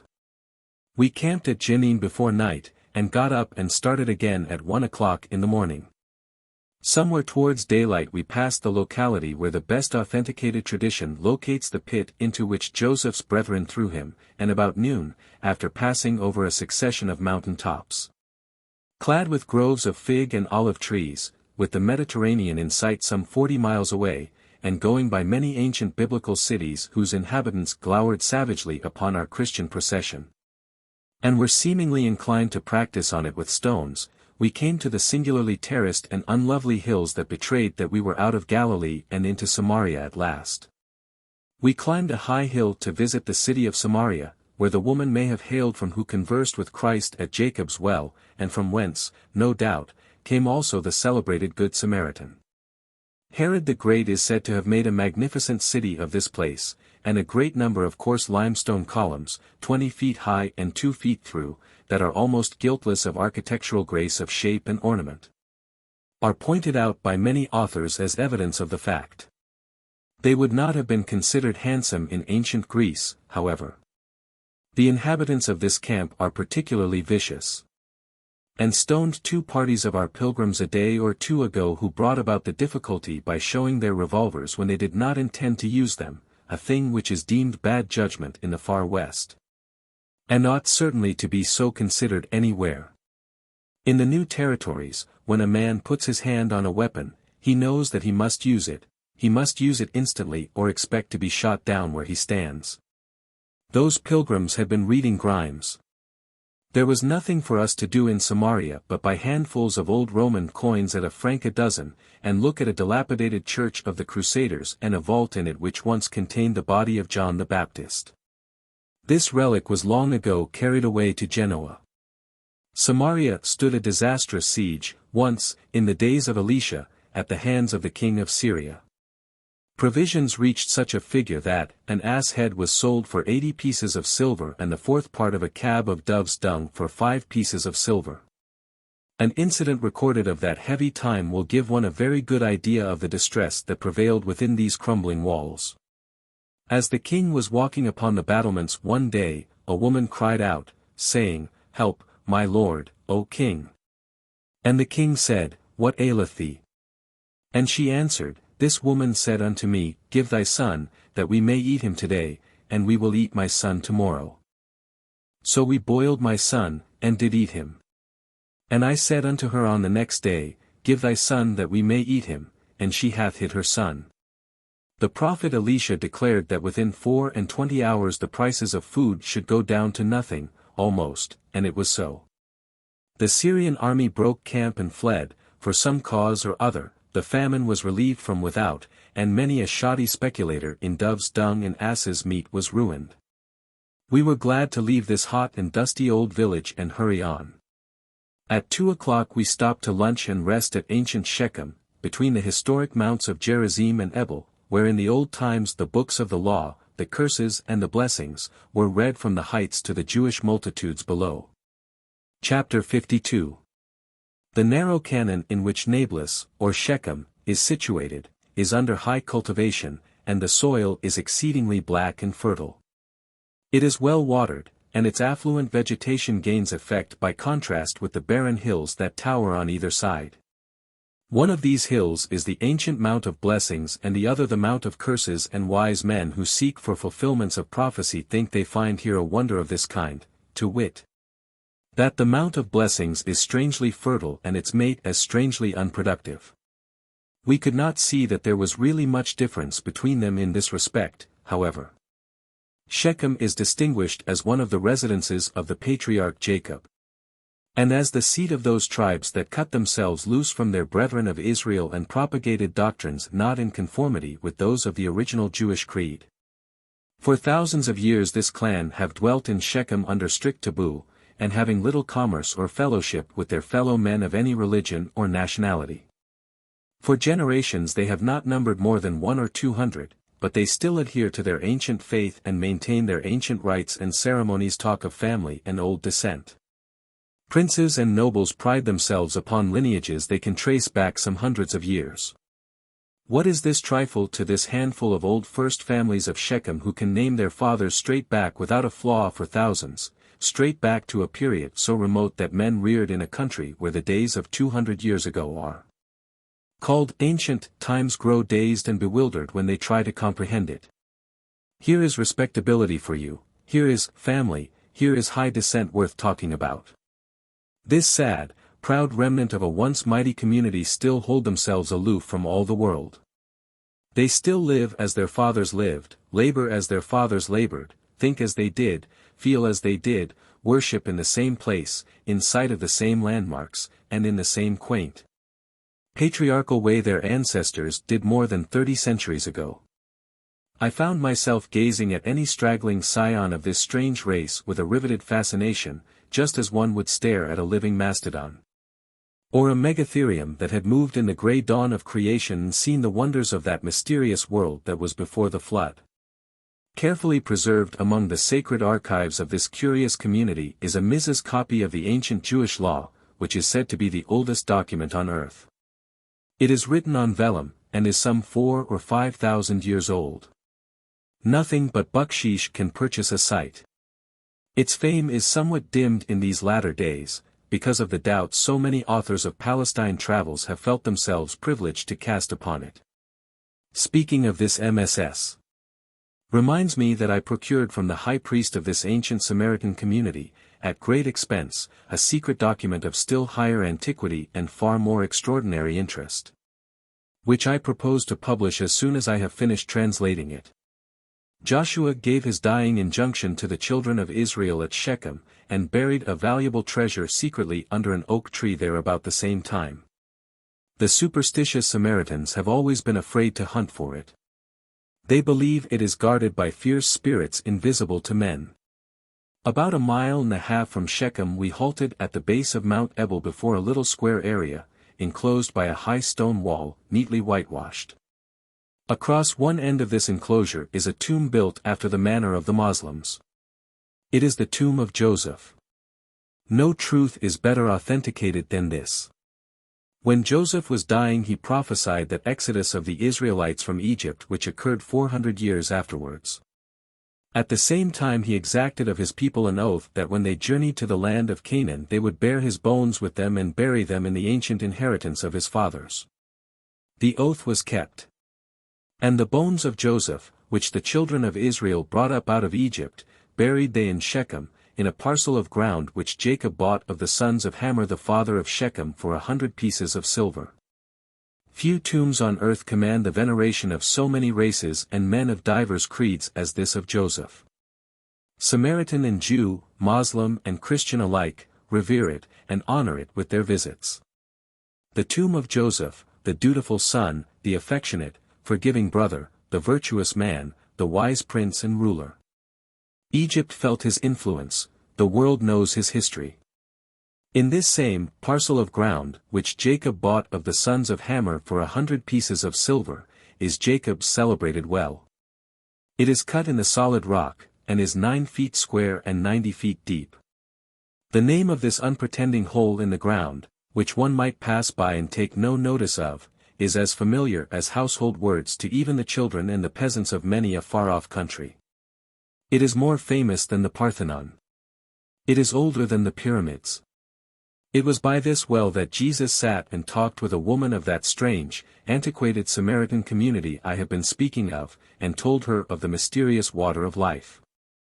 As descendants of Old English nobles still cherish in the traditions of their houses how that this king or that king tarried a day with some favored ancestor 300 years ago, no doubt the descendants of the woman of Samaria, living there in Shechem, still refer with pardonable vanity to this conversation of their ancestor, held some little time gone by, with the Messiah of the Christians. It is not likely that they undervalue a distinction such as this. Samaritan nature is human nature, and human nature remembers contact with the illustrious, always. For an offense done to the family honor, the sons of Jacob exterminated all Shechem once. We left Jacob's well and traveled till 8 in the evening, but rather slowly, for we had been in the saddle 19 hours, and the horses were cruelly tired. We got so far ahead of the tents that we had to camp in an Arab village, and sleep on the ground. We could have slept in the largest of the houses. But there were some little drawbacks. It was populous with vermin, it had a dirt floor, it was in no respect cleanly, and there was a family of goats in the only bedroom, and 2 donkeys in the parlor. Outside there were no inconveniences, except that the dusky, ragged, earnest-eyed villagers of both sexes and all ages grouped themselves on their haunches all around us, and discussed us and criticized us with noisy tongues till midnight. We did not mind the noise, being tired, but, doubtless, the reader is aware that it is almost an impossible thing to go to sleep when you know that people are looking at you. We went to bed at 10, and got up again at 2 and started once more. Thus are people persecuted by dragomen, whose sole ambition in life is to get ahead of each other. About daylight we passed Shiloh, where the Ark of the Covenant rested 300 years, and at whose gates good old Eli fell down and brake his neck, when the messenger, riding hard from the battle, told him of the defeat of his people, the death of his sons, and, more than all, the capture of Israel's pride, her hope, her refuge, the ancient ark her forefathers brought with them out of Egypt. It is little wonder that under circumstances like these he fell down and brake his neck. But Shiloh had no charms for us. We were so cold that there was no comfort but in motion, and so drowsy we could hardly sit upon the horses. After a while we came to a shapeless mass of ruins, which still bears the name of Bethel. It was here that Jacob lay down and had that superb vision of angels flitting up and down a ladder that reached from the clouds to earth, and caught glimpses of their blessed home through the open gates of heaven. The pilgrims took what was left of the hallowed ruin, and we pressed on toward the goal of our crusade, renowned Jerusalem. The further we went the hotter the sun got, and the more rocky and bare, repulsive and dreary the landscape became. There could not have been more fragments of stone strewn broadcast over this part of the world, if every 10 square feet of the land had been occupied by a separate and distinct stonecutter's establishment for an age. There was hardly a tree or a shrub anywhere. Even the olive and the cactus, those fast friends of a worthless soil, had almost deserted the country.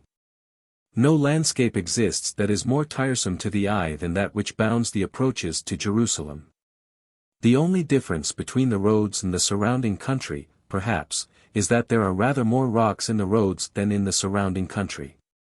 We passed Ramah, and Beeroth, and on the right saw the tomb of the prophet Samuel, perched high upon a commanding eminence. Still no Jerusalem came in sight. We hurried on impatiently. We halted a moment at the ancient fountain of Beira, but its stones, worn deeply by the chins of thirsty animals that are dead and gone centuries ago, had no interest for us. We longed to see Jerusalem.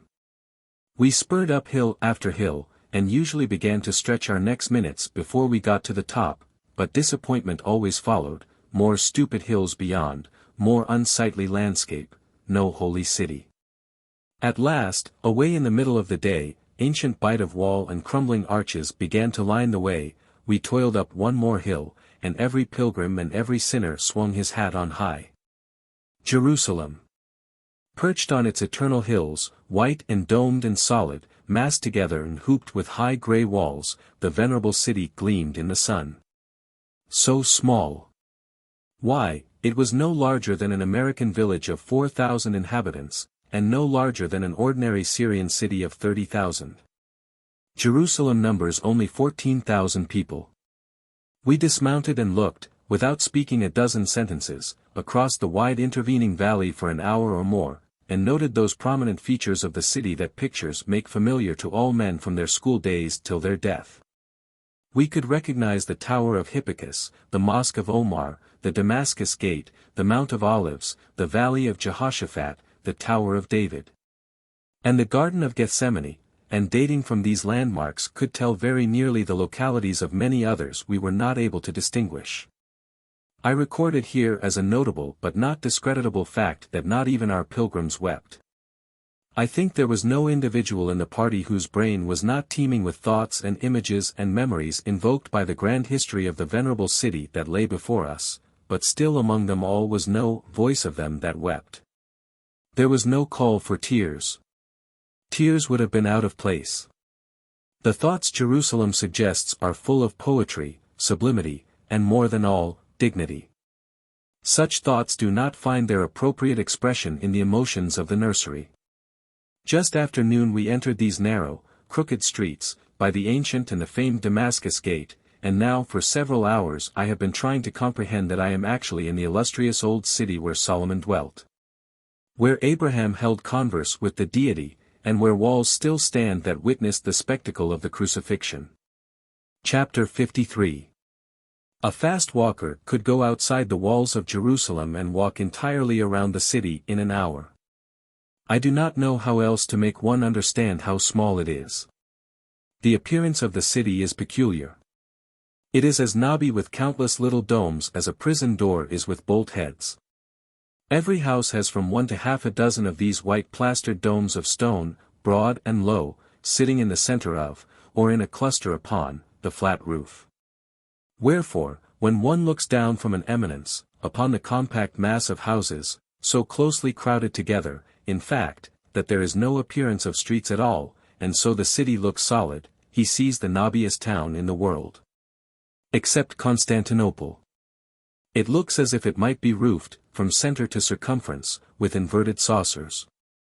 The monotony of the view is interrupted only by the great mosque of Omar, the Tower of Hippicus, and 1 or 2 other buildings that rise into commanding prominence. The houses are generally 2 stories high, built strongly of masonry, whitewashed or plastered outside, and have a cage of wooden latticework projecting in front of every window. To reproduce a Jerusalem street, it would only be necessary to upend a chicken coop and hang it before each window in an alley of American houses.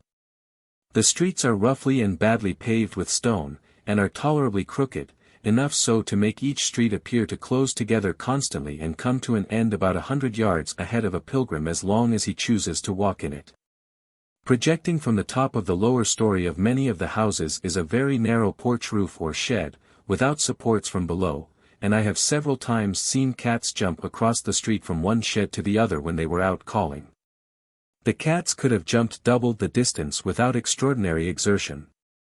I mention these things to give an idea of how narrow the streets are. Since a cat can jump across them without the least inconvenience, it is hardly necessary to state that such streets are too narrow for carriages. These vehicles cannot navigate the Holy City. The population of Jerusalem is composed of Muslims, Jews, Greeks, Latins, Armenians, Syrians, Copts, Abyssinians, Greek Catholics, and a handful of Protestants. 100 of the latter sect are all that dwell now in this birthplace of Christianity. The nice shades of nationality comprised in the above list, and the languages spoken by them, are altogether too numerous to mention. It seems to me that all the races and colors and tongues of the earth must be represented among the 14,000 souls that dwell in Jerusalem. Rags, wretchedness, poverty and dirt, those signs and symbols that indicate the presence of Moslem rule more surely than the crescent flag itself, abound. Lepers, cripples, the blind, and the idiotic, assail you on every hand, and they know but one word of but one language apparently, the eternal bakshish. To see the numbers of maimed, malformed and diseased humanity that throng the holy places and obstruct the gates, one might suppose that the ancient days had come again. And that the angel of the Lord was expected to descend at any moment to stir the waters of Bethesda. Jerusalem is mournful, and dreary, and lifeless. I would not desire to live here. One naturally goes first to the Holy Sepulchre. It is right in the city, near the western gate. It and the place of the crucifixion, and, in fact, every other place intimately connected with that tremendous event, are ingeniously massed together and covered by one roof, the dome of the Church of the Holy Sepulchre. Entering the building, through the midst of the usual assemblage of beggars, one sees on his left a few Turkish guards, for Christians of different sects will not only quarrel, but fight, also, in this sacred place, if allowed to do it. Before you is a marble slab, which covers the stone of unction, whereon the Saviour's body was laid to prepare it for burial. It was found necessary to conceal the real stone in this way in order to save it from destruction. Pilgrims were too much given to chipping off pieces of it to carry home. Nearby is a circular railing which marks the spot where the Virgin stood when the Lord's body was anointed. Entering the great rotunda, we stand before the most sacred locality in Christendom, the grave of Jesus. It is in the center of the church, and immediately under the great dome. It is enclosed in a sort of little temple of yellow and white stone, of fanciful design. Within the little temple is a portion of the very stone which was rolled away from the door of the sepulchre, and on which the angel was sitting when Mary came thither, at early dawn. Stooping low, we enter the vault, the sepulchre itself. It is only about 6 feet by 7, and the stone couch on which the dead Saviour lay extends from end to end of the apartment and occupies half its width. It is covered with a marble slab which has been much worn by the lips of pilgrims. This slab serves as an altar, now. Over it hang some 50 gold and silver lamps, which are kept always burning, and the place is otherwise scandalized by trumpery, gewgaws, and tawdry ornamentation.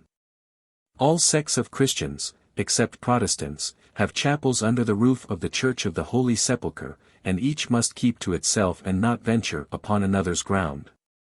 It has been proven conclusively that they cannot worship together around the grave of the Saviour of the world in peace. The chapel of the Syrians is not handsome, that of the Copts is the humblest of them all. It is nothing but a dismal cavern, roughly hewn in the living rock of the hill of Calvary. In one side of it 2 ancient tombs are hewn, which are claimed to be those in which Nicodemus and Joseph of Arimathea were buried. As we moved among the great piers and pillars of another part of the church, we came upon a party of black-robed, animal-looking Italian monks, with candles in their hands, who were chanting something in Latin, and going through some kind of religious performance around a disc of white marble let into the floor. It was there that the risen Saviour appeared to Mary Magdalene in the likeness of a gardener. Nearby was a similar stone, shaped like a star. Here the Magdalene herself stood, at the same time. Monks were performing in this place also.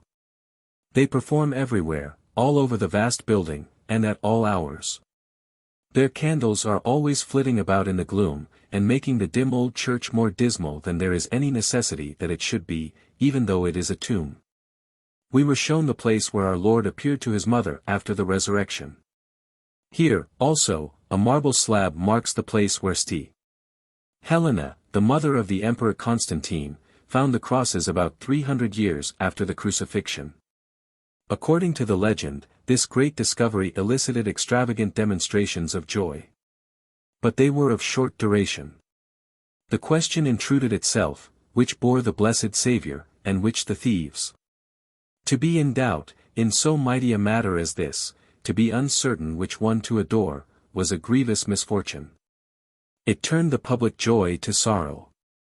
But when lived there a holy priest who could not set so simple a trouble as this at rest? One of these soon hit upon a plan that would be a certain test. A noble lady lay very ill in Jerusalem. The wise priests ordered that the 3 crosses be taken to her bedside one at a time. It was done. When her eyes fell upon the first one, she uttered a scream that was heard beyond the Damascus gate, and even upon the Mount of Olives, it was said, and then fell back in a deadly swoon. They recovered her and brought the 2nd cross. Instantly she went into fearful convulsions, and it was with the greatest difficulty that 6 strong men could hold her. They were afraid, now, to bring in the 3rd cross. They began to fear that possibly they had fallen upon the wrong crosses, and that the true cross was not with this number at all. However, as the woman seemed likely to die with the convulsions that were tearing her, they concluded that the 3rd could do no more than put her out of her misery with a happy dispatch. So they brought it, and behold, a miracle. The woman sprang from her bed, smiling and joyful, and perfectly restored to health. When we listen to evidence like this, we cannot but believe. We would be ashamed to doubt, and properly, too. Even the very part of Jerusalem where this all occurred is there yet. So there is really no room for doubt. The priests tried to show us, through a small screen, a fragment of the genuine pillar of flagellation, to which Christ was bound when they scourged him. But we could not see it, because it was dark inside the screen. However, a batten is kept here, which the pilgrim thrusts through a hole in the screen, and then he no longer doubts that the true pillar of flagellation is in there. He cannot have any excuse to doubt it, for he can feel it with the stick.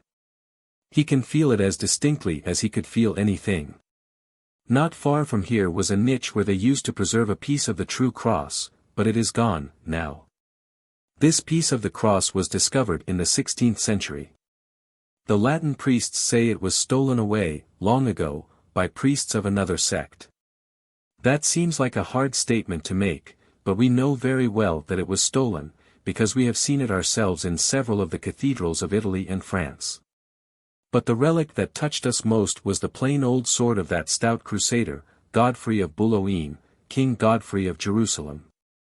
No blade in Christendom wields such enchantment as this, no blade of all that rust in the ancestral halls of Europe is able to invoke such visions of romance in the brain of him who looks upon it, none that can prate of such chivalric deeds or tell such brave tales of the warrior days of old. It stirs within a man every memory of the holy wars that has been sleeping in his brain for years, and peoples his thoughts with mail-clad images, with marching armies, with battles and with sieges. It speaks to him of Baldwin, and Tancred, the princely Saladin, and great Richard of the Lion Heart. It was with just such blades as these that these splendid heroes of romance used to segregate a man, so to speak, and leave the half of him to fall one way and the other half the other. This very sword has cloven hundreds of Saracen knights from crown to chin in those old times when Godfrey wielded it. It was enchanted, then, by a genius that was under the command of King Solomon. When danger approached its master's tent it always struck the shield and clanged out a fierce alarm upon the startled ear of night. In times of doubt, or in fog or darkness, if it were drawn from its sheath it would point instantly toward the foe, and thus reveal the way, and it would also attempt to start after them of its own accord. A Christian could not be so disguised that it would not know him and refuse to hurt him, nor a Moslem so disguised that it would not leap from its scabbard and take his life.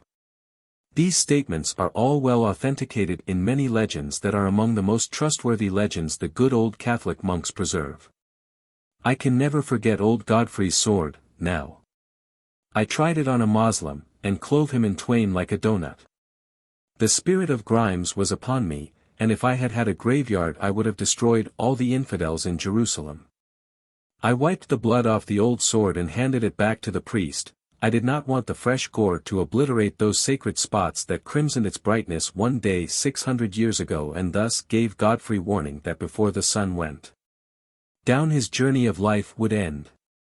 Still moving through the gloom of the Church of the Holy Sepulchre we came to a small chapel, hewn out of the rock, a place which has been known as the prison of our Lord for many centuries. Tradition says that here the Savior was confined just previously to the crucifixion. Under an altar by the door was a pair of stone stocks for human legs. These things are called the bonds of Christ, and the use they were once put to has given them the name they now bear. The Greek chapel is the most roomy, the richest and the showiest chapel in the Church of the Holy Sepulchre. Its altar, like that of all the Greek churches, is a lofty screen that extends clear across the chapel, and is gorgeous with gilding and pictures. The numerous lamps that hang before it are of gold and silver, and cost great sums. But the feature of the place is a short column that rises from the middle of the marble pavement of the chapel, and marks the exact center of the earth. The most reliable traditions tell us that this was known to be the earth's center, ages ago, and that when Christ was upon earth he set all doubts upon the subject at rest forever, by stating with his own lips that the tradition was correct.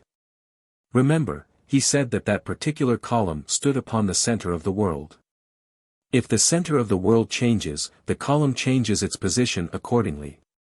This column has moved 3 different times of its own accord. This is because, in great convulsions of nature, at 3 different times, masses of the earth, whole ranges of mountains, probably, have flown off into space, thus lessening the diameter of the earth, and changing the exact locality of its center by a point or 2. This is a very curious and interesting circumstance, and is a withering rebuke to those philosophers who would make us believe that it is not possible for any portion of the earth to fly off into space. To satisfy himself that this spot was really the center of the earth, a skeptic once paid well for the privilege of ascending to the dome of the church to see if the sun gave him a shadow at noon. He came down perfectly convinced. The day was very cloudy and the sun threw no shadows at all, but the man was satisfied that if the sun had come out and made shadows it could not have made any for him. Proofs like these are not to be set aside by the idle tongues of cavillers. To such as are not bigoted, and are willing to be convinced, they carry a conviction that nothing can ever shake. If even greater proofs than those I have mentioned are wanted, to satisfy the headstrong and the foolish that this is the genuine center of the earth, they are here. The greatest of them lies in the fact that from under this very column was taken the dust from which Adam was made. This can surely be regarded in the light of a settler. It is not likely that the original first man would have been made from an inferior quality of earth when it was entirely convenient to get first quality from the world's center. This will strike any reflecting mind forcibly. That Adam was formed of dirt procured in this very spot is amply proven by the fact that in 6,000 years no man has ever been able to prove that the dirt was not procured here whereof he was made. It is a singular circumstance that right under the roof of this same great church, and not far away from that illustrious column, Adam himself, the father of the human race, lies buried. There is no question that he is actually buried in the grave which is pointed out as his. There can be none, because it has never yet been proven that that grave is not the grave in which he is buried. The tomb of Adam. How touching it was, here in a land of strangers, far away from home, and friends, and all who cared for me, thus to discover the grave of a blood relation. True, a distant one, but still a relation. The unerring instinct of nature thrilled its recognition. The fountain of my filial affection was stirred to its profoundest depths, and I gave way to tumultuous emotion. I leaned upon a pillar and burst into tears. I deem it no shame to have wept over the grave of my poor dead relative. Let him who would sneer at my emotion close this volume here, for he will find little to his taste in my journeyings through Holy Land. Noble old man, he did not live to see me, he did not live to see his child. And alas, I did not live to see him. Weighed down by sorrow and disappointment, he died before I was born, 6,000 brief summers before I was born. But let us try to bear it with fortitude. Let us trust that he is better off where he is. Let us take comfort in the thought that his loss is our eternal gain. The next place the guide took us to in the Holy Church was an altar dedicated to the Roman soldier who was of the military guard that attended at the crucifixion to keep order. And who, when the veil of the temple was rent in the awful darkness that followed, when the rock of Golgotha was split asunder by an earthquake, when the artillery of heaven thundered, and in the baleful glare of the lightnings the shrouded dead flitted about the streets of Jerusalem, shook with fear and said, "Surely this was the Son of God." Where this altar stands now, that Roman soldier stood then, in full view of the crucified Savior, in full sight and hearing of all the marvels that were transpiring far and wide about the circumference of the hill of Calvary. And in this selfsame spot the priests of the temple beheaded him for those blasphemous words he had spoken. In this altar they used to keep one of the most curious relics that human eyes ever looked upon, a thing that had power to fascinate the beholder in some mysterious way and keep him gazing for hours together. It was nothing less than the copper plate Pilate put upon the Saviour's cross, and upon which he wrote, "This is the King of the Jews." I think St. Helena, the mother of Constantine, found this wonderful memento when she was here in the 3rd century. She traveled all over Palestine, and was always fortunate. Whenever the good old enthusiast found a thing mentioned in her Bible, old or new, she would go and search for that thing, and never stop until she found it. If it was Adam, she would find Adam; if it was the Ark, she would find the Ark. If it was Goliath, or Joshua, she would find them. She found the inscription here that I was speaking of, I think. She found it in this very spot, close to where the martyred Roman soldier stood. That copper plate is in one of the churches in Rome, now. Anyone can see it there. The inscription is very distinct. We passed along a few steps and saw the altar built over the very spot where the good Catholic priests say the soldiers divided the raiment of the Savior. Then we went down into a cavern which cavillers say was once a cistern. It is a chapel, now, however, the chapel of St. Helena. It is 51 feet long by 43 wide. In it is a marble chair which Helena used to sit in while she superintended her workmen when they were digging and delving for the true cross. In this place is an altar dedicated to Saint Demas, the penitent thief. A new bronze statue is here, a statue of Saint Helena. It reminded us of poor Maximilian, so lately shot. He presented it to this chapel when he was about to leave for his throne in Mexico. From the cistern we descended 12 steps into a large roughly shaped grotto, carved wholly out of the living rock. Helena blasted it out when she was searching for the true cross. She had a laborious piece of work, here, but it was richly rewarded. Out of this place she got the crown of thorns, the nails of the cross, the true cross itself, and the cross of the penitent thief. When she thought she had found everything and was about to stop, she was told in a dream to continue a day longer. It was very fortunate. She did so, and found the cross of the other thief. The walls and roof of this grotto still weep bitter tears in memory of the event that transpired on Calvary, and devout pilgrims groan and sob when these sad tears fall upon them from the dripping rock. The monks call this apartment the Chapel of the Invention of the Cross, a name which is unfortunate, because it leads the ignorant to imagine that a tacit acknowledgment is thus made that the tradition that Helena found the true cross here is a fiction, an invention. It is a happiness to know, however, that intelligent people do not doubt the story in any of its particulars. Priests of any of the chapels and denominations in the Church of the Holy Sepulchre can visit this sacred grotto to weep and pray and worship the gentle Redeemer. Two different congregations are not allowed to enter at the same time, however, because they always fight.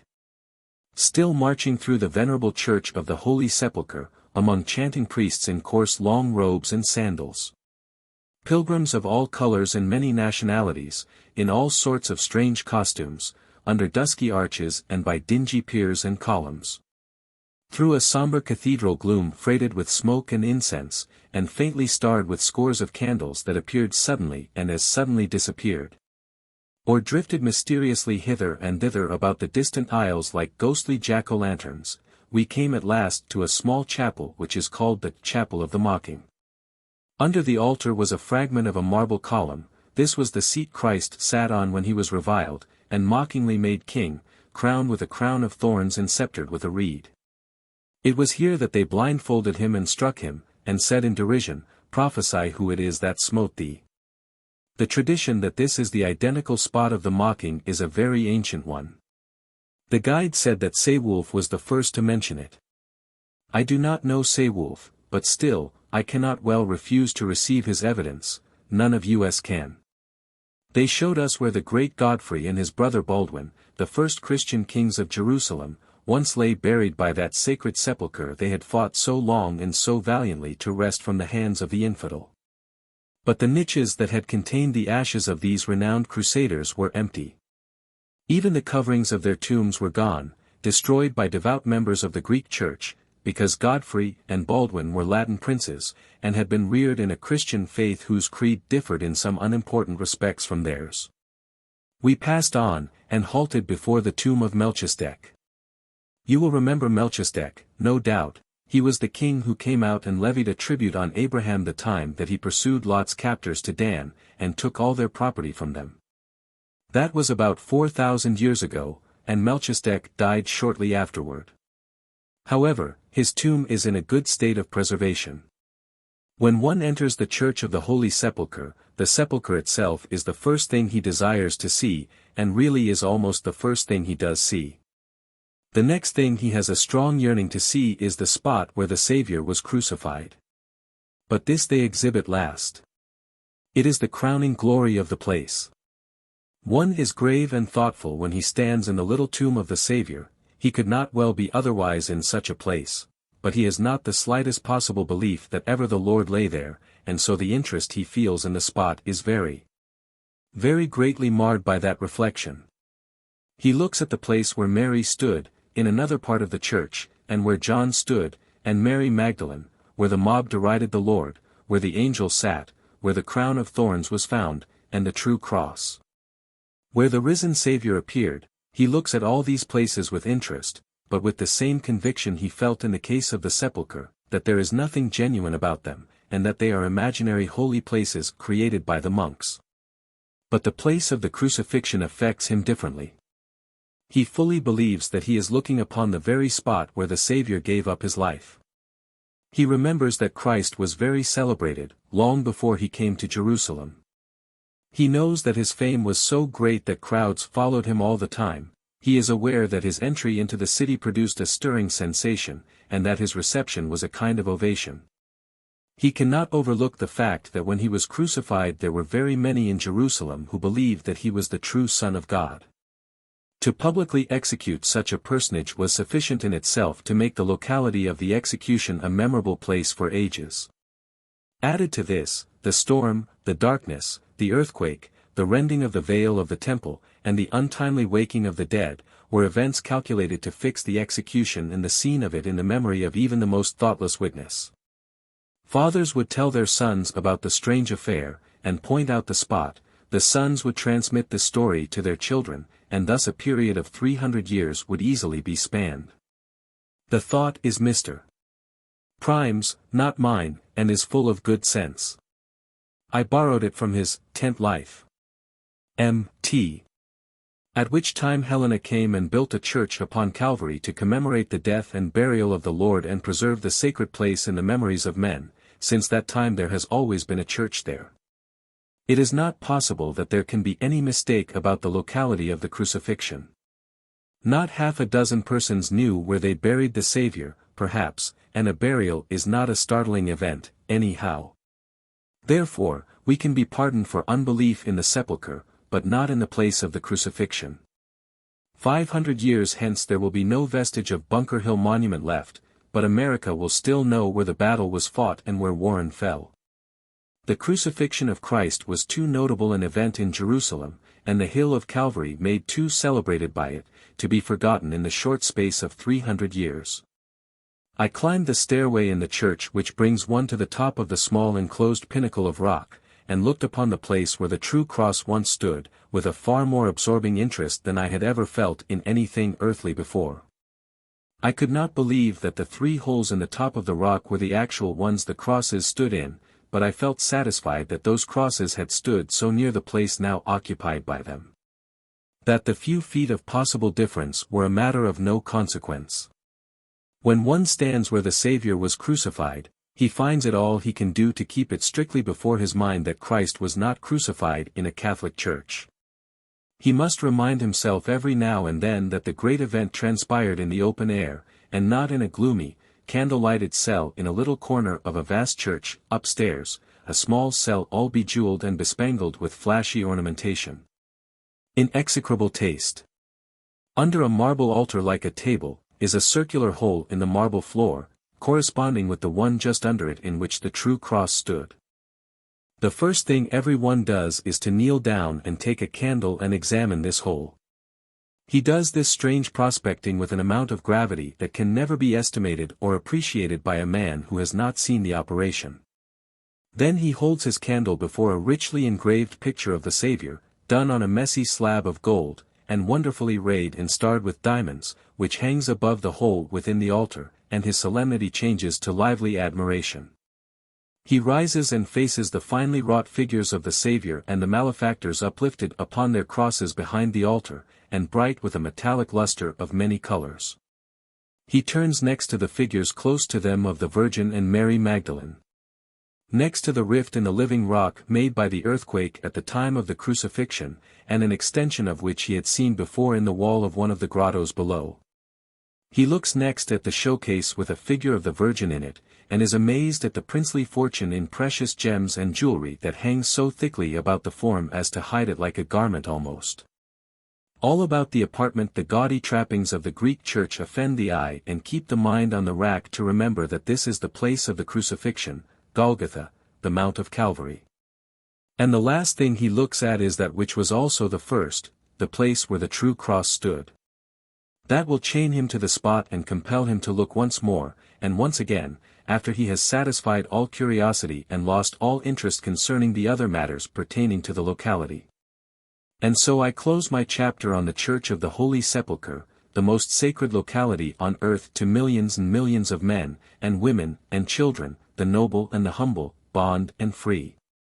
In its history from the first, and in its tremendous associations, it is the most illustrious edifice in Christendom.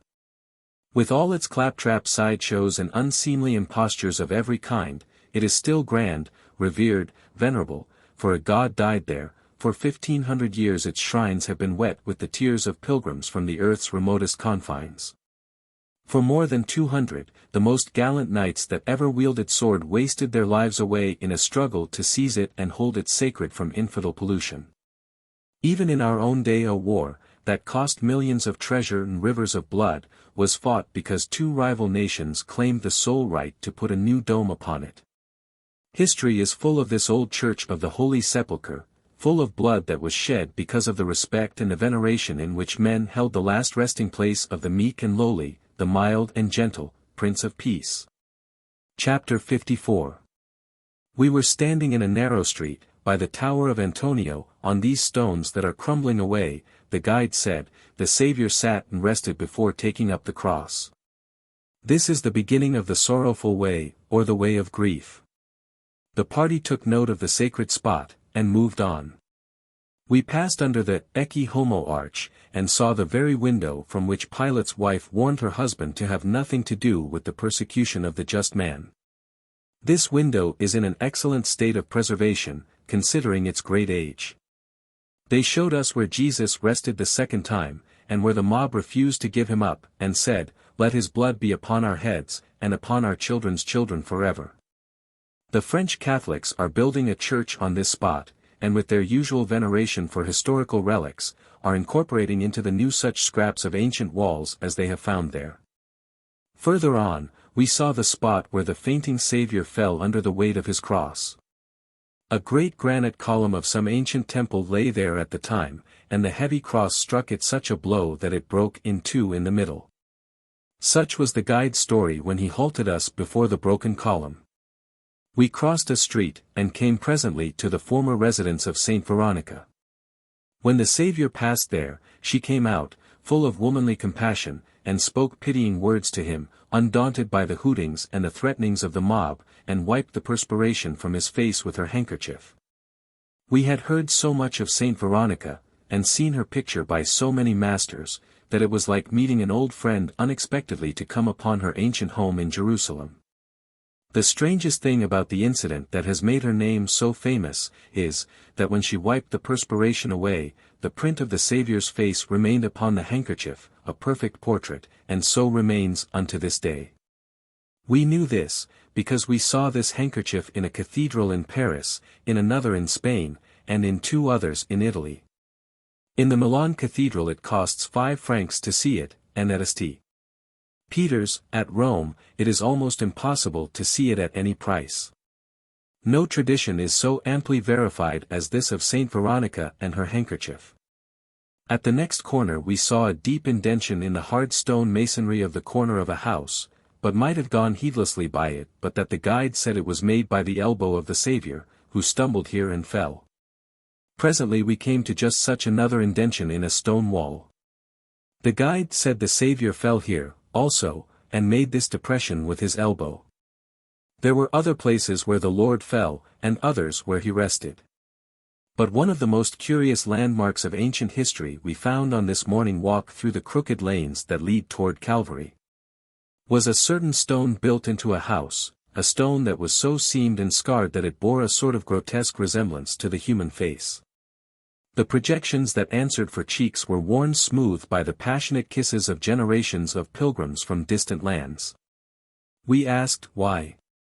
The guide said it was because this was one of the very stones of Jerusalem that Christ mentioned when he was reproved for permitting the people to cry, Hosanna, when he made his memorable entry into the city upon an ass. One of the pilgrims said, "But there is no evidence that the stones did cry out." Christ said that if the people stopped from shouting Hosanna, the very stones would do it. The guide was perfectly serene. He said, calmly, "This is one of the stones that would have cried out." It was of little use to try to shake this fellow's simple faith, it was easy to see that. And so we came at last to another wonder, of deep and abiding interest, the veritable house where the unhappy wretch once lived who has been celebrated in song and story for more than 1800 years as the Wandering Jew. On the memorable day of the crucifixion he stood in this old doorway with his arms akimbo, looking out upon the struggling mob that was approaching, and when the weary Saviour would have sat down and rested him a moment, pushed him rudely away and said, "Move on." The Lord said, "Move on, thou, likewise," and the command has never been revoked from that day to this. All men know how that the miscreant upon whose head that just curse fell has roamed up and down the wide world, for ages and ages, seeking rest and never finding it, courting death but always in vain, longing to stop, in city, in wilderness, in desert solitudes, yet hearing always that relentless warning to march, march on. They say, do these hoary traditions, that when Titus sacked Jerusalem and slaughtered 1,100,000 Jews in her streets and byways, the wandering Jew was seen always in the thickest of the fight. And that when battle-axes gleamed in the air, he bowed his head beneath them. When swords flashed their deadly lightnings, he sprang in their way, he bared his breast to whizzing javelins, to hissing arrows, to any and to every weapon that promised death and forgetfulness, and rest. But it was useless, he walked forth out of the carnage without a wound. And it is said that 500 years afterward he followed Muhammad when he carried destruction to the cities of Arabia, and then turned against him, hoping in this way to win the death of a traitor. His calculations were wrong again. No quarter was given to any living creature but one, and that was the only one of all the host that did not want it. He sought death 500 years later, in the wars of the Crusades, and offered himself to famine and pestilence at Ascalon. He escaped again, he could not die. These repeated annoyances could have at last but one effect, they shook his confidence. Since then the wandering Jew has carried on a kind of desultory toying with the most promising of the aids and implements of destruction, but with small hope, as a general thing. He has speculated some in cholera and railroads, and has taken almost a lively interest in infernal machines and patent medicines. He is old, now, and grave, as becomes an age like his. He indulges in no light amusements save that he goes sometimes to executions, and is fond of funerals. There is one thing he cannot avoid, go where he will about the world, he must never fail to report in Jerusalem every 50th year. Only a year or two ago he was here for the 37th time since Jesus was crucified on Calvary. They say that many old people, who are here now, saw him then, and had seen him before. He looks always the same, old, and withered, and hollow-eyed, and listless, save that there is about him something which seems to suggest that he is looking for someone, expecting someone, the friends of his youth, perhaps. But the most of them are dead, now. He always pokes about the old streets looking lonesome, making his mark on a wall here and there, and eyeing the oldest buildings with a sort of friendly half-interest. And he sheds a few tears at the threshold of his ancient dwelling, and bitter, bitter tears they are. Then he collects his rent and leaves again.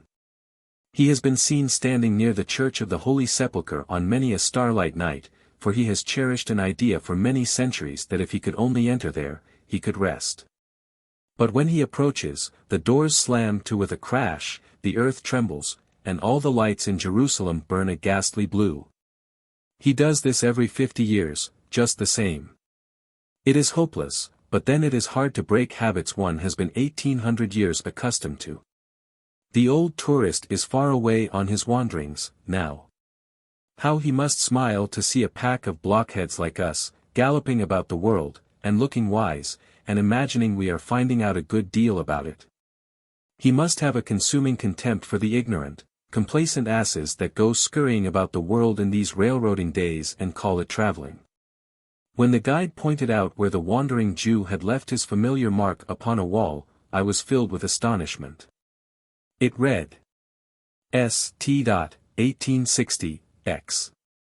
All I have revealed about the wandering Jew can be amply proven by reference to our guide. The mighty Mosque of Omar, and the paved court around it, occupy a fourth part of Jerusalem. They are upon Mount Moriah, where King Solomon's temple stood. This mosque is the holiest place the Mohammedan knows, outside of Mecca. Up to within a year or two past, no Christian could gain admission to it or its court for love or money. But the prohibition has been removed, and we entered freely for bakshish. I need not speak of the wonderful beauty and the exquisite grace and symmetry that have made this mosque so celebrated, because I did not see them. One cannot see such things at an instant glance, one frequently only finds out how really beautiful a really beautiful woman is after considerable acquaintance with her. And the rule applies to Niagara Falls, to majestic mountains and to mosques, especially to mosques. The great feature of the Mosque of Omar is the prodigious rock in the center of its rotunda. It was upon this rock that Abraham came so near offering up his son Isaac. This, at least, is authentic. It is very much more to be relied on than most of the traditions, at any rate. On this rock, also, the angel stood and threatened Jerusalem, and David persuaded him to spare the city. Muhammad was well acquainted with this stone. From it he ascended to heaven. The stone tried to follow him, and if the angel Gabriel had not happened by the merest good luck to be there to seize it, it would have done it. Very few people have a grip like Gabriel. The prints of his monstrous fingers, 2 inches deep, are to be seen in that rock today. This rock, large as it is suspended in the air. It does not touch anything at all. The guide said so. This is very wonderful. In the place on it where Muhammad stood, he left his footprints in the solid stone. I should judge that he wore about 18s. But what I was going to say, when I spoke of the rock being suspended, was, that in the floor of the cavern under it they showed us a slab which they said covered a hole which was a thing of extraordinary interest to all Mohammedans. Because that hole leads down to perdition, and every soul that is transferred from thence to heaven must pass up through this orifice. Muhammad stands there and lifts them out by the hair. All Mohammedans shave their heads, but they are careful to leave a lock of hair for the Prophet to take hold of. Our guide observed that a good Mohammedan would consider himself doomed to stay with the damned forever if he were to lose his scalp lock and die before it grew again. The most of them that I have seen ought to stay with the damned, anyhow, without reference to how they were barbered. For several ages no woman has been allowed to enter the cavern where that important hole is. The reason is that one of the sex was once caught there blabbing everything she knew about what was going on above ground, to the rapscallions in the infernal regions down below. She carried her gossiping to such an extreme that nothing could be kept private, nothing could be done or said on earth, but everybody in perdition knew all about it before the sun went down. It was about time to suppress this woman's telegraph, and it was promptly done. Her breath subsided about the same time. The inside of the great mosque is very showy with variegated marble walls and with windows and inscriptions of elaborate mosaic. The Turks have their sacred relics, like the Catholics. The guide showed us the veritable armor worn by the great son-in-law and successor of Muhammad, and also the buckler of Muhammad's uncle. The great iron railing which surrounds the rock was ornamented in one place with 1,000 rags tied to its open work. These are to remind Muhammad not to forget the worshippers who placed them there. It is considered the next best thing to tying threads around his finger by way of reminders. Just outside the mosque is a miniature temple, which marks the spot where David and Goliath used to sit and judge the people. A pilgrim informs me that it was not David and Goliath, but David and Saul. I stick to my own statement, the guide told me, and he ought to know. Everywhere about the Mosque of Omar are portions of pillars, curiously wrought altars, and fragments of elegantly carved marble, precious remains of Solomon's temple. These have been dug from all depths in the soil and rubbish of Mount Moriah, and the Moslems have always shown a disposition to preserve them with the utmost care. At that portion of the ancient wall of Solomon's temple which is called the Jews' place of wailing, and where the Hebrews assemble every Friday to kiss the venerated stones and weep over the fallen greatness of Zion. Anyone can see a part of the unquestioned and undisputed Temple of Solomon, the same consisting of 3 or 4 stones lying one upon the other, each of which is about twice as long as a 7-octave piano. And about as thick as such a piano is high. But, as I have remarked before, it is only a year or 2 ago that the ancient edict prohibiting Christian rubbish like ourselves to enter the Mosque of Omar and see the costly marbles that once adorned the inner temple was annulled. The designs wrought upon these fragments are all quaint and peculiar, and so the charm of novelty is added to the deep interest they naturally inspire. One meets with these venerable scraps at every turn, especially in the neighboring Mosque Al-Aqsa, into whose inner walls a very large number of them are carefully built for preservation.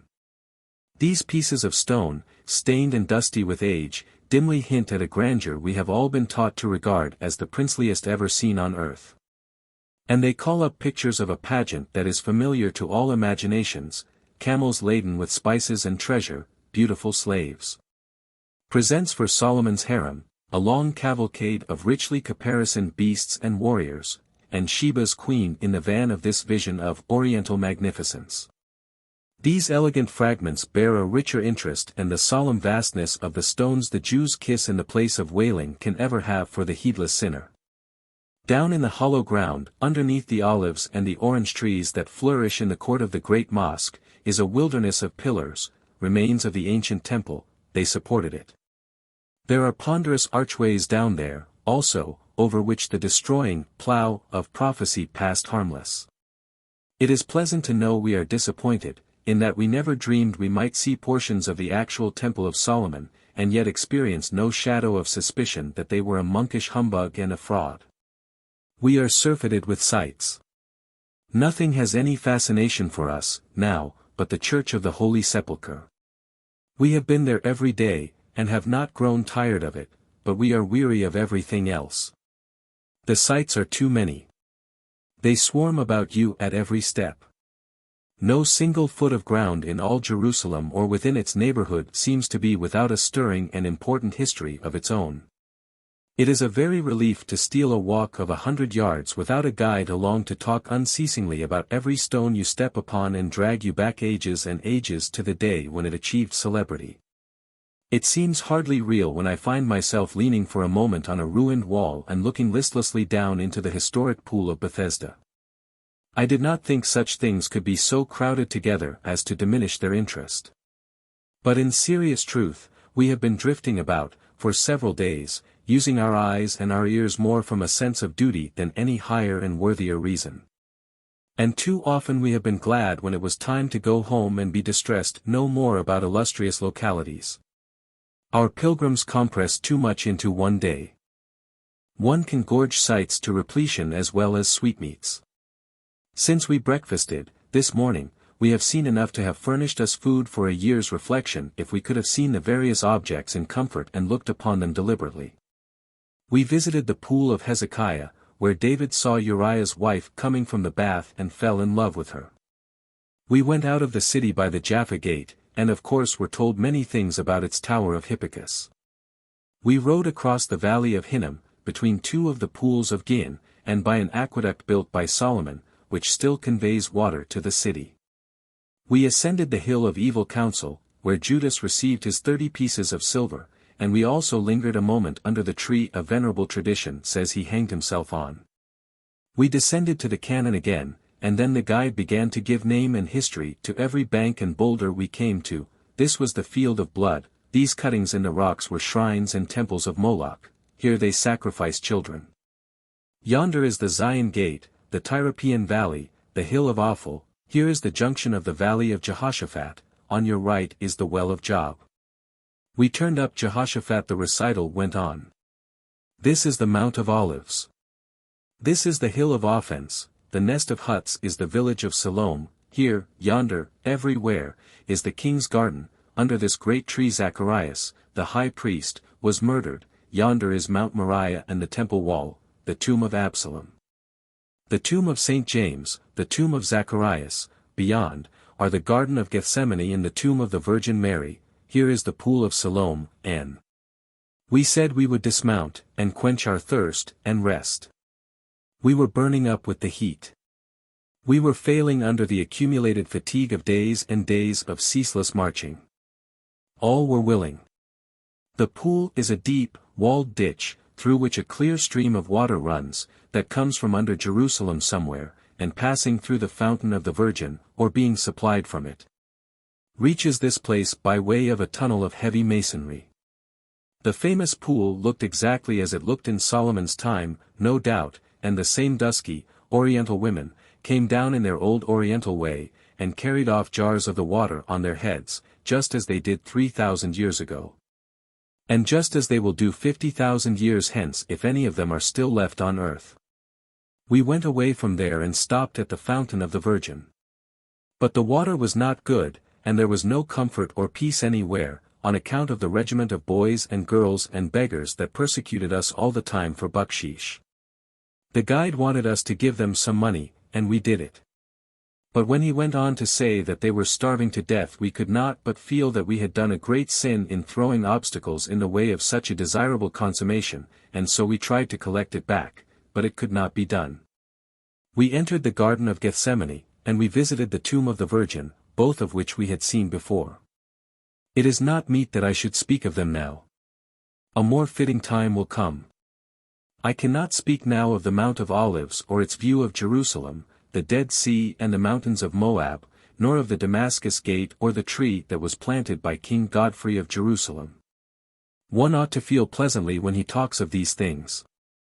I cannot say anything about the stone column that projects over Jehoshaphat from the temple wall like a cannon, except that the Moslems believe Muhammad will sit astride of it when he comes to judge the world. It is a pity he could not judge it from some roost of his own in Mecca, without trespassing on our holy ground. Close by is the Golden Gate, in the temple wall, a gate that was an elegant piece of sculpture in the time of the temple, and is even so yet. From it, in ancient times, the Jewish high priest turned loose the scapegoat and let him flee to the wilderness and bear away his 12-month load of the sins of the people.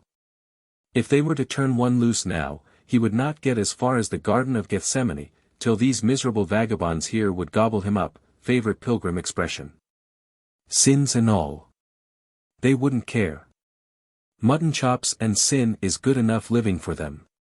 The Moslems watch the Golden Gate with a jealous eye, and an anxious one, for they have an honored tradition that when it falls, Islamism will fall and with it the Ottoman Empire. It did not grieve me any to notice that the old gate was getting a little shaky. We are at home again. We are exhausted. The sun has roasted us, almost. We have full comfort in one reflection, however. Our experiences in Europe have taught us that in time this fatigue will be forgotten, the heat will be forgotten. The thirst, the tiresome volubility of the guide, the persecutions of the beggars, and then, all that will be left will be pleasant memories of Jerusalem, memories we shall call up with always increasing interest as the years go by. Memories which some day will become all beautiful when the last annoyance that encumbers them shall have faded out of our minds never again to return. Schoolboy days are no happier than the days of after life, but we look back upon them regretfully because we have forgotten our punishments at school. And how we grieved when our marbles were lost and our kites destroyed, because we have forgotten all the sorrows and privations of that canonized epoch and remember only its orchard robberies, its wooden sword pageants and its fishing holydays. We are satisfied. We can wait. Our reward will come. To us, Jerusalem and today's experiences will be an enchanted memory a year hence, memory which money could not buy from us. Chapter 55. We cast up the account. It footed up pretty fairly. There was nothing more at Jerusalem to be seen, except the traditional houses of Dives and Lazarus of the parable, the tombs of the kings, and those of the judges, the spot where they stoned one of the disciples to death, and beheaded another. The room and the table made celebrated by the Last Supper, the fig tree that Jesus withered, a number of historical places about Gethsemane and the Mount of Olives, and 15 or 20 others in different portions of the city itself. We were approaching the end. Human nature asserted itself, now. Overwork and consequent exhaustion began to have their natural effect. They began to master the energies and dull the ardor of the party. Perfectly secure now, against failing to accomplish any detail of the pilgrimage, they felt like drawing in advance upon the holiday soon to be placed to their credit. They grew a little lazy. They were late to breakfast and sat long at dinner. 30 or 40 pilgrims had arrived from the ship, by the short routes, and much swapping of gossip had to be indulged in. And in hot afternoons, they showed a strong disposition to lie on the cool divans in the hotel and smoke and talk about pleasant experiences of a month or so gone by, for even thus early do episodes of travel which were sometimes annoying, sometimes exasperating and full as often of no consequence at all when they transpired, begin to rise above the dead level of monotonous reminiscences and become shapely landmarks in one's memory. The fog whistle, smothered among a million of trifling sounds, is not noticed a block away, in the city, but the sailor hears it far at sea, whither none of those thousands of trifling sounds can reach. When one is in Rome, all the domes are alike. But when he has gone away 12 miles, the city fades utterly from sight and leaves St. Peter's swelling above the level plain like an anchored balloon. When one is traveling in Europe, the daily incidents seem all alike. But when he has placed them all 2 months and 2,000 miles behind him, those that were worthy of being remembered are prominent, and those that were really insignificant have vanished. This disposition to smoke, and idle and talk, was not well. It was plain that it must not be allowed to gain ground. A diversion must be tried, or demoralization would ensue. The Jordan, Jericho, and the Dead Sea were suggested. The remainder of Jerusalem must be left unvisited, for a little while. The journey was approved at once. New life stirred in every pulse. In the saddle, abroad on the plains, sleeping in beds bounded only by the horizon, fancy was at work with these things in a moment. It was painful to note how readily these town-bred men had taken to the free life of the camp and the desert. The nomadic instinct is a human instinct. It was born with Adam and transmitted through the patriarchs, and after 30 centuries of steady effort, civilization has not educated it entirely out of us yet. It has a charm which, once tasted, a man will yearn to taste again. The nomadic instinct cannot be educated out of an Indian at all. The Jordan journey being approved, our dragoman was notified. At 9 in the morning the caravan was before the hotel door and we were at breakfast. There was a commotion about the place. Rumors of war and bloodshed were flying everywhere. The lawless Bedouins in the valley of the Jordan and the deserts down by the Dead Sea were up in arms, and were going to destroy all comers. They had had a battle with a troop of Turkish cavalry and defeated them, several men killed. They had shut up the inhabitants of a village and a Turkish garrison in an old fort near Jericho, and were besieging them. They had marched upon a camp of our excursionists by the Jordan, and the pilgrims only saved their lives by stealing away and flying to Jerusalem under whip and spur in the darkness of the night. Another of our parties had been fired on from an ambush and then attacked in the open day. Shots were fired on both sides. Fortunately there was no bloodshed. We spoke with the very pilgrim who had fired one of the shots, and learned from his own lips how, in this imminent deadly peril, only the cool courage of the pilgrims, their strength of numbers and imposing display of war material, had saved them from utter destruction. It was reported that the consul had requested that no more of our pilgrims should go to the Jordan while this state of things lasted, and further, that he was unwilling that any more should go, at least without an unusually strong military guard. Here was trouble. But with the horses at the door and everybody aware of what they were there for, what would you have done? Acknowledged that you were afraid, and backed shamefully out? Hardly. It would not be human nature, where there were so many women. You would have done as we did, said you were not afraid of 1,000,000 Bedouins, and made your will and proposed quietly to yourself to take up an unostentatious position in the rear of the procession. I think we must all have determined upon the same line of tactics, for it did seem as if we never would get to Jericho. I had a notoriously slow horse, but somehow I could not keep him in the rear, to save my neck. He was forever turning up in the lead. In such cases I trembled a little, and got down to fix my saddle. But it was not of any use. The others all got down to fix their saddles, too. I never saw such a time with saddles. It was the first time any of them had got out of order in 3 weeks, and now they had all broken down at once. I tried walking, for exercise. I had not had enough in Jerusalem searching for holy places. But it was a failure. The whole mob were suffering for exercise, and it was not 15 minutes till they were all on foot and I had the lead again. It was very discouraging. This was all after we got beyond Bethany. We stopped at the village of Bethany, an hour out from Jerusalem. They showed us the tomb of Lazarus. I had rather live in it than in any house in the town. And they showed us also a large fountain of Lazarus, and in the center of the village the ancient dwelling of Lazarus. Lazarus appears to have been a man of property. The legends of the Sunday schools do him great injustice. They give one the impression that he was poor. It is because they get him confused with that Lazarus who had no merit but his virtue, and virtue never has been as respectable as money. The house of Lazarus is a 3-story edifice, of stone masonry, but the accumulated rubbish of ages has buried all of it but the upper story.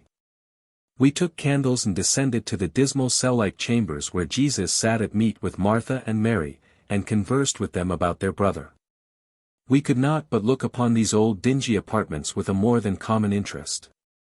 We had had a glimpse, from a mountain top, of the Dead Sea, lying like a blue shield in the plain of the Jordan, and now we were marching down a close, flaming, rugged, desolate defile, where no living creature could enjoy life, except, perhaps, a salamander. It was such a dreary, repulsive, horrible solitude. It was the wilderness where John preached, with camel's hair about his loins, raiment enough, but he never could have got his locusts and wild honey here. We were moping along down through this dreadful place, every man in the rear. Our guards, 2 gorgeous young Arab sheiks, with cargoes of swords, guns, pistols and daggers on board, were loafing ahead. Bedouins. Every man shrunk up and disappeared in his clothes like a mud turtle. My first impulse was to dash forward and destroy the Bedouins. My second was to dash to the rear to see if there were any coming in that direction. I acted on the latter impulse. So did all the others. If any Bedouins had approached us, then, from that point of the compass, they would have paid dearly for their rashness. We all remarked that, afterwards, there would have been scenes of riot and bloodshed there that no pen could describe. I know that, because each man told what he would have done, individually. And such a medley of strange and unheard-of inventions of cruelty you could not conceive of. One man said he had calmly made up his mind to perish where he stood, if need be, but never yield an inch. He was going to wait, with deadly patience, till he could count the stripes upon the first Bedouin's jacket, and then count them and let him have it. Another was going to sit still till the first lance reached within an inch of his breast, and then dodge it and seize it. I forbear to tell what he was going to do to that Bedouin that owned it. It makes my blood run cold to think of it. Another was going to scalp such Bedouins as fell to his share, and take his bald-headed sons of the desert home with him alive for trophies. But the wild-eyed pilgrim rhapsodist was silent. His orbs gleamed with a deadly light, but his lips moved not. Anxiety grew, and he was questioned. If he had got a Bedouin, what would he have done with him? Shot him? He smiled a smile of grim contempt and shook his head. Would he have stabbed him? Another shake. Would he have quartered him, flayed him? More shakes. Oh! Horror, what would he have done? Eat him. Such was the awful sentence that thundered from his lips. What was grammar to a desperado like that? I was glad in my heart that I had been spared these scenes of malignant carnage. No Bedouins attacked our terrible rear. And none attacked the front. The newcomers were only a reinforcement of cadaverous Arabs, in shirts and bare legs, sent far ahead of us to brandish rusty guns, and shout and brag, and carry on like lunatics. And thus scare away all bands of marauding Bedouins that might lurk about our path. What a shame it is that armed white Christians must travel under guard of vermin like this as a protection against the prowling vagabonds of the desert, those sanguinary outlaws who are always going to do something desperate, but never do it. I may as well mention here that on our whole trip we saw no Bedouins, and had no more use for an Arab guard than we could have had for patent leather boots and white kid gloves. The Bedouins that attacked the other parties of pilgrims so fiercely were provided for the occasion by the Arab guards of those parties, and shipped from Jerusalem for temporary service as Bedouins. They met together in full view of the pilgrims, after the battle, and took lunch, divided the bucksheesh extorted in the season of danger, and then accompanied the cavalcade home to the city. The nuisance of an Arab guard is one which is created by the sheiks and the Bedouins together, for mutual profit, it is said, and no doubt there is a good deal of truth in it. We visited the fountain the prophet Elisha sweetened, it is sweet yet, where he remained some time and was fed by the ravens. Ancient Jericho is not very picturesque as a ruin. When Joshua marched around it 7 times, some 3,000 years ago, and blew it down with his trumpet, he did the work so well and so completely that he hardly left enough of the city to cast a shadow. The curse pronounced against the rebuilding of it has never been removed. One king, holding the curse in light estimation, made the attempt, but was stricken sorely for his presumption. Its site will always remain unoccupied. And yet it is one of the very best locations for a town we have seen in all Palestine. At 2 in the morning they routed us out of bed, another piece of unwarranted cruelty, another stupid effort of our dragoman to get ahead of a rival. It was not 2 hours to the Jordan. However, we were dressed and under way before anyone thought of looking to see what time it was, and so we drowsed on through the chill night air and dreamed of camp fires, warm beds, and other comfortable things. There was no conversation. People do not talk when they are cold, and wretched, and sleepy. We nodded in the saddle, at times, and woke up with a start to find that the procession had disappeared in the gloom. Then there was energy and attention to business until its dusky outlines came in sight again. Occasionally the order was passed in a low voice down the line, close up, close up. Bedouins lurk here, everywhere. What an exquisite shudder it sent shivering along one's spine. We reached the famous river before 4 o'clock, and the night was so black that we could have ridden into it without seeing it. Some of us were in an unhappy frame of mind. We waited and waited for daylight, but it did not come. Finally we went away in the dark and slept an hour on the ground, in the bushes, and caught cold. It was a costly nap, on that account, but otherwise it was a paying investment because it brought unconsciousness of the dreary minutes and put us in a somewhat fitter mood for a first glimpse of the sacred river. With the first suspicion of dawn, every pilgrim took off his clothes and waded into the dark torrent, singing. On Jordan's stormy banks I stand, and cast a wistful eye to Canaan's fair and happy land, where my possessions lie. But they did not sing long. The water was so fearfully cold that they were obliged to stop singing and scamper out again. Then they stood on the bank shivering, and so chagrined and so grieved, that they merited holiest compassion. Because another dream, another cherished hope, had failed. They had promised themselves all along that they would cross the Jordan where the Israelites crossed it when they entered Canaan from their long pilgrimage in the desert. They would cross where the 12 stones were placed in memory of that great event. While they did it they would picture to themselves that vast army of pilgrims marching through the cloven waters, bearing the hallowed Ark of the Covenant and shouting hosannas, and singing songs of thanksgiving and praise. Each had promised himself that he would be the first to cross. They were at the goal of their hopes at last, but the current was too swift, the water was too cold. It was then that Jack did them a service.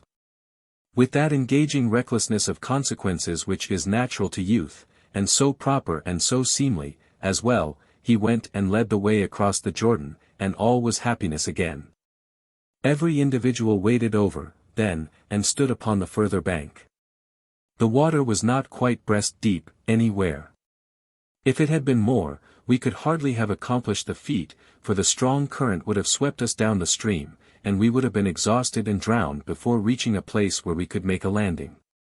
The main object compassed, the drooping, miserable party sat down to wait for the sun again, for all wanted to see the water as well as feel it. But it was too cold a pastime. Some cans were filled from the holy river, some canes cut from its banks, and then we mounted and rode reluctantly away to keep from freezing to death. So we saw the Jordan very dimly.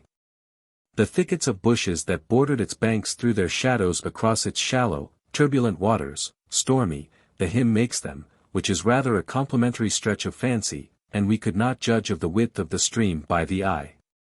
We knew by our wading experience, however, that many streets in America are double as wide as the Jordan. Daylight came, soon after we got under way, and in the course of an hour or two we reached the Dead Sea. Nothing grows in the flat, burning desert around it but weeds, and the Dead Sea apple, the poets say, is beautiful to the eye, but crumbles to ashes and dust when you break it. Such as we found were not handsome, but they were bitter to the taste. They yielded no dust. It was because they were not ripe, perhaps. The desert and the barren hills gleam painfully in the sun, around the Dead Sea, and there is no pleasant thing or living creature upon it or about its borders to cheer the eye. It is a scorching, arid, repulsive solitude. A silence broods over the scene that is depressing to the spirits. It makes one think of funerals and death. The Dead Sea is small. Its waters are very clear, and it has a pebbly bottom and is shallow for some distance out from the shores. It yields quantities of asphaltum, fragments of it lie all about its banks. This stuff gives the place something of an unpleasant smell. All our reading had taught us to expect that the first plunge into the Dead Sea would be attended with distressing results. Our bodies would feel as if they were suddenly pierced by millions of red-hot needles. The dreadful smarting would continue for hours. We might even look to be blistered from head to foot, and suffer miserably for many days. We were disappointed. Our 8 sprang in at the same time that another party of pilgrims did, and nobody screamed once. None of them ever did complain of anything more than a slight pricking sensation in places where their skin was abraded, and then only for a short time.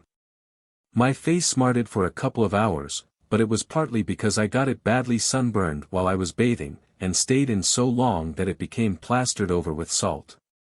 No, the water did not blister us.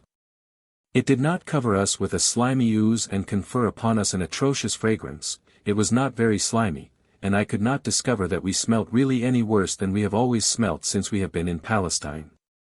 It was only a different kind of smell, but not conspicuous on that account, because we have a great deal of variety in that respect. We didn't smell, there on the Jordan, the same as we do in Jerusalem.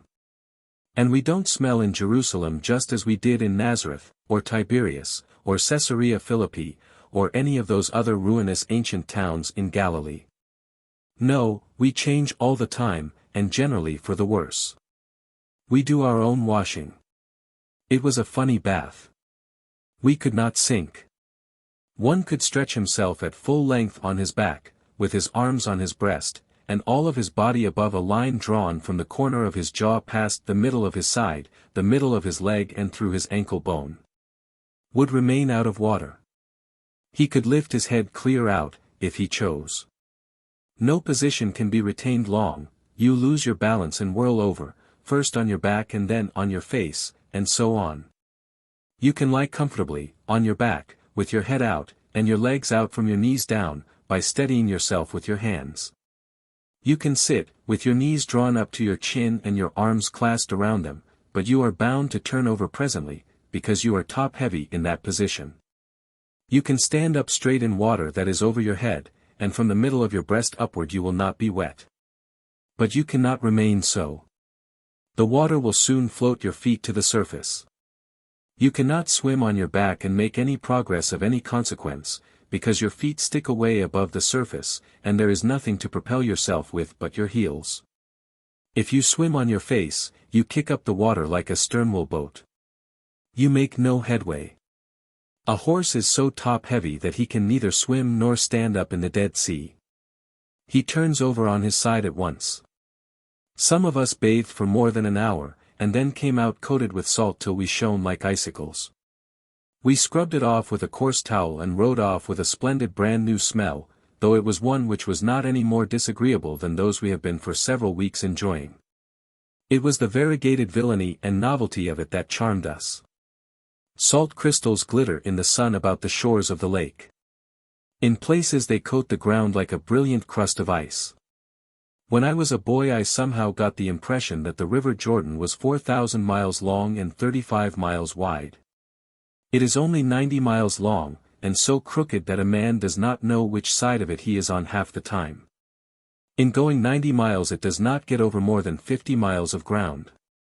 It is not any wider than Broadway in New York. There is the Sea of Galilee and this Dead Sea, neither of them 20 miles long or 13 wide. And yet when I was in Sunday school I thought they were 60,000 miles in diameter. Travel and experience mar the grandest pictures and rob us of the most cherished traditions of our boyhood. Well, let them go. I have already seen the empire of King Solomon diminish to the size of the state of Pennsylvania, I suppose I can bear the reduction of the seas and the river. We looked everywhere, as we passed along, but never saw grain or crystal of Lot's wife.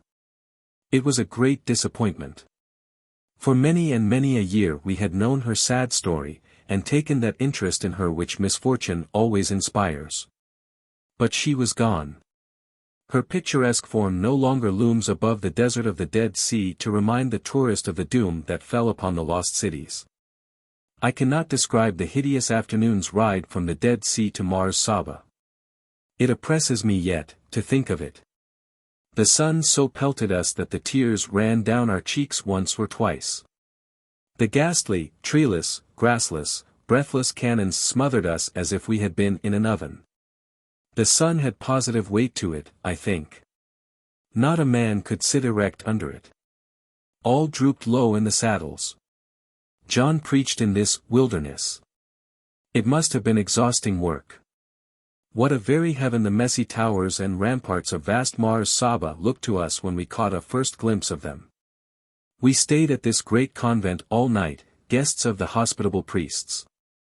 Mars Saba, perched upon a crag, a human nest stuck high up against a perpendicular mountain wall, is a world of grand masonry that rises, terrace upon terrace away above your head. Like the terraced and retreating colonnades one sees in fanciful pictures of Belshazzar's feast and the palaces of the ancient pharaohs. No other human dwelling is near. It was founded many ages ago by a holy recluse who lived at first in a cave in the rock, a cave which is enclosed in the convent walls, now, and was reverently shown to us by the priests. This recluse, by his rigorous torturing of his flesh, his diet of bread and water, his utter withdrawal from all society and from the vanities of the world, and his constant prayer and saintly contemplation of a skull, inspired an emulation that brought about him many disciples. The precipice on the opposite side of the canyon is well perforated with the small holes they dug in the rock to live in. The present occupants of Mars Saba, about 70 in number, are all hermits. They wear a coarse robe, an ugly, brimless stovepipe of a hat, and go without shoes. They eat nothing whatever but bread and salt, they drink nothing but water. As long as they live they can never go outside the walls, or look upon a woman, for no woman is permitted to enter Mars Saba, upon any pretext whatsoever. Some of those men have been shut up there for 30 years. In all that dreary time they have not heard the laughter of a child or the blessed voice of a woman, they have seen no human tears, no human smiles, they have known no human joys, no wholesome human sorrows. In their hearts are no memories of the past, in their brains no dreams of the future. All that is lovable, beautiful, worthy, they have put far away from them. Against all things that are pleasant to look upon, and all sounds that are music to the ear, they have barred their massive doors and reared their relentless walls of stone forever. They have banished the tender grace of life and left only the sapped and skinny mockery. Their lips are lips that never kiss and never sing, their hearts are hearts that never hate and never love. Their breasts are breasts that never swell with the sentiment, I have a country and a flag. They are dead men who walk. I set down these first thoughts because they are natural, not because they are just or because it is right to set them down. It is easy for bookmakers to say, I thought so and so as I looked upon such and such a scene, when the truth is, they thought all those fine things afterwards. One's first thought is not likely to be strictly accurate, yet it is no crime to think it and none to write it down, subject to modification by later experience. These hermits are dead men, in several respects, but not in all. And it is not proper, that, thinking ill of them at first, I should go on doing so, or, speaking ill of them I should reiterate the words and stick to them. No, they treated us too kindly for that. There is something human about them somewhere. They knew we were foreigners and Protestants, and not likely to feel admiration or much friendliness toward them. But their large charity was above considering such things. They simply saw in us men who were hungry, and thirsty, and tired, and that was sufficient. They opened their doors and gave us welcome. They asked no questions, and they made no self-righteous display of their hospitality. They fished for no compliments. They moved quietly about, setting the table for us, making the beds, and bringing water to wash in, and paid no heed when we said it was wrong for them to do that when we had men whose business it was to perform such offices. We fared most comfortably, and sat late at dinner. We walked all over the building with the hermits afterward, and then sat on the lofty battlements and smoked while we enjoyed the cool air, the wild scenery and the sunset. One or two chose cozy bedrooms to sleep in, but the nomadic instinct prompted the rest to sleep on the broad divan that extended around the great hall, because it seemed like sleeping out of doors, and so was more cheery and inviting. It was a royal rest we had. When we got up to breakfast in the morning, we were new men. For all this hospitality no strict charge was made. We could give something if we chose, we need give nothing, if we were poor or if we were stingy. The pauper and the miser are as free as any in the Catholic convents of Palestine. I have been educated to enmity toward everything that is Catholic, and sometimes, in consequence of this, I find it much easier to discover Catholic faults than Catholic merits. But there is one thing I feel no disposition to overlook, and no disposition to forget, and that is, the honest gratitude I and all pilgrims owe to the convent fathers in Palestine. Their doors are always open, and there is always a welcome for any worthy man who comes, whether he comes in rags or clad in purple. The Catholic convents are a priceless blessing to the poor. A pilgrim without money, whether he be a Protestant or a Catholic, can travel the length and breadth of Palestine, and in the midst of her desert wastes find wholesome food and a clean bed every night, in these buildings. Pilgrims in better circumstances are often stricken down by the sun and the fevers of the country, and then their saving refuge is the convent. Without these hospitable retreats, travel in Palestine would be a pleasure which none but the strongest men could dare to undertake. Our party, pilgrims and all, will always be ready and always willing, to touch glasses and drink health, prosperity and long life to the convent fathers of Palestine. So, rested and refreshed, we fell into line and filed away over the barren mountains of Judea, and along rocky ridges and through sterile gorges, where eternal silence and solitude reigned. Even the scattering groups of armed shepherds we met the afternoon before, tending their flocks of long-haired goats, were wanting here. We saw but two living creatures. They were gazelles, of soft-eyed notoriety. They looked like very young kids, but they annihilated distance like an express train. I have not seen animals that moved faster, unless I might say it of the antelopes of our own great plains. At 9 or 10 in the morning we reached the plain of the shepherds, and stood in a walled garden of olives where the shepherds were watching their flocks by night, 18 centuries ago. When the multitude of angels brought them the tidings that the Saviour was born. A quarter of a mile away was Bethlehem of Judea, and the pilgrims took some of the stone wall and hurried on. The plain of the shepherds is a desert, paved with loose stones, void of vegetation, glaring in the fierce sun. Only the music of the angels it knew once could charm its shrubs and flowers to life again and restore its vanished beauty. No less potent enchantment could avail to work this miracle. In the huge church of the Nativity, in Bethlehem, built 1500 years ago by the inveterate Saint Helena, they took us below ground, and into a grotto cut in the living rock. This was the manger where Christ was born. A silver star set in the floor bears a Latin inscription to that effect. It is polished with the kisses of many generations of worshipping pilgrims.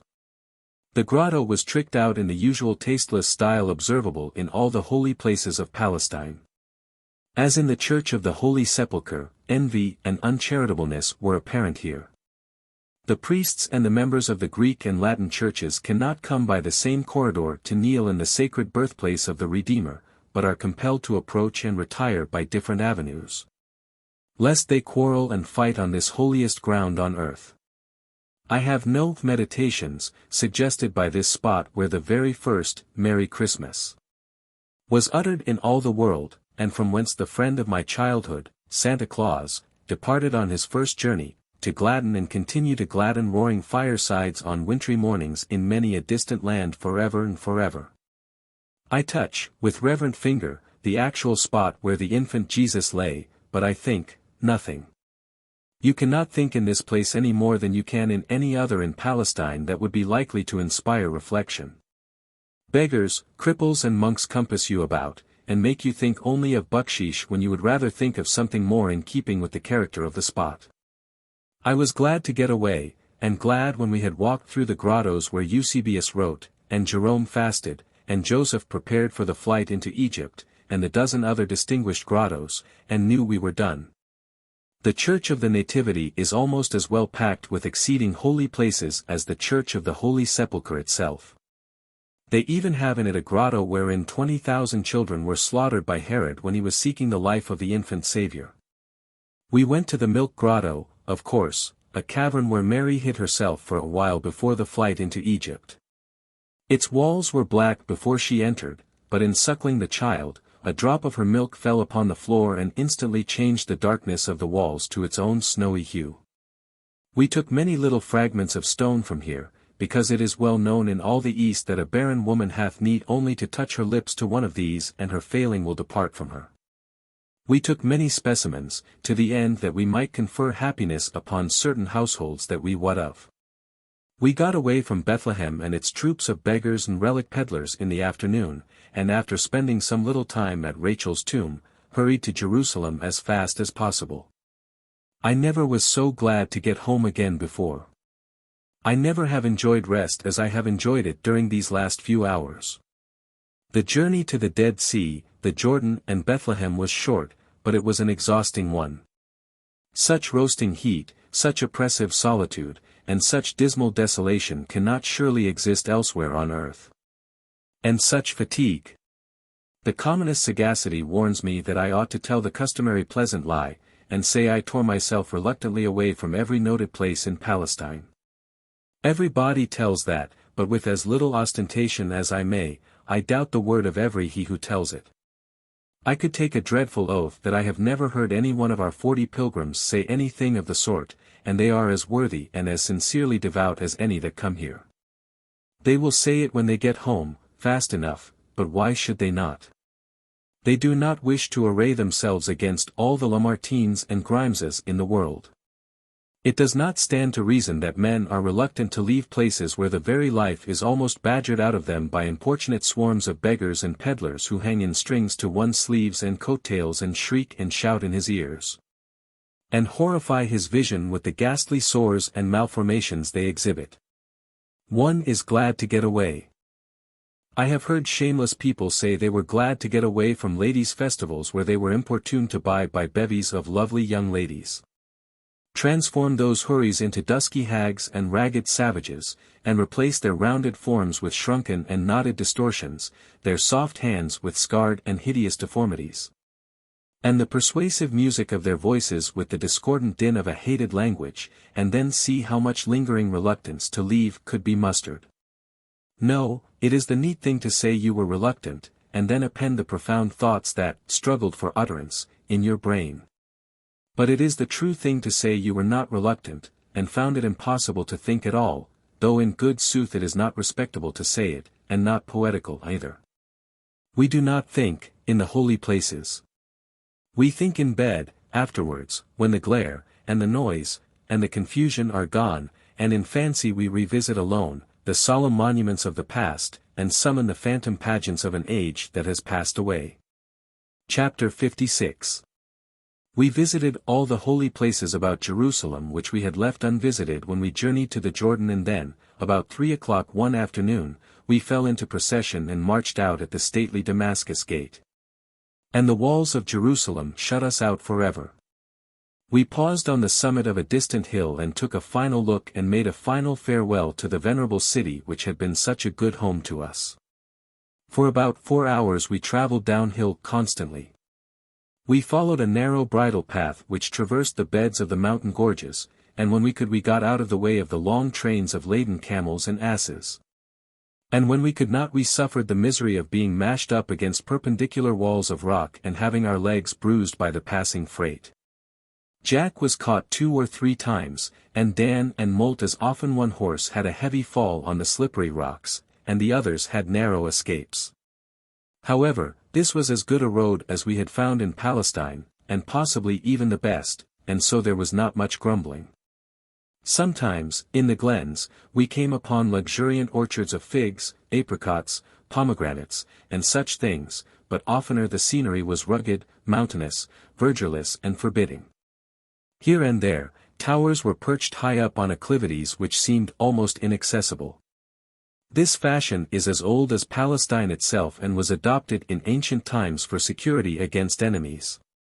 We crossed the brook which furnished David the stone that killed Goliath, and no doubt we looked upon the very ground whereon that noted battle was fought. We passed by a picturesque old Gothic ruin whose stone pavements had run to the armed heels of many a valorous crusader, and we rode through a piece of country which we were told once knew Samson as a citizen. We stayed all night with the good monks at the convent of Ramla, and in the morning got up and galloped the horses a good part of the distance from there to Jaffa, or Joppa, for the plain was as level as a floor and free from stones. And besides this was our last march in Holy Land. These 2 or 3 hours finished, we and the tired horses could have rest and sleep as long as we wanted it. This was the plain of which Joshua spoke when he said, "Sun, stand thou still on Gibeon, and thou moon in the valley of Ajalon." As we drew near to Jaffa, the boys spurred up the horses and indulged in the excitement of an actual race, an experience we had hardly had since we raced on donkeys in the Azores Islands. We came finally to the noble grove of orange trees in which the oriental city of Jaffa lies buried. We passed through the walls, and rode again down narrow streets and among swarms of animated rags, and saw other sights and had other experiences we had long been familiar with. We dismounted, for the last time, and out in the offing, riding at anchor, we saw the ship.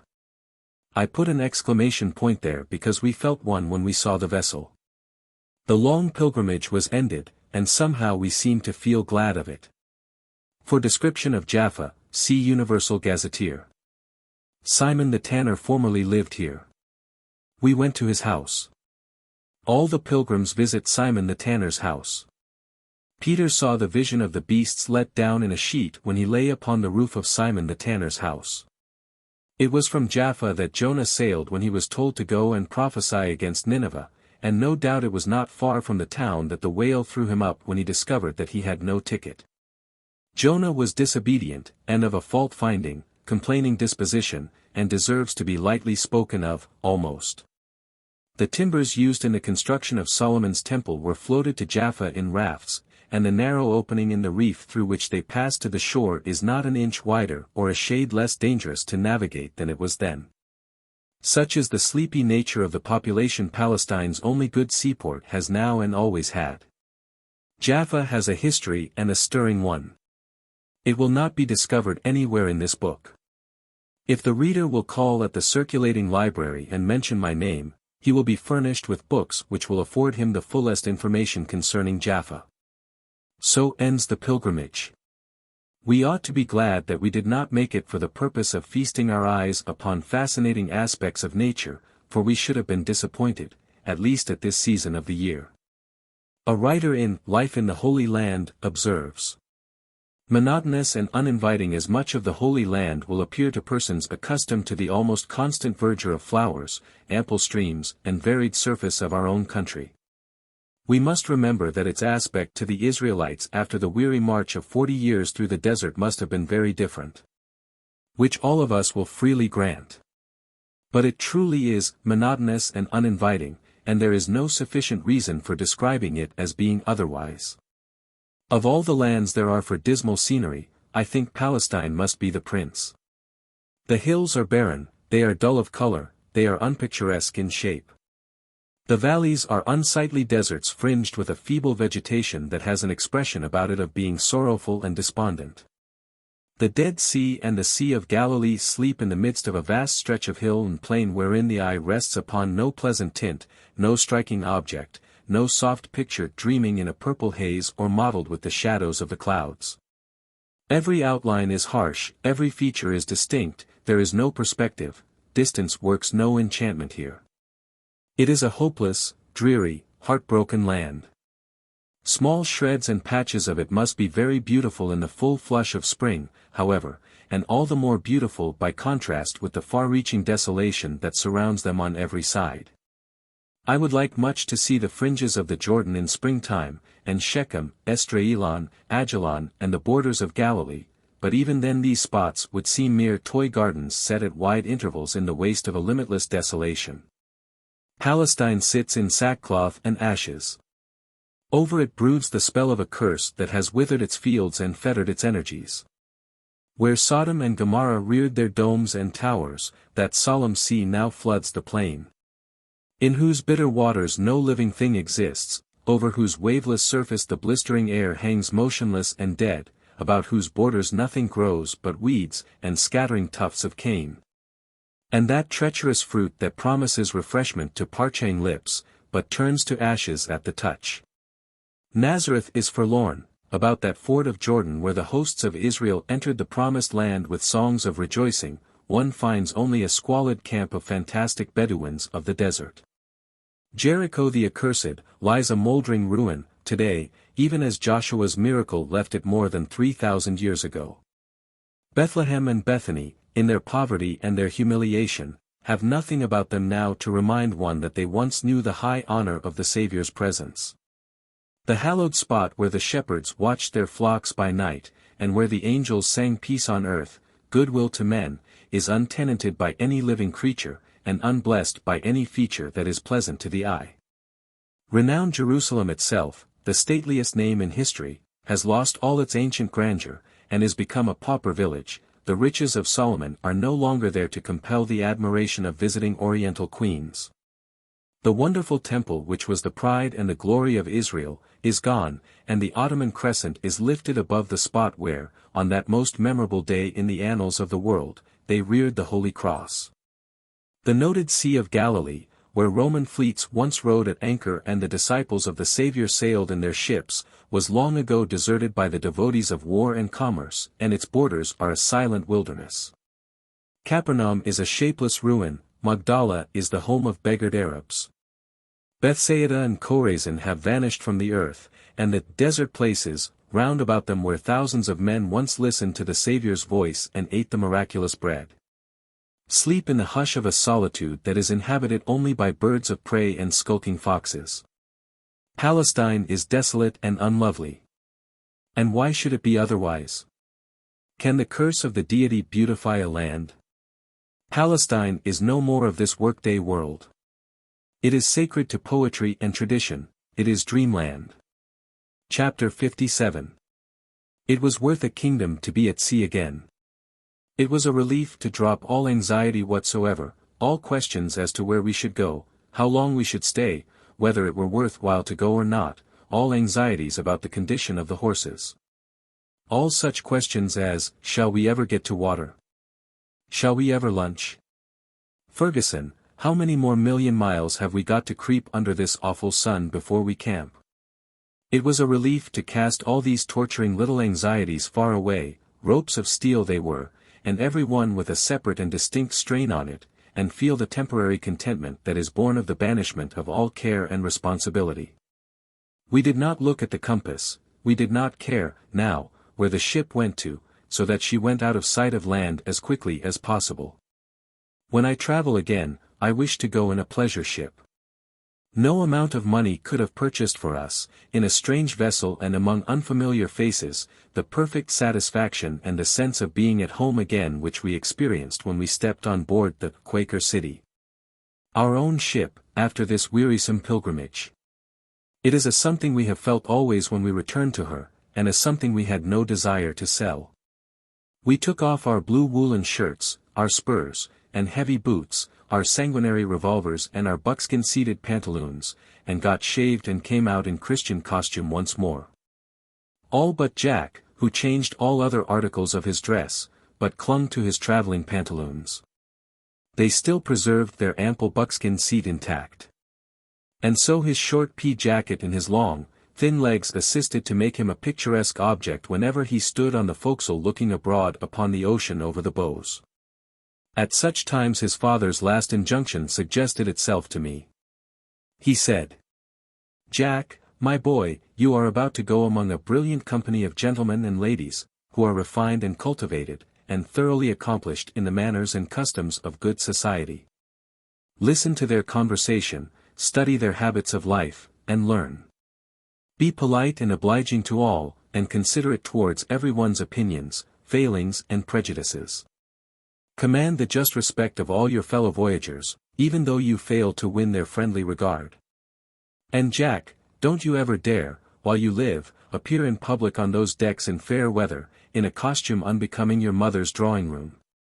It would have been worth any price if the father of this hopeful youth could have stepped on board some time, and seen him standing high on the forecastle, pea jacket, tasseled red fez, buckskin patch and all, placidly contemplating the ocean, a rare spectacle for anybody's drawing-room.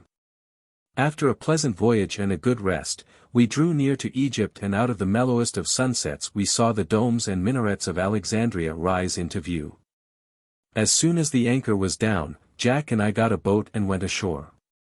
It was night by this time, and the other passengers were content to remain at home and visit ancient Egypt after breakfast.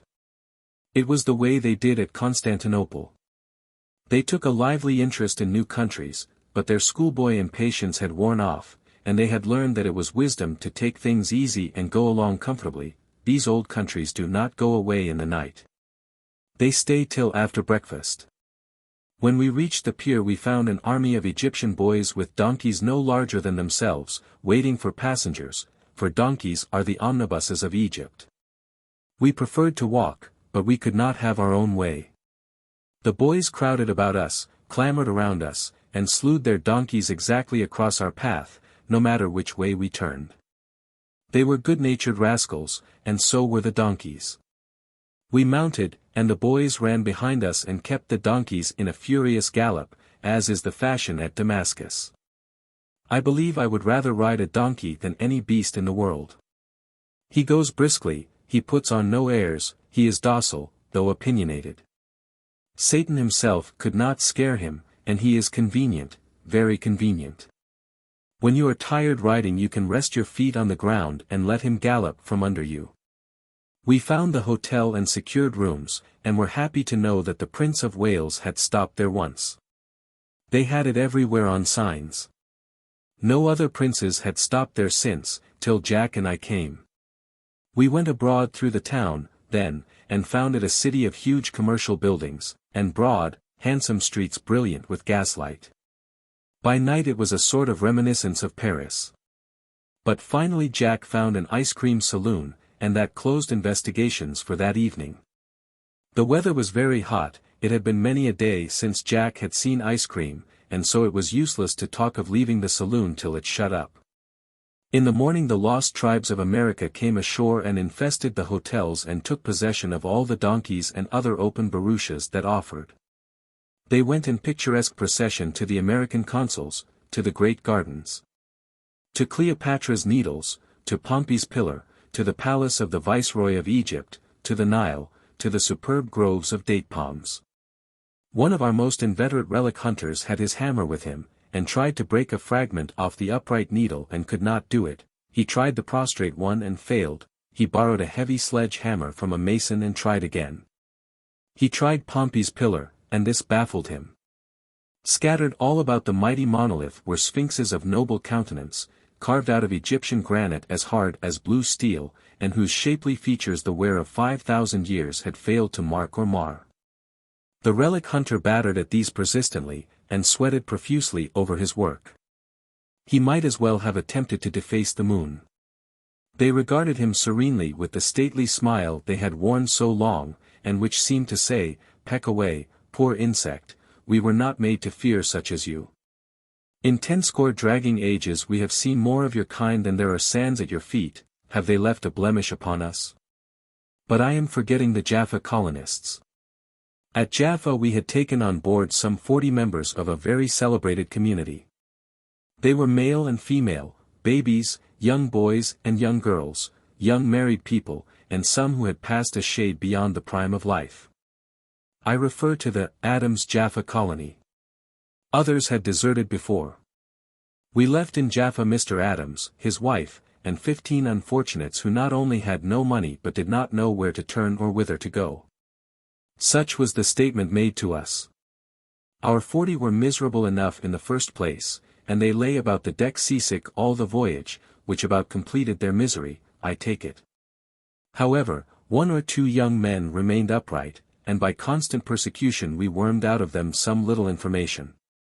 They gave it reluctantly and in a very fragmentary condition, for, having been shamefully humbugged by their prophet, they felt humiliated and unhappy. In such circumstances people do not like to talk. The colony was a complete fiasco. I have already said that such as could get away did so, from time to time. The prophet Adams, once an actor, then several other things, afterward a Mormon and a missionary, always an adventurer, remains at Jaffa with his handful of sorrowful subjects. The 40 we brought away with us were chiefly destitute, though not all of them. They wished to get to Egypt. What might become of them then they did not know and probably did not care, anything to get away from hated Jaffa. They had little to hope for. Because after many appeals to the sympathies of New England, made by strangers of Boston, through the newspapers, and after the establishment of an office there for the reception of moneyed contributions for the Jaffa colonists, $1 was subscribed. The Consul General for Egypt showed me the newspaper paragraph which mentioned the circumstance and mentioned also the discontinuance of the effort and the closing of the office. It was evident that practical New England was not sorry to be rid of such visionaries and was not in the least inclined to hire anybody to bring them back to her. Still, to get to Egypt, was something, in the eyes of the unfortunate colonists, hopeless as the prospect seemed of ever getting further. Thus circumstanced, they landed at Alexandria from our ship. One of our passengers, Mr. Moses S. Beach, of the New York Sun, inquired of the Consul General what it would cost to send these people to their home in Maine by the way of Liverpool, and he said $1,500 in gold would do it. Mr. Beach gave his check for the money and so the troubles of the Jaffa colonists were at an end. It was an unselfish act of benevolence, it was done without any ostentation, and has never been mentioned in any newspaper, I think. Therefore it is refreshing to learn now, several months after the above narrative was written, that another man received all the credit of this rescue of the colonists. Such is life. Alexandria was too much like a European city to be novel, and we soon tired of it. We took the cars and came up here to ancient Cairo, which is an oriental city and of the completest pattern. There is little about it to disabuse one's mind of the error if he should take it into his head that he was in the heart of Arabia. Stately camels and dromedaries, swore the Egyptians, and likewise Turks and black Ethiopians, turbaned, sashed, and blazing in a rich variety of oriental costumes of all shades of flashy colors, are what one sees on every hand crowding the narrow streets and the honeycombed bazaars. We are stopping at Shepherd's Hotel, which is the worst on earth except the one I stopped at once in a small town in the United States. It is pleasant to read this sketch in my notebook, now, and know that I can stand Shepherd's Hotel, sure, because I have been in one just like it in America and survived. I stopped at the Benton House. It used to be a good hotel, but that proves nothing. I used to be a good boy, for that matter both of us have lost character of late years. The Benton is not a good hotel. The Benton lacks a very great deal of being a good hotel. Perdition is full of better hotels than the Benton. It was late at night when I got there, and I told the clerk I would like plenty of lights, because I wanted to read an hour or two. When I reached No. 15 with the porter, we came along a dim hall that was clad in ancient carpeting, faded, worn out in many places, and patched with old scraps of oil cloth, a hall that sank under one's feet, and creaked dismally to every footstep. He struck a light, 2 inches of sallow, sorrowful, consumptive tallow candle, that burned blue, and sputtered, and got discouraged and went out. The porter lit it again, and I asked if that was all the light the clerk sent. He said, "Oh no, I've got another one here," and he produced another couple of inches of tallow candle. I said, "Light them both, I'll have to have one to see the other by." He did it, but the result was drearier than darkness itself. He was a cheery, accommodating rascal. He said he would go somewheres and steal a lamp. I abetted and encouraged him in his criminal design. I heard the landlord get after him in the hall 10 minutes afterward. "Where are you going with that lamp?" 15 wants it, sir. 15. Why, he's got a double lot of candles. Does the man want to illuminate the house? Does he want to get up a torchlight procession? What is he up to, anyhow? He don't like them candles, says he wants a lamp. Why, what in the nation does? Why, I never heard of such a thing. What on earth can he want with that lamp? Well, he only wants to read, that's what he says. Wants to read, does he? Ain't satisfied with 1,000 candles, but has to have a lamp. I do wonder what the devil that fellow wants that lamp for. Take him another candle, and then if. But he wants the lamp, says he'll burn the d old house down if he don't get a lamp. A remark which I never made. I'd like to see him at it once.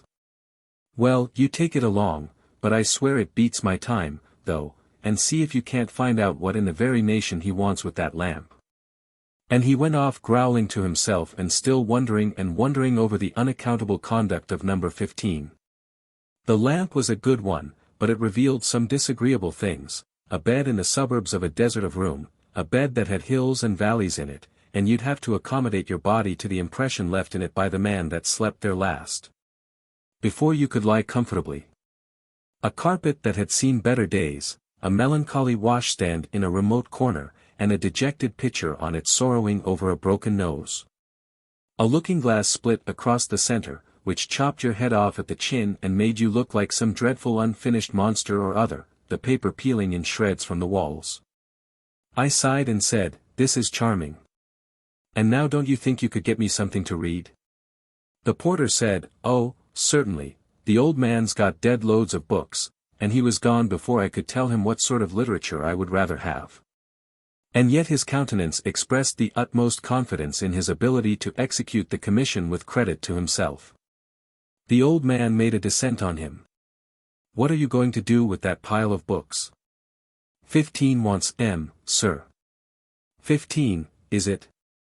He'll want a warming pan, next, he'll want a nurse.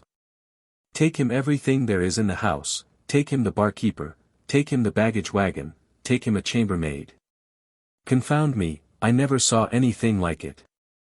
What did he say he wants with those books? Wants to read, like enough, it ain't likely he wants to eat, I don't reckon. Wants to read, this time of night, the infernal lunatic. Well, he can't have them. But he says he's morally bound to have, he says he'll just go a-rarin' and a-chargin' through this house and raise more. Well, there's no tellin' what he won't do if he don't get, because he's drunk and crazy and desperate, and nothing'll soothe him down but them cussed books. I had not made any threats, and was not in the condition ascribed to me by the porter. Well, go on. But I will be around when he goes to ring and charging, and the first rare he makes I'll make him rare out of the window. And then the old gentleman went off, growling as before. The genius of that porter was something wonderful. He put an armful of books on the bed and said, "Good night," as confidently as if he knew perfectly well that those books were exactly my style of reading matter. And well he might. His selection covered the whole range of legitimate literature. It comprised The Great Consummation, by Reverend Dr. Cummings, Theology, Revised Statutes of the State of Missouri, Law, The Complete Horse Doctor, Medicine, The Toilers of the Sea, by Victor Hugo, Romance, the works of William Shakespeare, Poetry. I shall never cease to admire the tact and the intelligence of that gifted porter. But all the donkeys in Christendom, and most of the Egyptian boys, I think, are at the door, and there is some noise going on, not to put it in stronger language. We are about starting to the illustrious pyramids of Egypt, and the donkeys for the voyage are under inspection. I will go and select one before the choice animals are all taken. Chapter 58. The donkeys were all good, all handsome, all strong and in good condition, all fast and all willing to prove it. They were the best we had found anywhere, and the most recherché. I do not know what recherché is, but that is what these donkeys were, anyhow. Some were of a soft mouse color, and the others were white, black, and vari-colored. Some were close-shaven, all over, except that a tuft like a paintbrush was left on the end of the tail. Others were so shaven in fanciful landscape garden patterns, as to mark their bodies with curving lines, which were bounded on one side by hair and on the other by the close plush left by the shears. They had all been newly barbered, and were exceedingly stylish. Several of the white ones were barred like zebras with rainbow stripes of blue and red and yellow paint. These were indescribably gorgeous. Dan and Jack selected from this lot because they brought back Italian reminiscences of the old masters. The saddles were the high, stuffy, frog-shaped things we had known in Ephesus and Smyrna. The donkey boys were lively young Egyptian rascals who could follow a donkey and keep him in a canter half a day without tiring. We had plenty of spectators when we mounted, for the hotel was full of English people bound overland to India and officers getting ready for the African campaign against the Abyssinian King Theodorus. We were not a very large party, but as we charged through the streets of the great metropolis, we made noise for 500, and displayed activity and created excitement in proportion. Nobody can steer a donkey, and some collided with camels, dervishes, effendis, asses, beggars and everything else that offered to the donkeys a reasonable chance for a collision. When we turned into the broad avenue that leads out of the city toward Old Cairo, there was plenty of room. The walls of stately date palms that fenced the gardens and bordered the way, threw their shadows down and made the air cool and bracing. We rose to the spirit of the time and the race became a wild rout, a stampede, a terrific panic.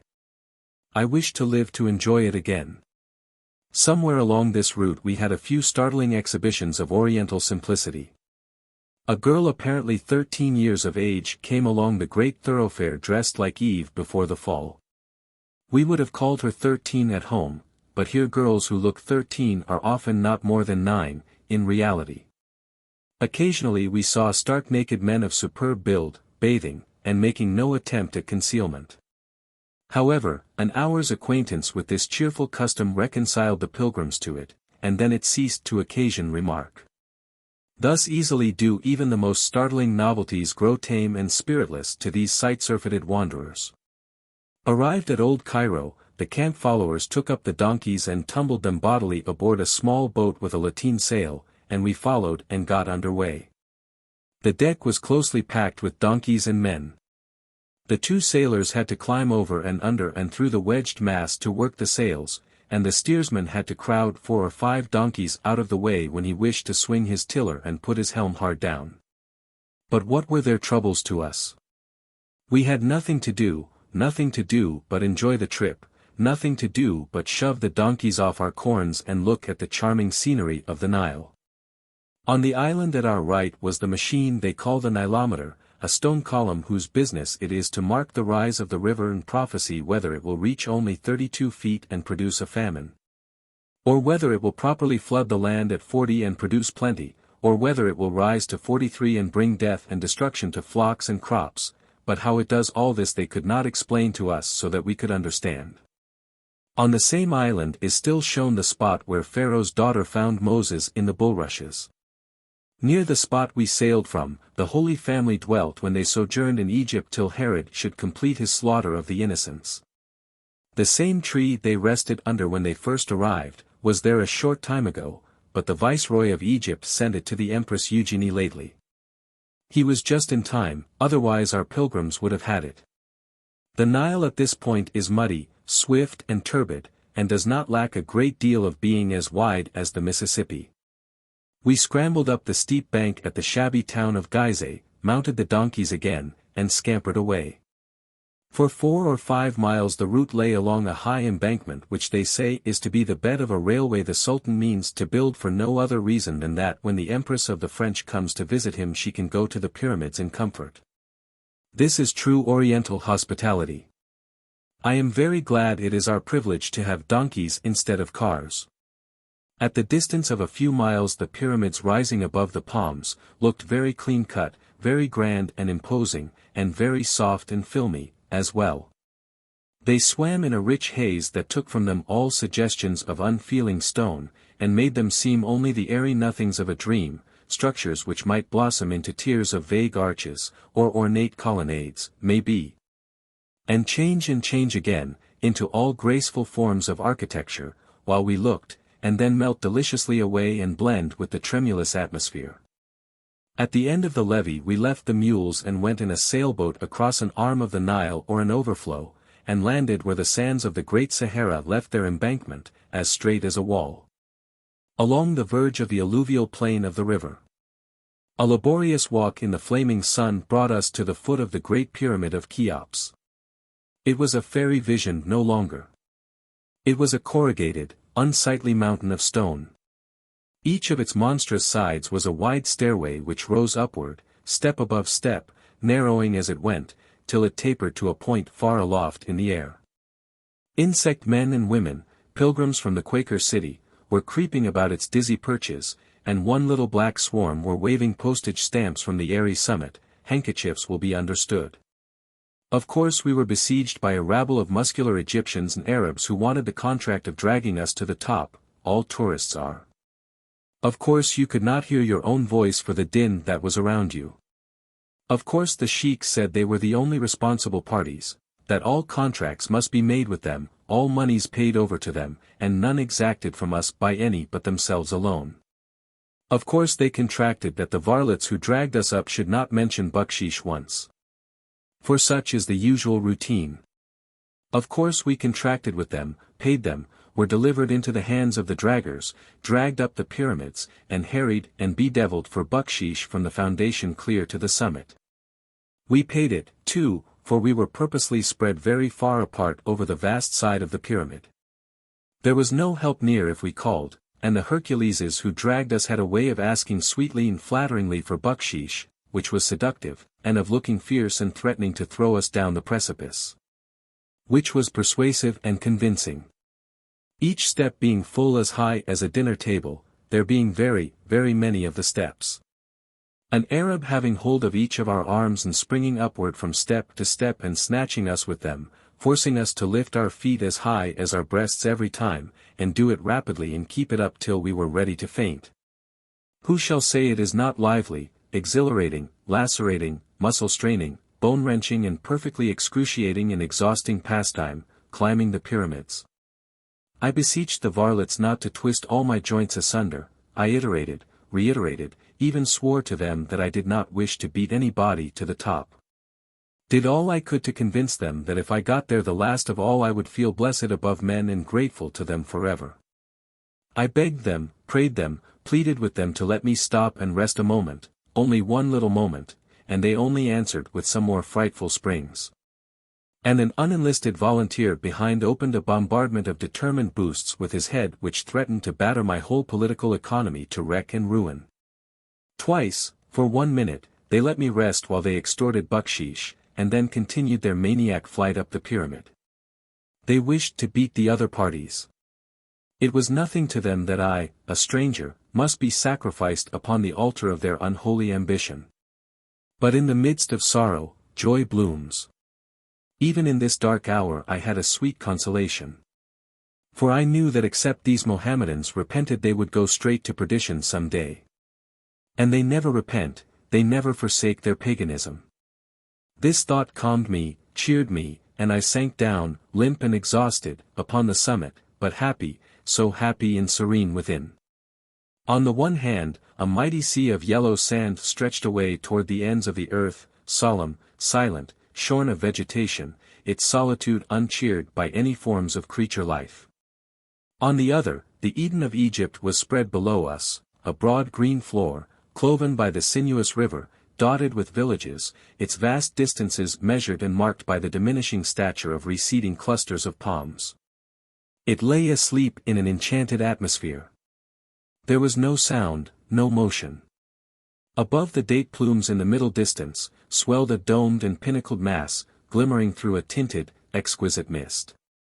Away toward the horizon a dozen shapely pyramids watched over ruined Memphis, and at our feet the bland impassible SPHYNX looked out upon the picture from her throne in the sands as placidly and pensively as she had looked upon its like full 50 lagging centuries ago.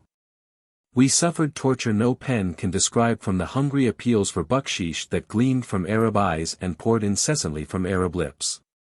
Why try to call up the traditions of vanished Egyptian grandeur? Why try to fancy Egypt following dead Ramesses to his tomb in the pyramid, or the long multitude of Israel departing over the desert yonder? Why try to think at all? The thing was impossible. One must bring his meditations cut and dried, or else cut and dry them afterward. The traditional Arab proposed, in the traditional way, to run down Cheops, cross the eighth of a mile of sand intervening between it and the tall pyramid of Sephron. Ascend to Sephron's summit and return to us on the top of Cheops, all in 9 minutes by the watch, and the whole service to be rendered for $1. In the first flush of irritation, I said let the Arab and his exploits go to the mischief. But stay. The upper third of Sephron was coated with dressed marble, smooth as glass. A blessed thought entered my brain. He must infallibly break his neck. Close the contract with dispatch, I said, and let him go. He started. We watched. He went bounding down the vast broadside, spring after spring, like an ibex. He grew small and smaller till he became a bobbing pygmy, away down toward the bottom, then disappeared. We turned and peered over the other side, 40 seconds, 80 seconds, 100, happiness, he is dead already. 2 minutes, and a quarter, there he goes. Too true, it was too true. He was very small, now. Gradually, but surely, he overcame the level ground. He began to spring and climb again. Up, up, up, at last he reached the smooth coating, now for it. But he clung to it with toes and fingers, like a fly. He crawled this way and that, away to the right, slanting upward, away to the left, still slanting upward, and stood at last, a black peg on the summit and waved his pygmy scarf. Then he crept downward to the raw steps again, then picked up his agile heels and flew. We lost him presently. But presently again we saw him under us, mounting with undiminished energy. Shortly he bounded into our midst with a gallant war-whoop. Time, 8 minutes, 41 seconds. He had won. His bones were intact. It was a failure. I reflected. I said to myself, he is tired, and must grow dizzy. I will risk another $1 on him. He started again. Made the trip again. Slipped on the smooth coating, I almost had him. But an infamous crevice saved him. He was with us once more, perfectly sound. Time, 8 minutes, 46 seconds. I said to Dan, lend me $1, I can beat this game, yet. Worse and worse. He won again. Time, 8 minutes, 48 seconds. I was out of all patience, now. I was desperate. Money was no longer of any consequence. I said, Sirrah, I will give you $100 to jump off this pyramid head first. If you do not like the terms, name your bet. I scorn to stand on expenses now. I will stay right here and risk money on you as long as Dan has got a cent. I was in a fair way to win, now, for it was a dazzling opportunity for an Arab. He pondered a moment, and would have done it, I think, but his mother arrived, then, and interfered. Her tears moved me. I never can look upon the tears of woman with indifference, and I said I would give her 100 to jump off, too. But it was a failure. The Arabs are too high-priced in Egypt. They put on airs unbecoming to such savages. We descended, hot and out of humor. The dragoman lit candles, and we all entered a hole near the base of the pyramid, attended by a crazy rabble of Arabs who thrust their services upon us uninvited. They dragged us up a long inclined chute, and dripped candle grease all over us. This chute was not more than twice as wide and high as a Saratoga trunk, and was walled, roofed and floored with solid blocks of Egyptian granite as wide as a wardrobe, twice as thick and 3 times as long. We kept on climbing, through the oppressive gloom, till I thought we ought to be nearing the top of the pyramid again, and then came to the Queen's chamber, and shortly to the chamber of the king. These large apartments were tombs. The walls were built of monstrous masses of smoothed granite, neatly joined together. Some of them were nearly as large square as an ordinary parlor. A great stone sarcophagus like a bathtub stood in the center of the king's chamber. Around it were gathered a picturesque group of Arab savages and soiled and tattered pilgrims, who held their candles aloft in the gloom while they chattered. And the winking blurs of light shed a dim glory down upon one of the irrepressible memento-seekers who was pecking at the venerable sarcophagus with his sacrilegious hammer. We struggled out to the open air in the bright sunshine, and for the space of 30 minutes received ragged Arabs by couples, dozens, and platoons. And paid them bucksheesh for services they swore and proved by each other that they had rendered, but which we had not been aware of before, and as each party was paid, they dropped into the rear of the procession and in due time arrived again with a newly invented delinquent list for liquidation. We lunched in the shade of the pyramid, and in the midst of this encroaching and unwelcome company, and then Dan and Jack and I started away for a walk. A howling swarm of beggars followed us, surrounded us, almost headed us off. A sheik, in flowing white burnous and gaudy headgear, was with them. He wanted more bucksheesh. But we had adopted a new code, it was millions for defense, but not a cent for bucksheesh. I asked him if he could persuade the others to depart if we paid him. He said yes, for 10 francs. We accepted the contract, and said, "Now persuade your vassals to fall back." He swung his long staff round his head and 3 Arabs bit the dust. He capered among the mob like a very maniac. His blows fell like hail, and wherever one fell a subject went down. We had to hurry to the rescue and tell him it was only necessary to damage them a little, he need not kill them. In 2 minutes we were alone with the sheik, and remained so. The persuasive powers of this illiterate savage were remarkable. Each side of the Pyramid of Cheops is about as long as the Capitol at Washington, or the Sultan's new palace on the Bosporus, and is longer than the greatest depth of St. Peter's at Rome, which is to say that each side of Cheops extends 700 and some odd feet. It is about 75 feet higher than the cross on St. Peter's. The first time I ever went down the Mississippi, I thought the highest bluff on the river between St. Louis and New Orleans, it was near Selma, Missouri, was probably the highest mountain in the world. It is 413 feet high. It still looms in my memory with undiminished grandeur. I can still see the trees and bushes growing smaller and smaller as I followed them up its huge slant with my eye, till they became a feathery fringe on the distant summit. This symmetrical pyramid of Cheops, this solid mountain of stone reared by the patient hands of men, this mighty tomb of a forgotten monarch, dwarfs my cherished mountain. For it is 480 feet high. In still earlier years than those I have been recalling, Holliday's Hill, in our town, was to me the noblest work of God. It appeared to pierce the skies. It was nearly 300 feet high. In those days I pondered the subject much, but I never could understand why it did not swathe its summit with never-failing clouds, and crown its majestic brow with everlasting snows. I had heard that such was the custom of great mountains in other parts of the world. I remembered how I worked with another boy, at odd afternoons stolen from studying paid for with stripes, to undermine and start from its bed an immense boulder that rested upon the edge of that hilltop. I remembered how, one Saturday afternoon, we gave 3 hours of honest effort to the task, and saw at last that our reward was at hand. I remembered how we sat down, then, and wiped the perspiration away, and waited to let a picnic party get out of the way in the road below, and then we started the boulder. It was splendid. It went crashing down the hillside, tearing up saplings, mowing bushes down like grass, ripping and crushing and smashing everything in its path, eternally splintered and scattered a wood pile at the foot of the hill. And then sprang from the high bank clear over a dray in the road. The negro glanced up once and dodged, and the next second it made infinitesimal mincemeat of a frame cooper shop, and the coopers swarmed out like bees. Then we said it was perfectly magnificent, and left. Because the coopers were starting up the hill to inquire. Still, that mountain, prodigious as it was nothing to the Pyramid of Cheops.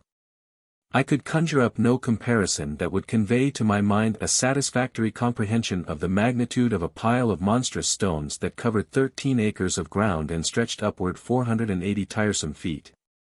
And so I gave it up and walked down to the SPHNX. After years of waiting, it was before me at last. The great face was so sad, so earnest, so longing, so patient. There was a dignity not of earth in its mien, and in its countenance a benignity such as never anything human wore. It was stone, but it seemed sentient. If ever image of stone thought, it was thinking. It was looking toward the verge of the landscape, yet looking at nothing, nothing but distance and vacancy. It was looking over and beyond everything of the present, and far into the past. It was gazing out over the ocean of time, over lines of century waves which, further and further receding, closed nearer and nearer together, and blended at last into one unbroken tide, away toward the horizon of remote antiquity. It was thinking of the wars of departed ages, of the empires it had seen created and destroyed, of the nations whose birth it had witnessed, whose progress it had watched, whose annihilation it had noted. Of the joy and sorrow, the life and death, the grandeur and decay, of 5,000 slow revolving years. It was the type of an attribute of man, of a faculty of his heart and brain. It was memory, retrospection, wrought into visible, tangible form. All who know what pathos there is in memories of days that are accomplished and faces that have vanished, albeit only a trifling score of years gone by, will have some appreciation of the pathos that dwells in these grave eyes that look so steadfastly back upon the things they knew before history was born, before tradition had being, things that were. And forms that moved, in a vague era which even poetry and romance scarce know of, and passed one by one away and left the stony dreamer solitary in the midst of a strange new age, and uncomprehended scenes. The XLVIII is grand in its loneliness, it is imposing in its magnitude, it is impressive in the mystery that hangs over its story. And there is that in the overshadowing majesty of this eternal figure of stone, with its accusing memory of the deeds of all ages, which reveals to one something of what he shall feel when he shall stand at last in the awful presence of God. There are some things which, for the credit of America, should be left unsaid, perhaps, but these very things happen sometimes to be the very things which, for the real benefit of Americans, ought to have prominent notice. While we stood looking, a wart, or an excrescence of some kind, appeared on the jaw of the XLVIII. We heard the familiar clink of a hammer, and understood the case at once. One of our well-meaning reptiles, I mean relic hunters, had crawled up there and was trying to break a specimen from the face of this the most majestic creation the hand of man has wrought.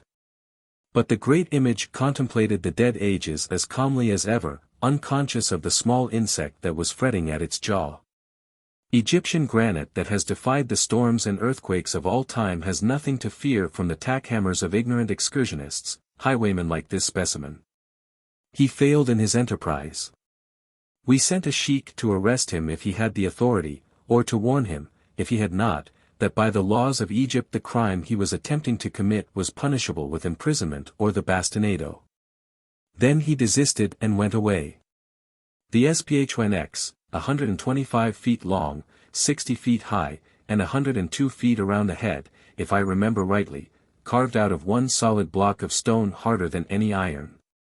The block must have been as large as the Fifth Avenue Hotel before the usual waste, by the necessities of sculpture, of a fourth or a half of the original mass was begun.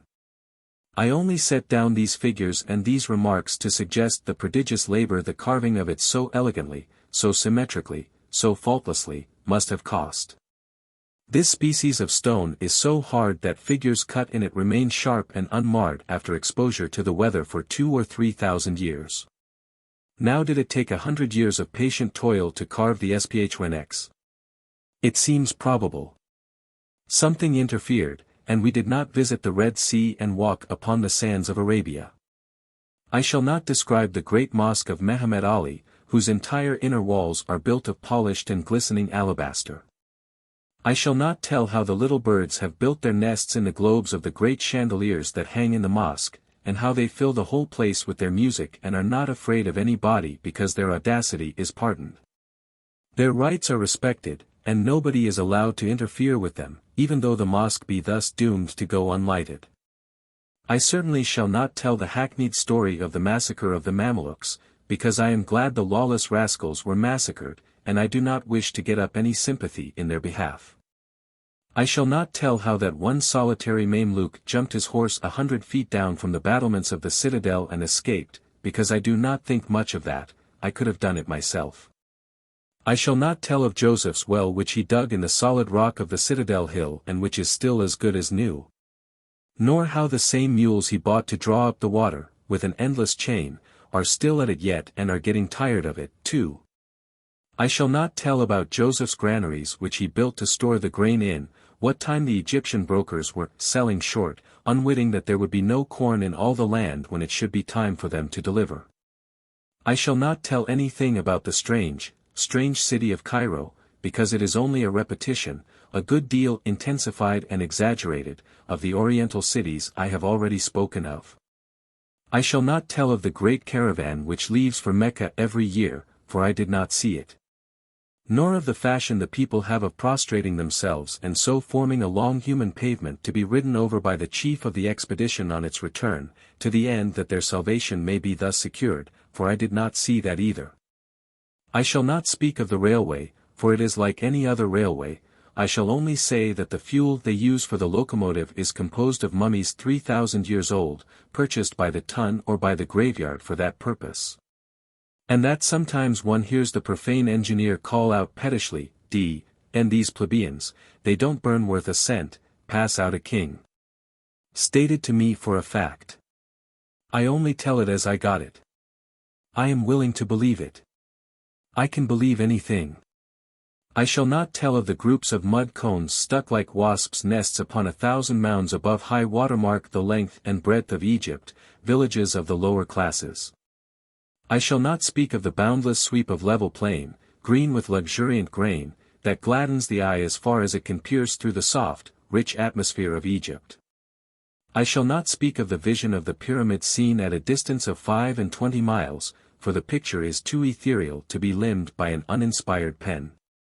I shall not tell of the crowds of dusky women who flocked to the cars when they stopped a moment at a station, to sell us a drink of water or a ruddy, juicy pomegranate. I shall not tell of the motley multitudes and wild costumes that graced a fair we found in full blast at another barbarous station. I shall not tell how we feasted on fresh dates and enjoyed the pleasant landscape all through the flying journey. Nor how we thundered into Alexandria, at last, swarmed out of the cars, rode aboard the ship, left a comrade behind, who was to return to Europe, thence home, raised the anchor, and turned our bows homeward finally and forever from the long voyage. Nor how, as the mellow sun went down upon the oldest land on earth, Jack and Moult assembled in solemn state in the smoking room and mourned over the lost comrade the whole night long, and would not be comforted. I shall not speak a word of any of these things, or write a line. They shall be as a sealed book. I do not know what a sealed book is, because I never saw one, but a sealed book is the expression to use in this connection, because it is popular. We were glad to have seen the land which was the mother of civilization, which taught Greece her letters, and through Greece Rome, and through Rome the world. The land which could have humanized and civilized the hapless children of Israel, but allowed them to depart out of her borders little better than savages. We were glad to have seen that land which had an enlightened religion with future eternal rewards and punishment in it, while even Israel's religion contained no promise of a hereafter. We were glad to have seen that land which had glass 3,000 years before England had it, and could paint upon it as none of us can paint now. That land which knew, 3,000 years ago, well nigh all of medicine and surgery which science has discovered lately, which had all those curious surgical instruments which science has invented recently. Which had in high excellence 1,000 luxuries and necessities of an advanced civilization which we have gradually contrived and accumulated in modern times and claimed as things that were new under the sun. That had paper untold centuries before we dreamt of it, and waterfalls before our women thought of them. That had a perfect system of common schools so long before we boasted of our achievements in that direction that it seems forever and forever ago, that so embalmed the dead that flesh was made almost immortal, which we cannot do. That built temples which mock at destroying time and smile grimly upon our lauded little prodigies of architecture, that old land that knew all which we know now, perchance, and more. That walked in the broad highway of civilization in the grey dawn of creation, ages and ages before we were born.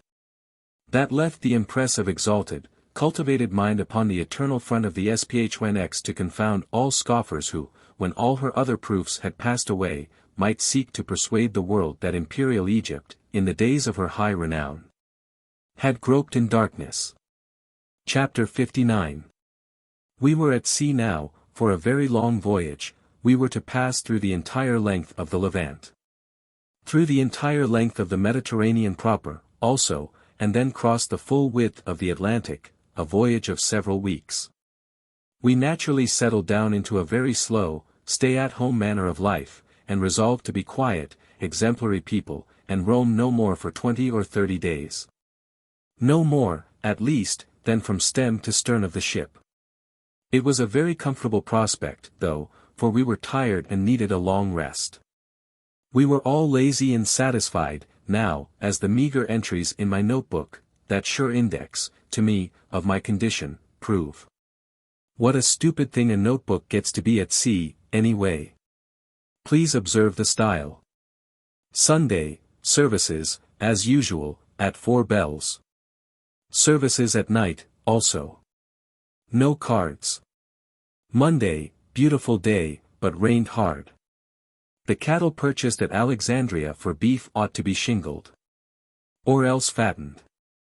The water stands in deep puddles in the depressions forward of their after shoulders. Also here and there all over their backs. It is well they are not cows, it would soak in and ruin the milk. The poor devil eagle, afterwards presented to the Central Park, from Syria, looks miserable and droopy in the rain, perched on the forward capstan. He appears to have his own opinion of a sea voyage, and if it were put into language and the language solidified, it would probably essentially dam the widest river in the world. Tuesday, somewhere in the neighborhood of the island of Malta. Cannot stop there. Cholera. Weather very stormy. Many passengers seasick and invisible. Wednesday, weather still very savage. Storm blew 2 land birds to sea, and they came on board. A hawk was blown off, also. He circled round and round the ship, wanting to light, but afraid of the people. He was so tired, though, that he had to light, at last, or perish. He stopped in the foretop, repeatedly, and was as often blown away by the wind. At last Harry caught him. Sea full of flying fish. They rise in flocks of 300 and flash along above the tops of the waves a distance of 200 or 300 feet, then fall and disappear. Thursday, anchored off Algiers, Africa. Beautiful city, beautiful green hilly landscape behind it. Stayed half a day and left. Not permitted to land, though we showed a clean bill of health. They were afraid of Egyptian plague and cholera. Friday, morning, dominoes. Afternoon, dominoes. Evening, promenading the deck. Afterwards, charades. Saturday, morning, dominoes. Afternoon, dominoes. Evening, promenading the decks. Afterwards, dominoes. Sunday, morning service, 4 bells. Evening service, 8 bells. Monotony till midnight. Whereupon, dominoes. Monday, morning, dominoes. Afternoon, dominoes. Evening, promenading the decks. Afterward, charades and a lecture from Dr. C. Dominoes. No date, anchored off the picturesque city of Cagliari, Sardinia. Stayed till midnight, but not permitted to land by these infamous foreigners. They smell inodorously, they do not wash, they dare not risk cholera. Thursday, anchored off the beautiful cathedral city of Malaga, Spain. Went ashore in the captain's boat, not ashore either, for they would not let us land. Quarantine. Shipped my newspaper correspondence, which they took with tongs, dipped it in sea water, clipped it full of holes, and then fumigated it with villainous vapors till it smelt like a Spaniard. Inquired about chances to run to blockade and visit the Alhambra at Granada. Too risky, they might hang a body. Set sail, middle of afternoon. And so on, and so on, and so forth, for several days. Finally, anchored off Gibraltar, which looks familiar and homelike. It reminds me of the journal I opened with the new year, once. When I was a boy and a confiding and a willing prey to those impossible schemes of reform which well-meaning old maids and grandmothers set for the feet of unwary youths at that season of the year, setting oversized tasks for them, which, necessarily failing, as infallibly weaken the boy's strength of will, diminish his confidence in himself and injure his chances of success in life. Please accept of an extract.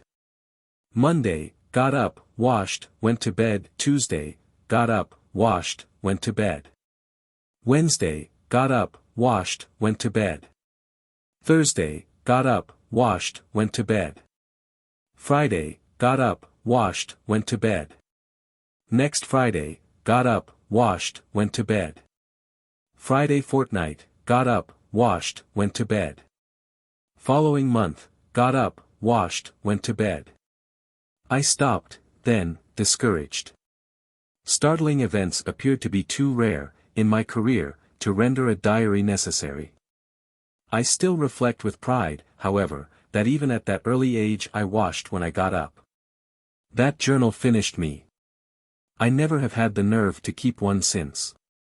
My loss of confidence in myself in that line was permanent. The ship had to stay a week or more at Gibraltar to take in coal for the home voyage.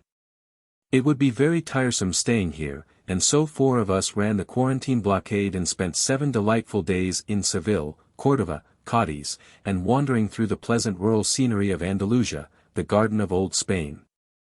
The experiences of that cheery week were too varied and numerous for a short chapter, and I have not room for a long one. Therefore I shall leave them all out. Chapter 60. 10 or 11 o'clock found us coming down to breakfast one morning in Cadiz. They told us the ship had been lying at anchor in the harbor 2 or 3 hours. It was time for us to bestir ourselves. The ship could wait only a little while because of the quarantine. We were soon on board, and within the hour the white city and the pleasant shores of Spain sank down behind the waves and passed out of sight. We had seen no land fade from view so regretfully. It had long ago been decided in a noisy public meeting in the main cabin that we could not go to Lisbon, because we must surely be quarantined there. We did everything by mass meeting, in the good old national way, from swapping off one empire for another on the program of the voyage down to complaining of the cookery and the scarcity of napkins. I am reminded, now, of one of these complaints of the cookery made by a passenger. The coffee had been steadily growing more and more execrable for the space of 3 weeks, till at last it had ceased to be coffee altogether and had assumed the nature of mere discolored water, so this person said. He said it was so weak that it was transparent an inch in depth around the edge of the cup. As he approached the table one morning he saw the transparent edge, by means of his extraordinary vision long before he got to his seat. He went back and complained in a high-handed way to Captain Duncan. He said the coffee was disgraceful. The captain showed his. It seemed tolerably good. The incipient mutineer was more outraged than ever, then, at what he denounced as the partiality shown the captain's table over the other tables in the ship. He flourished back and got his cup and set it down triumphantly, and said, "Just try that mixture once, Captain Duncan." He smelt it, tasted it, smiled benignantly, then said, "It is inferior, for coffee, but it is pretty fair tea." The humbled mutineer smelt it, tasted it, and returned to his seat. He had made an egregious ass of himself before the whole ship. He did it no more. After that he took things as they came. That was me. The old-fashioned ship life had returned, now that we were no longer in sight of land. For days and days it continued just the same, one day being exactly like another, and, to me, every one of them pleasant. At last we anchored in the open roadstead of Funchal, in the beautiful islands we call the Madeiras. The mountains looked surpassingly lovely, clad as they were in living, green, ribbed with lava ridges, flecked with white cottages. Riven by deep chasms purple with shade. The great slopes dashed with sunshine and mottled with shadows flung from the drifting squadrons of the sky, and the superb picture fitly crowned by towering peaks whose fronts were swept by the trailing fringes of the clouds. But we could not land. We stayed all day and looked, we abused the man who invented quarantine, we held half a dozen mass meetings and crammed them full of interrupted speeches, motions that fell stillborn. Amendments that came to naught and resolutions that died from sheer exhaustion in trying to get before the House. At night we set sail. We averaged 4 mass meetings a week for the voyage, we seemed always in labor in this way, and yet so often fallaciously that whenever at long intervals we were safely delivered of a resolution, it was cause for public rejoicing. And we hoisted the flag and fired a salute. Days passed, and nights, and then the beautiful Bermudas rose out of the sea, we entered the tortuous channel, steamed hither and thither among the bright summer islands, and rested at last under the flag of England and were welcome. We were not a nightmare here, where were civilization and intelligence in place of Spanish and Italian superstition, dirt and dread of cholera. A few days among the breezy groves, the flower gardens, the coral caves, and the lovely vistas of blue water that went curving in and out, disappearing and anon again appearing through jungle walls of brilliant foliage, restored the energies dulled by long drowsing on the ocean, and fitted us for our final cruise, our little run of 1,000 miles to New York, America, home. We bade goodbye to our friends the Bermudians, as our program hath it. The majority of those we were most intimate with were Negroes, and courted the great deep again. I said the majority. We knew more Negroes than white people, because we had a deal of washing to be done, but we made some most excellent friends among the whites, whom it will be a pleasant duty to hold long in grateful remembrance. We sailed, and from that hour all idling ceased. Such another system of overhauling, general littering of cabins and packing of trunks we had not seen since we let go the anchor in the harbor of Beirut. Everybody was busy. Lists of all purchases had to be made out, and values attached, to facilitate matters at the custom house. Purchases bought by bulk in partnership had to be equitably divided, outstanding debts cancelled, accounts compared, and trunks, boxes and packages labeled.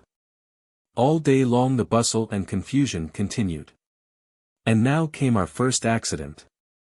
A passenger was running through a gangway, between decks, one stormy night, when he caught his foot in the iron staple of a door that had been heedlessly left off a hatchway, and the bones of his leg broke at the ankle. It was our first serious misfortune. We had traveled much more than 20,000 miles, by land and sea, in many trying climates, without a single hurt, without a serious case of sickness and without a death among 65 passengers. Our good fortune had been wonderful. A sailor had jumped overboard at Constantinople one night, and was seen no more, but it was suspected that his object was to desert, and there was a slim chance, at least, that he reached the shore. But the passenger list was complete. There was no name missing from the register. At last, one pleasant morning, we steamed up the harbor of New York, all on deck, all dressed in Christian garb, by special order. For there was a latent disposition in some quarters to come out as Turks, and amid a waving of handkerchiefs from welcoming friends, the glad pilgrims noted the shiver of the decks that told that ship and pier had joined hands again and the long, strange cruise was over. Amen. Chapter 61. In this place I will print an article which I wrote for the New York Herald the night we arrived. I do it partly because my contract with my publishers makes it compulsory. Partly because it is a proper, tolerably accurate, and exhaustive summing up of the cruise of the ship and the performances of the pilgrims in foreign lands. And partly because some of the passengers have abused me for writing it, and I wish the public to see how thankless a task it is to put one's self to trouble to glorify unappreciative people. I was charged with rushing into print with these compliments. I did not rush. I had written news letters to the Herald sometimes, but yet when I visited the office that day I did not say anything about writing a valedictory. I did go to the Tribune office to see if such an article was wanted, because I belonged on the regular staff of that paper and it was simply a duty to do it. The managing editor was absent, and so I thought no more about it. At night when the Herald's request came for an article, I did not rush. In fact, I demurred for a while, because I did not feel like writing compliments then, and therefore was afraid to speak of the cruise lest I might be betrayed into using other than complimentary language. However, I reflected that it would be a just and righteous thing to go down and write a kind word for the Hajis. Hajis are people who have made the pilgrimage, because parties not interested could not do it so feelingly as I, a fellow Haji. And so I penned the valedictory. I have read it, and read it again, and if there is a sentence in it that is not fulsomely complimentary to captain, ship and passengers, I cannot find it. If it is not a chapter that any company might be proud to have a body write about them, my judgment is fit for nothing. With these remarks I confidently submit it to the unprejudiced judgment of the reader. Return of the Holy Land Excursionists, the story of the cruise. To the editor of the Herald. The steamer Quaker City has accomplished at last her extraordinary voyage and returned to her old pier at the foot of Wall Street. The expedition was a success in some respects, in some it was not. Originally it was advertised as a pleasure excursion. Well, perhaps it was a pleasure excursion, but certainly it did not look like one, certainly it did not act like one.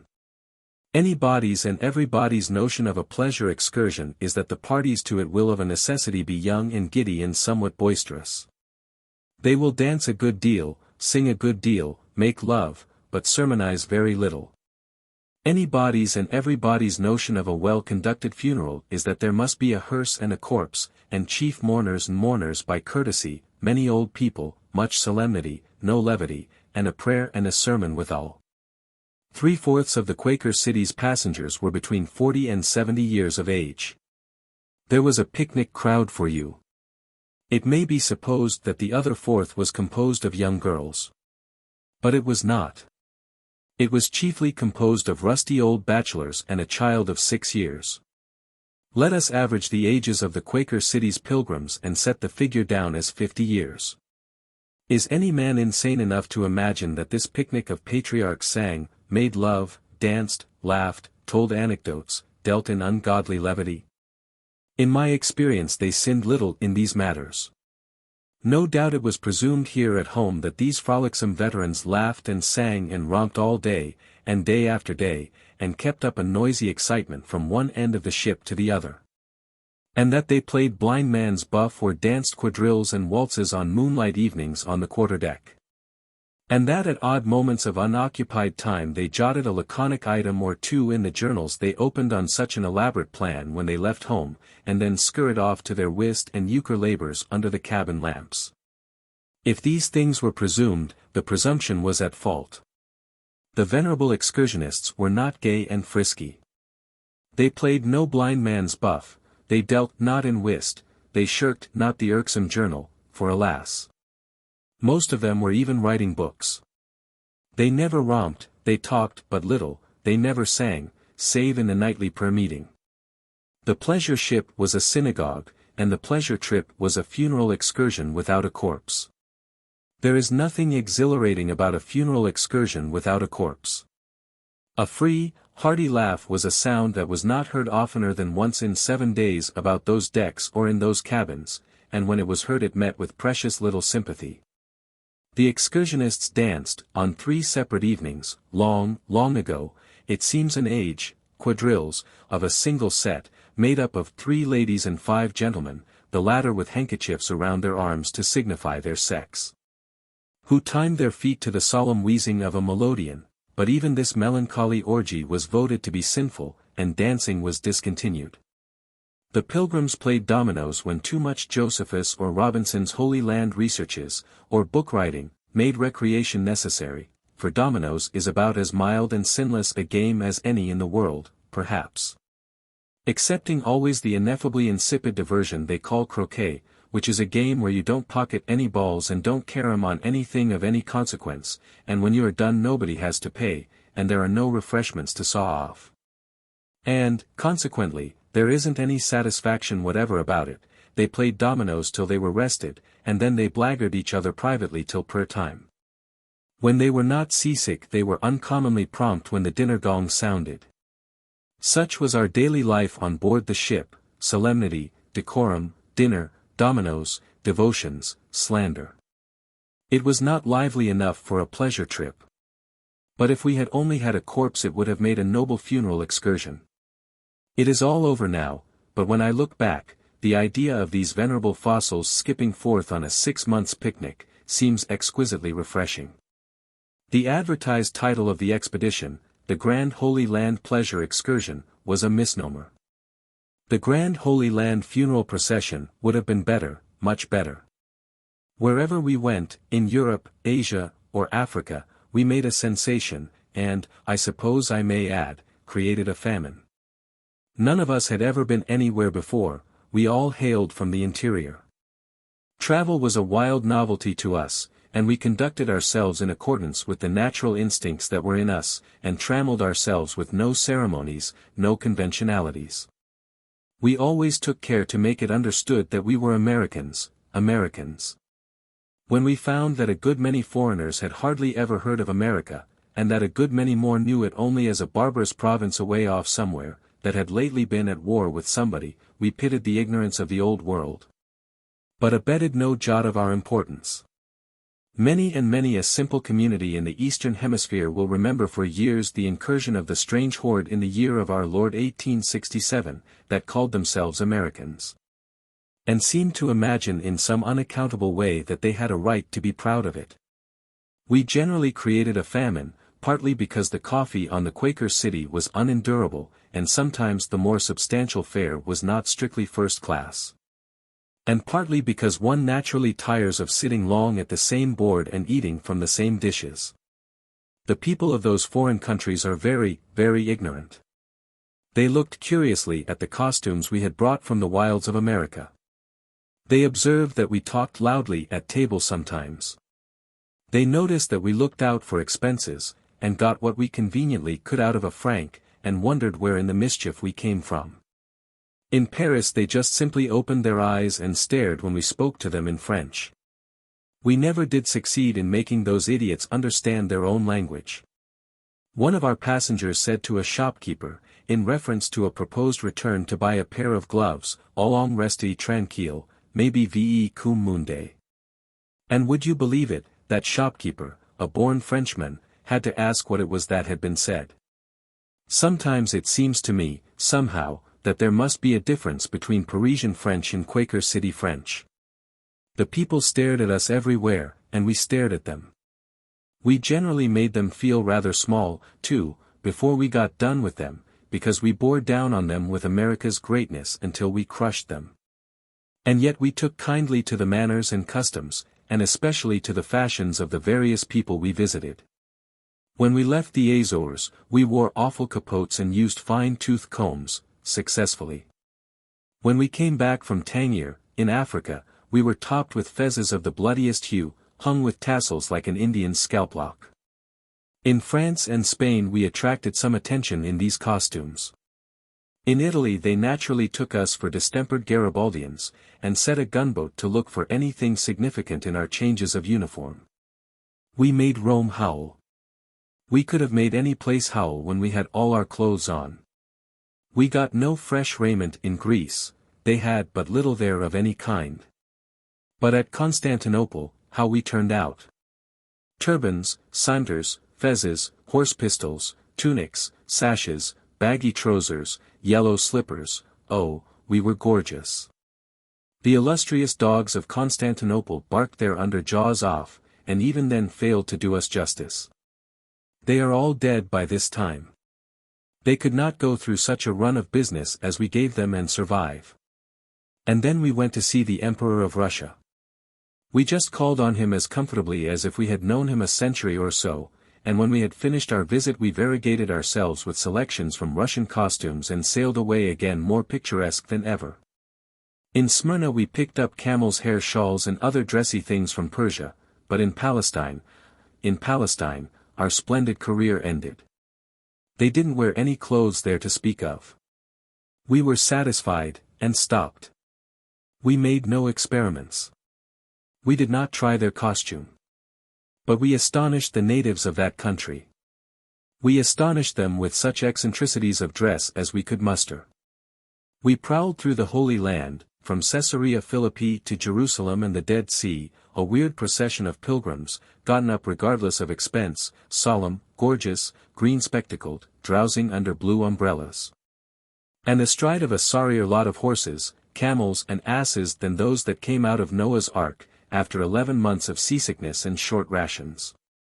If ever those children of Israel in Palestine forget and Gideon's band went through there from America, they ought to be cursed once more and finished. It was the rarest spectacle that ever astounded mortal eyes, perhaps. Well, we were at home in Palestine. It was easy to see that that was the grand feature of the expedition. We had cared nothing much about Europe.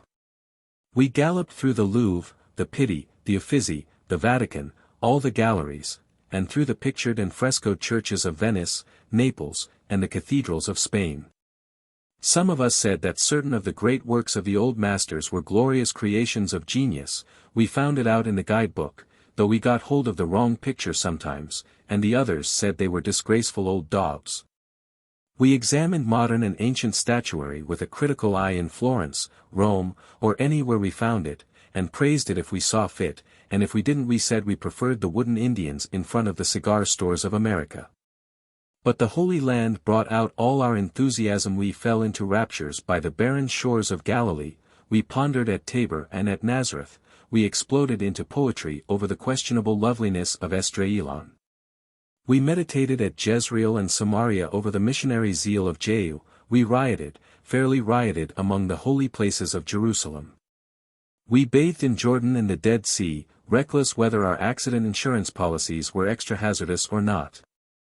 And brought away so many jugs of precious water from both places that all the country from Jericho to the mountains of Moab will suffer from drought this year, I think. Yet, the pilgrimage part of the excursion was its pet feature, there is no question about that. After dismal, smileless Palestine, beautiful Egypt had few charms for us. We merely glanced at it and were ready for home. They wouldn't let us land at Malta, quarantine, they would not let us land in Sardinia, nor at Algiers, Africa, nor at Malaga, Spain, nor Cadiz, nor at the Madeira Islands. So we got offended at all foreigners and turned our backs upon them and came home. I suppose we only stopped at the Bermudas because they were in the program. We did not care anything about any place at all. We wanted to go home. Homesickness was abroad in the ship, it was epidemic. If the authorities of New York had known how badly we had it, they would have quarantined us here. The grand pilgrimage is over. Goodbye to it, and a pleasant memory to it, I am able to say in all kindness. I bear no malice, no ill will toward any individual that was connected with it, either as passenger or officer. Things I did not like at all yesterday I like very well today, now that I am at home, and always hereafter I shall be able to poke fun at the whole gang if the spirit so moves me to do, without ever saying a malicious word. The expedition accomplished all that its program promised that it should accomplish, and we ought all to be satisfied with the management of the matter, certainly. Bye-bye. Mark Twain. I call that complimentary. It is complimentary. And yet I never have received a word of thanks for it from the Hajis. On the contrary, I speak nothing but the serious truth when I say that many of them even took exceptions to the article. In endeavoring to please them I slaved over that sketch for 2 hours, and had my labor for my pains. I never will do a generous deed again. Conclusion. Nearly 1 year has flown since this notable pilgrimage was ended. And as I sit here at home in San Francisco thinking, I am moved to confess that day by day the mass of my memories of the excursion have grown more and more pleasant as the disagreeable incidents of travel which encumbered them flitted one by one out of my mind, and now, if the Quaker City were weighing her anchor to sail away on the very same cruise again, nothing could gratify me more than to be a passenger. With the same captain and even the same pilgrims, the same sinners.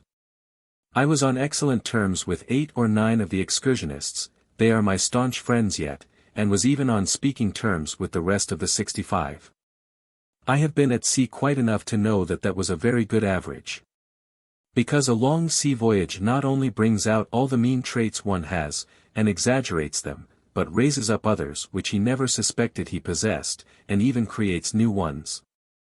A 12 months' voyage at sea would make of an ordinary man a very miracle of meanness. On the other hand, if a man has good qualities, the spirit seldom moves him to exhibit them on shipboard, at least with any sort of emphasis. Now I am satisfied that our pilgrims are pleasant old people on shore. I am also satisfied that at sea on a second voyage they would be pleasanter, somewhat, than they were on our grand excursion, and so I say without hesitation that I would be glad enough to sail with them again. I could at least enjoy life with my handful of old friends. They could enjoy life with their cliques as well. Passengers invariably divide up into cliques, on all ships. And I will say, here, that I would rather travel with an excursion party of Methuselahs than have to be changing ships and comrades constantly, as people do who travel in the ordinary way. Those latter are always grieving over some other ship they have known and lost, and over other comrades whom diverging routes have separated from them. They learn to love a ship just in time to change it for another, and they become attached to a pleasant traveling companion only to lose him. They have that most dismal experience of being in a strange vessel, among strange people who care nothing about them, and of undergoing the customary bullying by strange officers and the insolence of strange servants. Repeated over and over again within the compass of every month. They have also that other misery of packing and unpacking trunks, of running the distressing gauntlet of custom houses, of the anxieties attendant upon getting a mass of baggage from point to point on land in safety. I had rasher sail with a whole brigade of patriarchs than suffer so.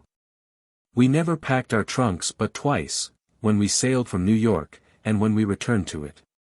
Whenever we made a land journey, we estimated how many days we should be gone and what amount of clothing we should need, figured it down to a mathematical nicety, packed a valise or two accordingly, and left the trunks on board.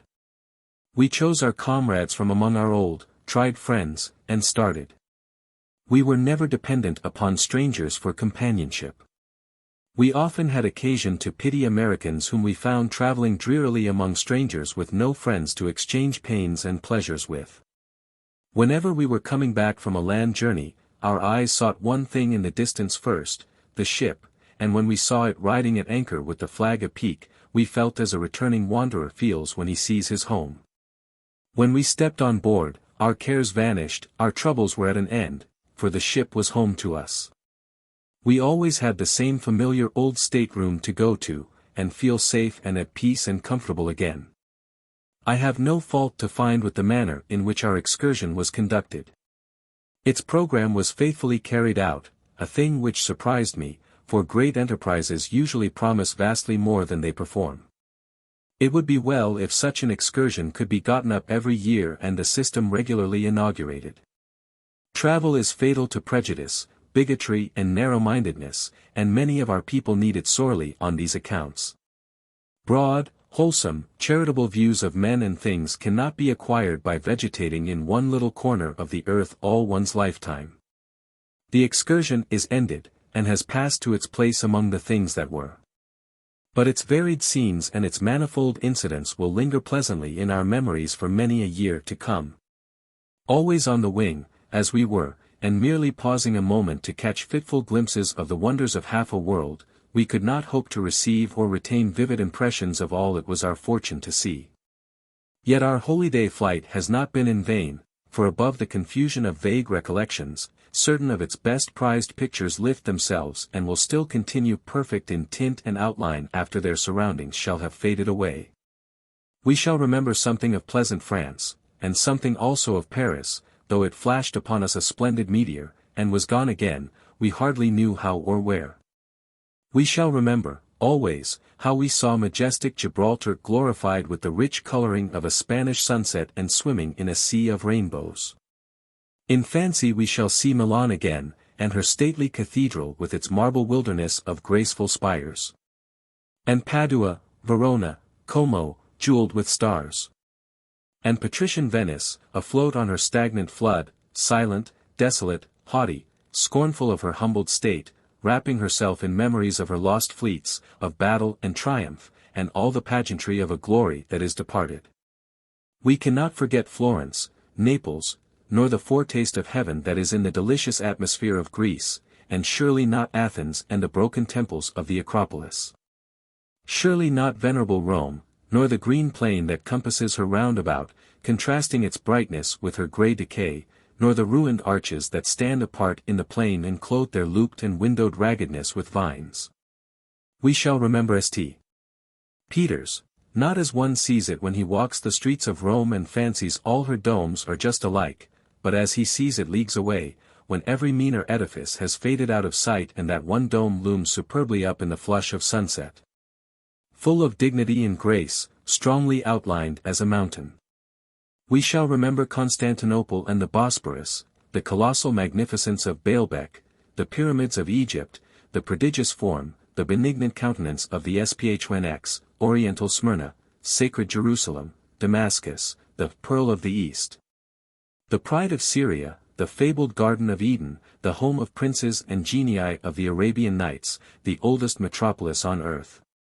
The one city in all the world that has kept its name and held its place and looked serenely on while the kingdoms and empires of 4,000 years have risen to life, enjoyed their little season of pride and pomp, and then vanished and been forgotten.